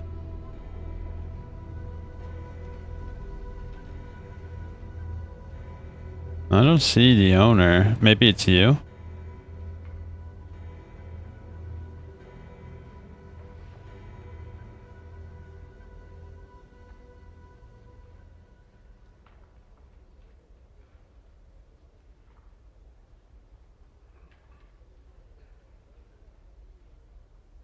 I don't see no owner, bro. Is he outside, maybe?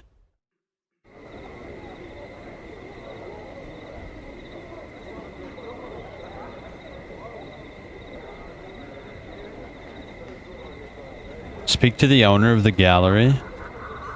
Ivana. Wait, isn't that one of the prostitutes?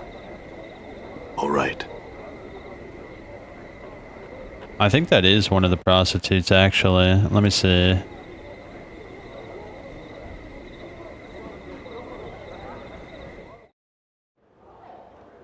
I'm gone.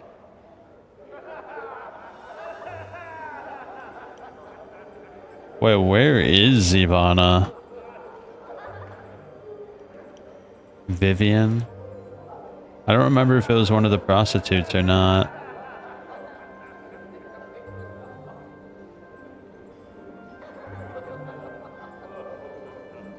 Marissa.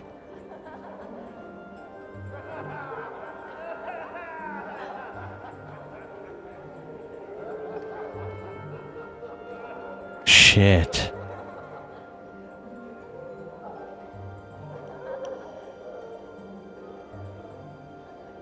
Juliet.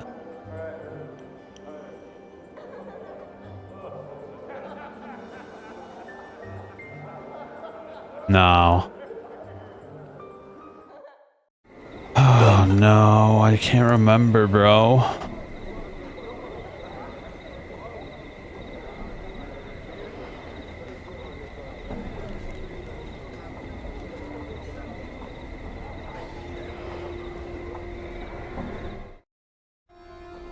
It's gotta be in here somewhere, right?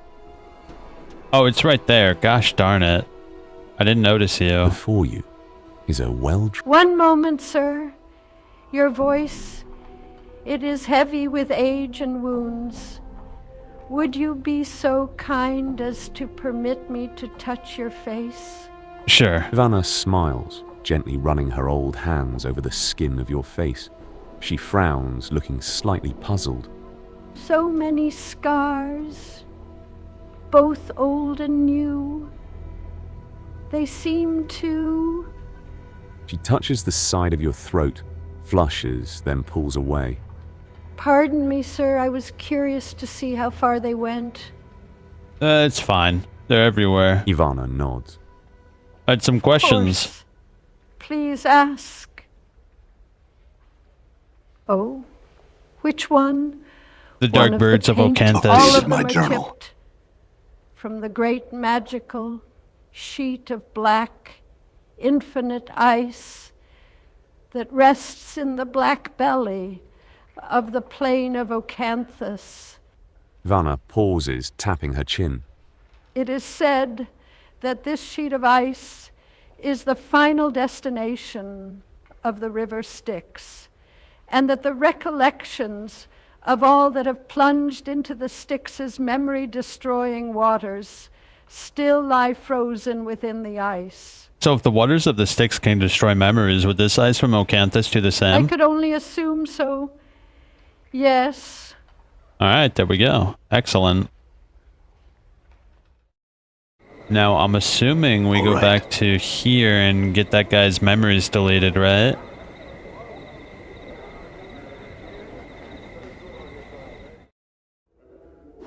I'm gone. Let's see.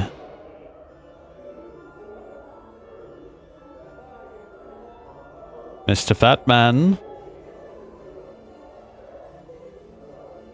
Oh, where did he run off to? There he is. Squints up at you. Well, have you something that will wipe my mind of these accursed memories? I certainly hope you haven't returned without... You'll never get the keys to Delora's heart that way. Here, take the mug. It holds a dark bird of Ocanthus. A sliver of ice from the river Styx. It should wipe your memories clean. Harriman takes the mug and removes a piece of paper from his pocket. He tilts the mug back and takes the ice into his mouth. It melts instantly, leaving him with a somewhat startled expression. Merriman? Updated my journal. Confused, then at the paper in his hands. He reads aloud. Congratulations, Merriman. You've begun again. Thank the man in front of you and give him the key in your pocket. Speak to Splinter, the man at the door to this building, for more information. He looks to you again. Well, it would seem I owe you thanks, good sir. Here, take this key. I'd best find this Splinter fellow and find out what's going on. Thanks, Merriman. Good luck. That's good. That's really good. All right. Now we have the keys to our hearts. Let's go back to the old brothelunski. The brothelunski? Yeah, let's go. Let's go. We got most of this shit done by now, I expect. Laura's eyes flash as she sees you. Did you find him? Has he agreed to return the keys to my heart? Yeah, here they are. Updated my journal. As she takes the keys from your grasp, her hand brushes against yours. Her skin is dry, but icy to the touch, like cold metal. These will be of great use to me. I thank you. And my reward? Laura nods and removes a pair of bracelets from a pouch at her side. These are yours now. You have earned them. Right. Farewell. I've learned some new tricks. Oh, you finally decided to level up now, did you? We need to go back to her now. Juliet looks to you, hopefully. Well, anything yet? He seemed disinterested. I recall him saying he was bored with things in any case. Updated my journal. He said what? How could I have been so... Oh, it would appear as if my relationship had the troubles I so desired, and I merely missed them in all my melancholy. Alright.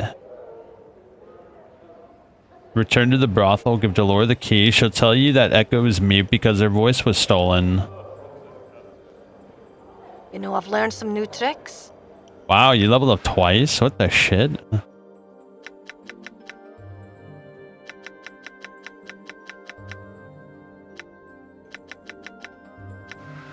Interesting. Laura's face seems to brighten when she sees... Of course. I will answer what I can. Updated my journal. Her name is Echo. Her voice, and in fact her every means of communication, was stolen and destroyed.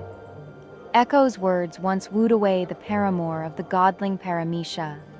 Paramisha, in a jealous rage, tore away Echo's voice, sealed it within a crystal vial, and hurled it into a Megogalamdraga's maw. Echo's voice is forever lost to her.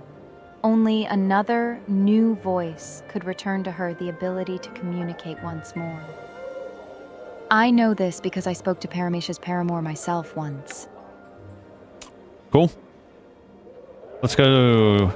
Didn't we get a new voice for her? I don't know. I think I remember buying that at the curio shop, right?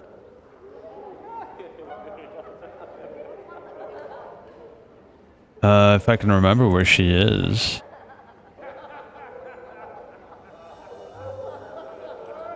Oh, Echo, I need your assistance, please.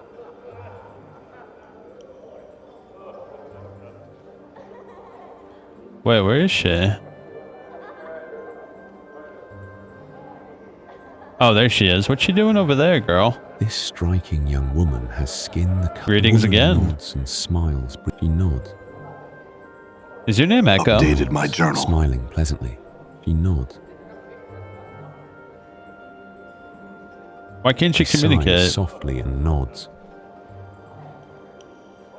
Was your voice stolen? Updated my journal. Clasping her hands together and smiling at you. Do you know any way to get your voice back? She shakes her head, her face wrought with frustration. She suddenly looks at you pleadingly, as if expecting an answer. I can try to return your voice for a price. Echo frowns, narrowing her eyes at you. She looks away for a moment, sighs, and then nods to you. Alright, deal then. I'll look for something that would give you your voice. Updated my journal. Ah, yeah, the Fiend's Tongue. It will give the ability of speech even if there was none before. Echo looks at you hopefully as you approach her, biting her lower lip. I've gotten this Fiend Tongue for She you. raises her eyebrow and gives you a skeptical look. I'm told that should you place it in your mouth, you'll regain the ability to communicate. She nods and takes the bottle from you. She gingerly picks out the severed tongue from the briny solution, and after staring at it for a moment in disgust, places it into her mouth. Suddenly, her eyes widen, and there is a burst of reddish light from between her lips. Wait. Echo opens her mouth, closes it, then open it once more, and speaks. I can speak again. Joy, I then damn thee to the darkest of pits, thou stench-ridden worm. Kneel before me in supplication. Insect! Huh? Echo yelps and covers her mouth with both hands. Her eyes are wide with panic. Must be the Fiend Tongue. Updated my journal. Takes her hands away from her mouth, nodding.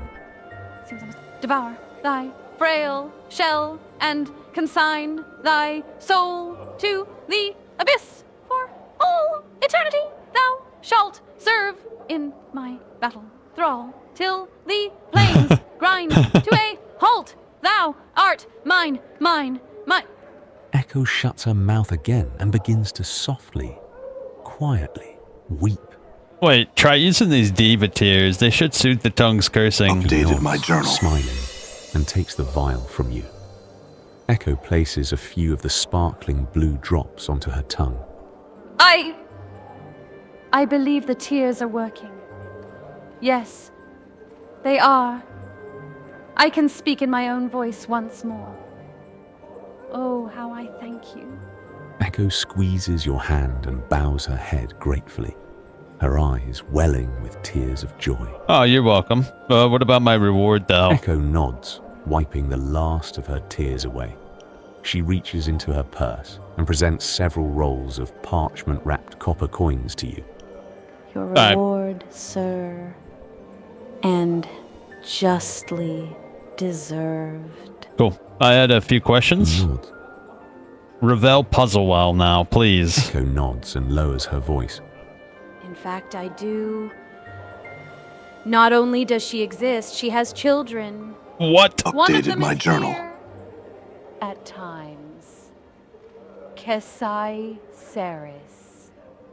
She is a child of Revel's, though she is loath to accept the fact. Who could blame her? She pauses for a moment, thinking. Have never gotten her to admit it, though I am sure 'tis true. Thanks, that's fascinating. Isn't that the shadow chick? I think it's her, right?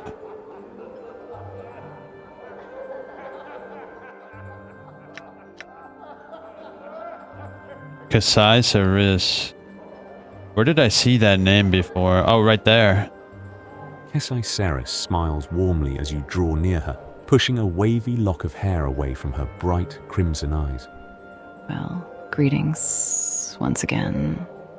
Something I can do for you. Are you Revel's daughter? Kesai suddenly bares her teeth, her eyes narrowing to slits of blazing crimson. What? Where'd you hear such a thing? A rumor, that's all. Updated my journal. Nameless. I think I'd know if that wicked hag was my own mother. Now stop bothering me about it. Who's your mother then? I don't know, all right? My father raised me. I never knew her. But do I look like a night hag to you? Well, the skin and the eyes and maybe the teeth too. Kesiceris glares at you, her eyes blazing. Perhaps we'll speak later. Kesiceris smiles warmly as you draw near her, pushing a wavy lock of hair away from her bright crimson eyes. Don't worry. I don't stay upset long. Something I can do for you.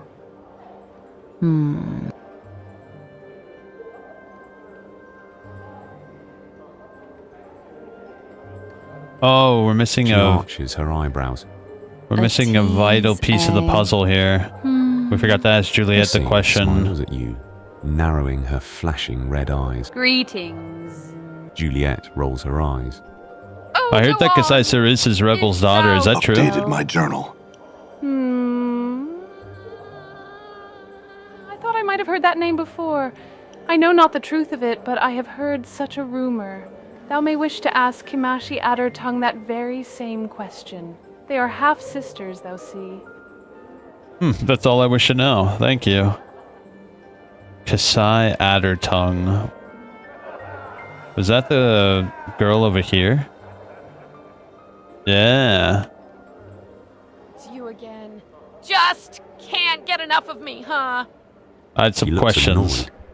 Fine. Whatever. Ask. I heard that Kesiceris is Rebel's daughter. Is that true? He shrugs. Far as I know, yes. She looks suddenly suspicious. Why? I asked her about it and she denied it. No. Not as if it's any of your business in the first place. Well, I also heard you're Kesiceris' half-sister. Yes! I'm related to that chubby, mewling, hook-nosed daydreamer. Same father, different mothers. So, I was hoping you can help me find out if Kasai is really Ravel's daughter. Updated my journal. At you. normally I'd loathe to help you like this, but I've a feeling it'd upset that flirting, preening doxy good and well. Tell her to ask our father. He's a powerful Cambion, so she ought to be able to call to him right then and there. That'll get you your answer! Okay, what is a Cambion? Yes! Cambion!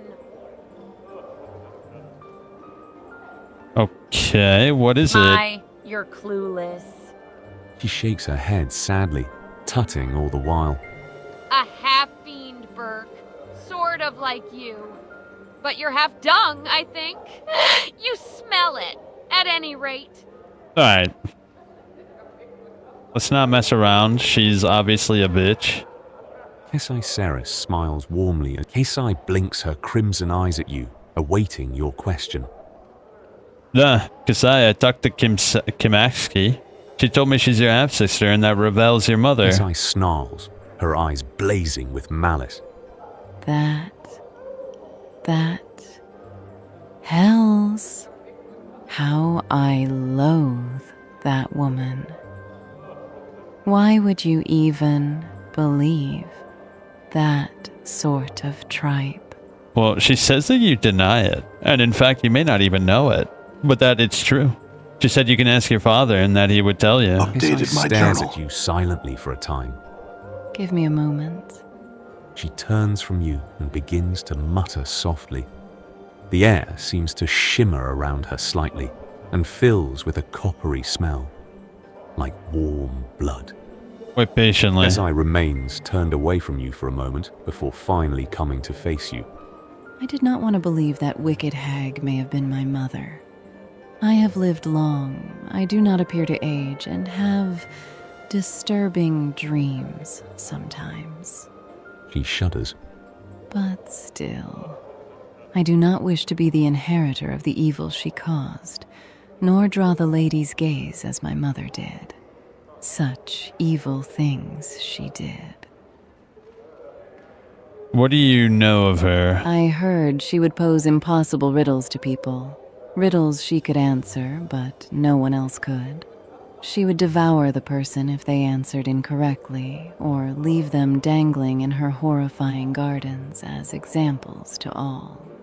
Those few who somehow escaped, she tormented in their dreams, riding them like steeds, breaking their wills and hurling their souls into the colorless oblivion of the gray waste. Okay, go on. Her magic was said to be beyond anything most had ever seen. It was imagination woven from nightmare and given substance. Stone and solid shapes bent to her will like soft clay. The laws of the plains would bend beneath her feet, and from nothing she could weave illusion. And from illusion, weave realities that could horrify and kill and confound. Go on. She was a mistress of all the dark arts, mistress and master of them all. She hounded a governor that dared quote sigil law to her with shadows that devoured him, all but his tongue, his fingers, and the flesh of his face. She turned mercy killers inside out and shattered buildings of those who displeased her. Terrible, terrible powers were at her command. She changed her shape like water and would use it to destroy some for amusement and to steal knowledge from others. She was a monster, like all that has been spawned from the gray waste.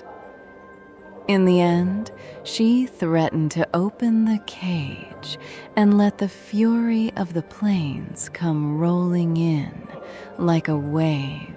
Fortunately, she did not succeed. She existed solely to cause malice. I do not know if she is dead, but I know now that she was my mother. Kessai's shoulders slump, and her head hangs down. Oh, that I had tears, so that I could weep with sorrow. Try and comfort her? Thanks. Thanks for your efforts. But I'll be fine. I just need some time to think about it. That's all. I hate to ask this now, but I need you to give me a piece of yourself, Kasai. She looks alarmed. Pardon? The portal key to Ravel's maze is a piece of her, and you are her blood. It's close enough. Kisai gasps. You intend to seek her out? Her surprise quickly changes to an expression of wariness. What? What would you need of me? Your blood, most likely. Only a drop or two, I'm sure. He nods.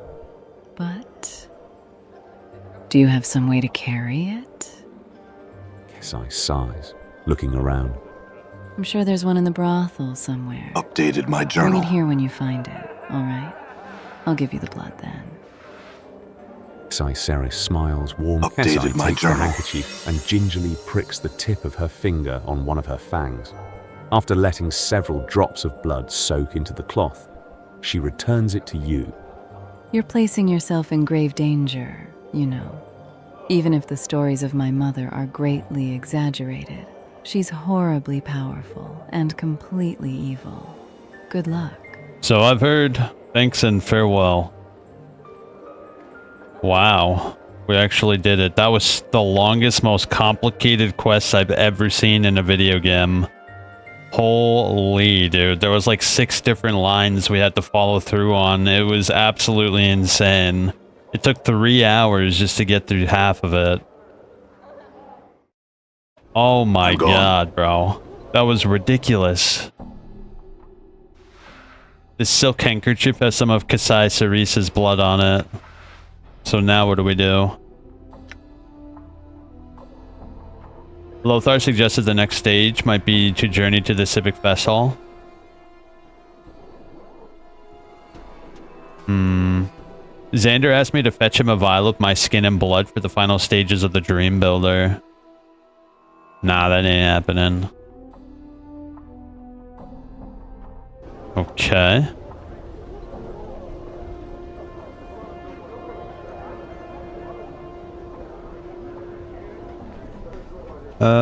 Okay. Once you've found both the portal and the portal key, you can use them to reach Ravel's maze. However, you will be gone for Sigil from a long time. So before leaving, you should do this. Visit Fell to see if he has any new and interesting tattoos. It's important if you have to double specialize in any class.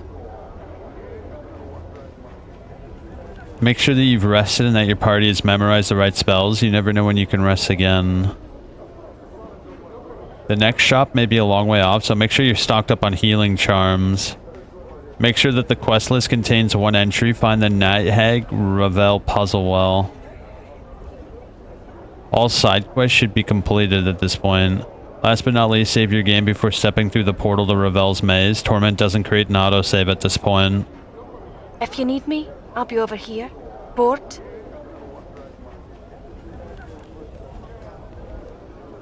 Okay. If you ask for powers, it'll teach you spells at a price. The book asks you to betray one of your companions by killing them. Bored? Okay. I think we're good. We just have to buy healing items. Yeah, let me buy a bunch of healing items. I have like so much money right now.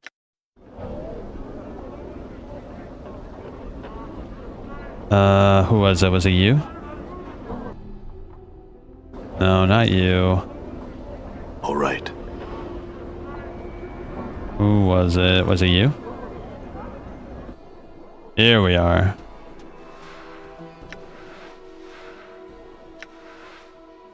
Yeah, let's buy like a shit ton of these.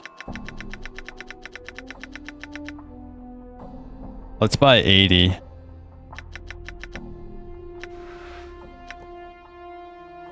Okay. And now... What's this one? 9 hit points. 27 hit points. Yeah, we could buy a couple of these. Ooh, that's expensive, dog.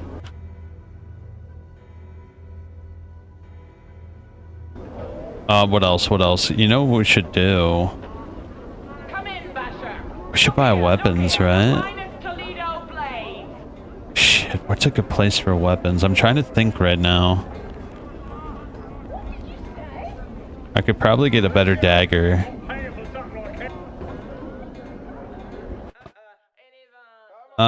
Maybe we should get some companions too. I really haven't found any other companions, and it's actually kind of worrying.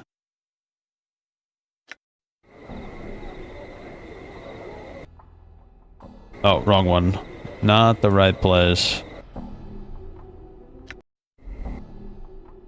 Yeah, here it is. I'm gone.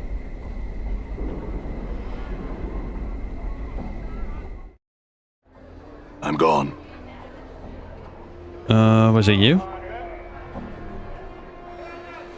You see a middle-aged smiles and white nods. Very Concentrates for a moment as if he is trying to understand what you just asked him. Alright, not the guy. You see Arle, the merchant of magic. Good No. day, Kate. It is nice To you? to see you again. Cinder smiles at you. I'd be pleased to answer your question. Gestures across the market. Ye be wanting Anzi then. His kip's over by the furnace. Wait, what? I just talked to him and he like... Whatever. Anzi gives you his usual toothless grin. Oh, here we go, here we go. Come back, Cutter. What you be needing this day? Magic punch daggers. Damn, they're just a little bit out of my price range, but we can probably sell a few things.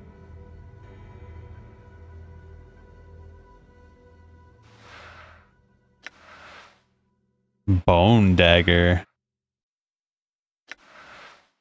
The notched dagger. Ooh. That looks good, and we have just enough money for it.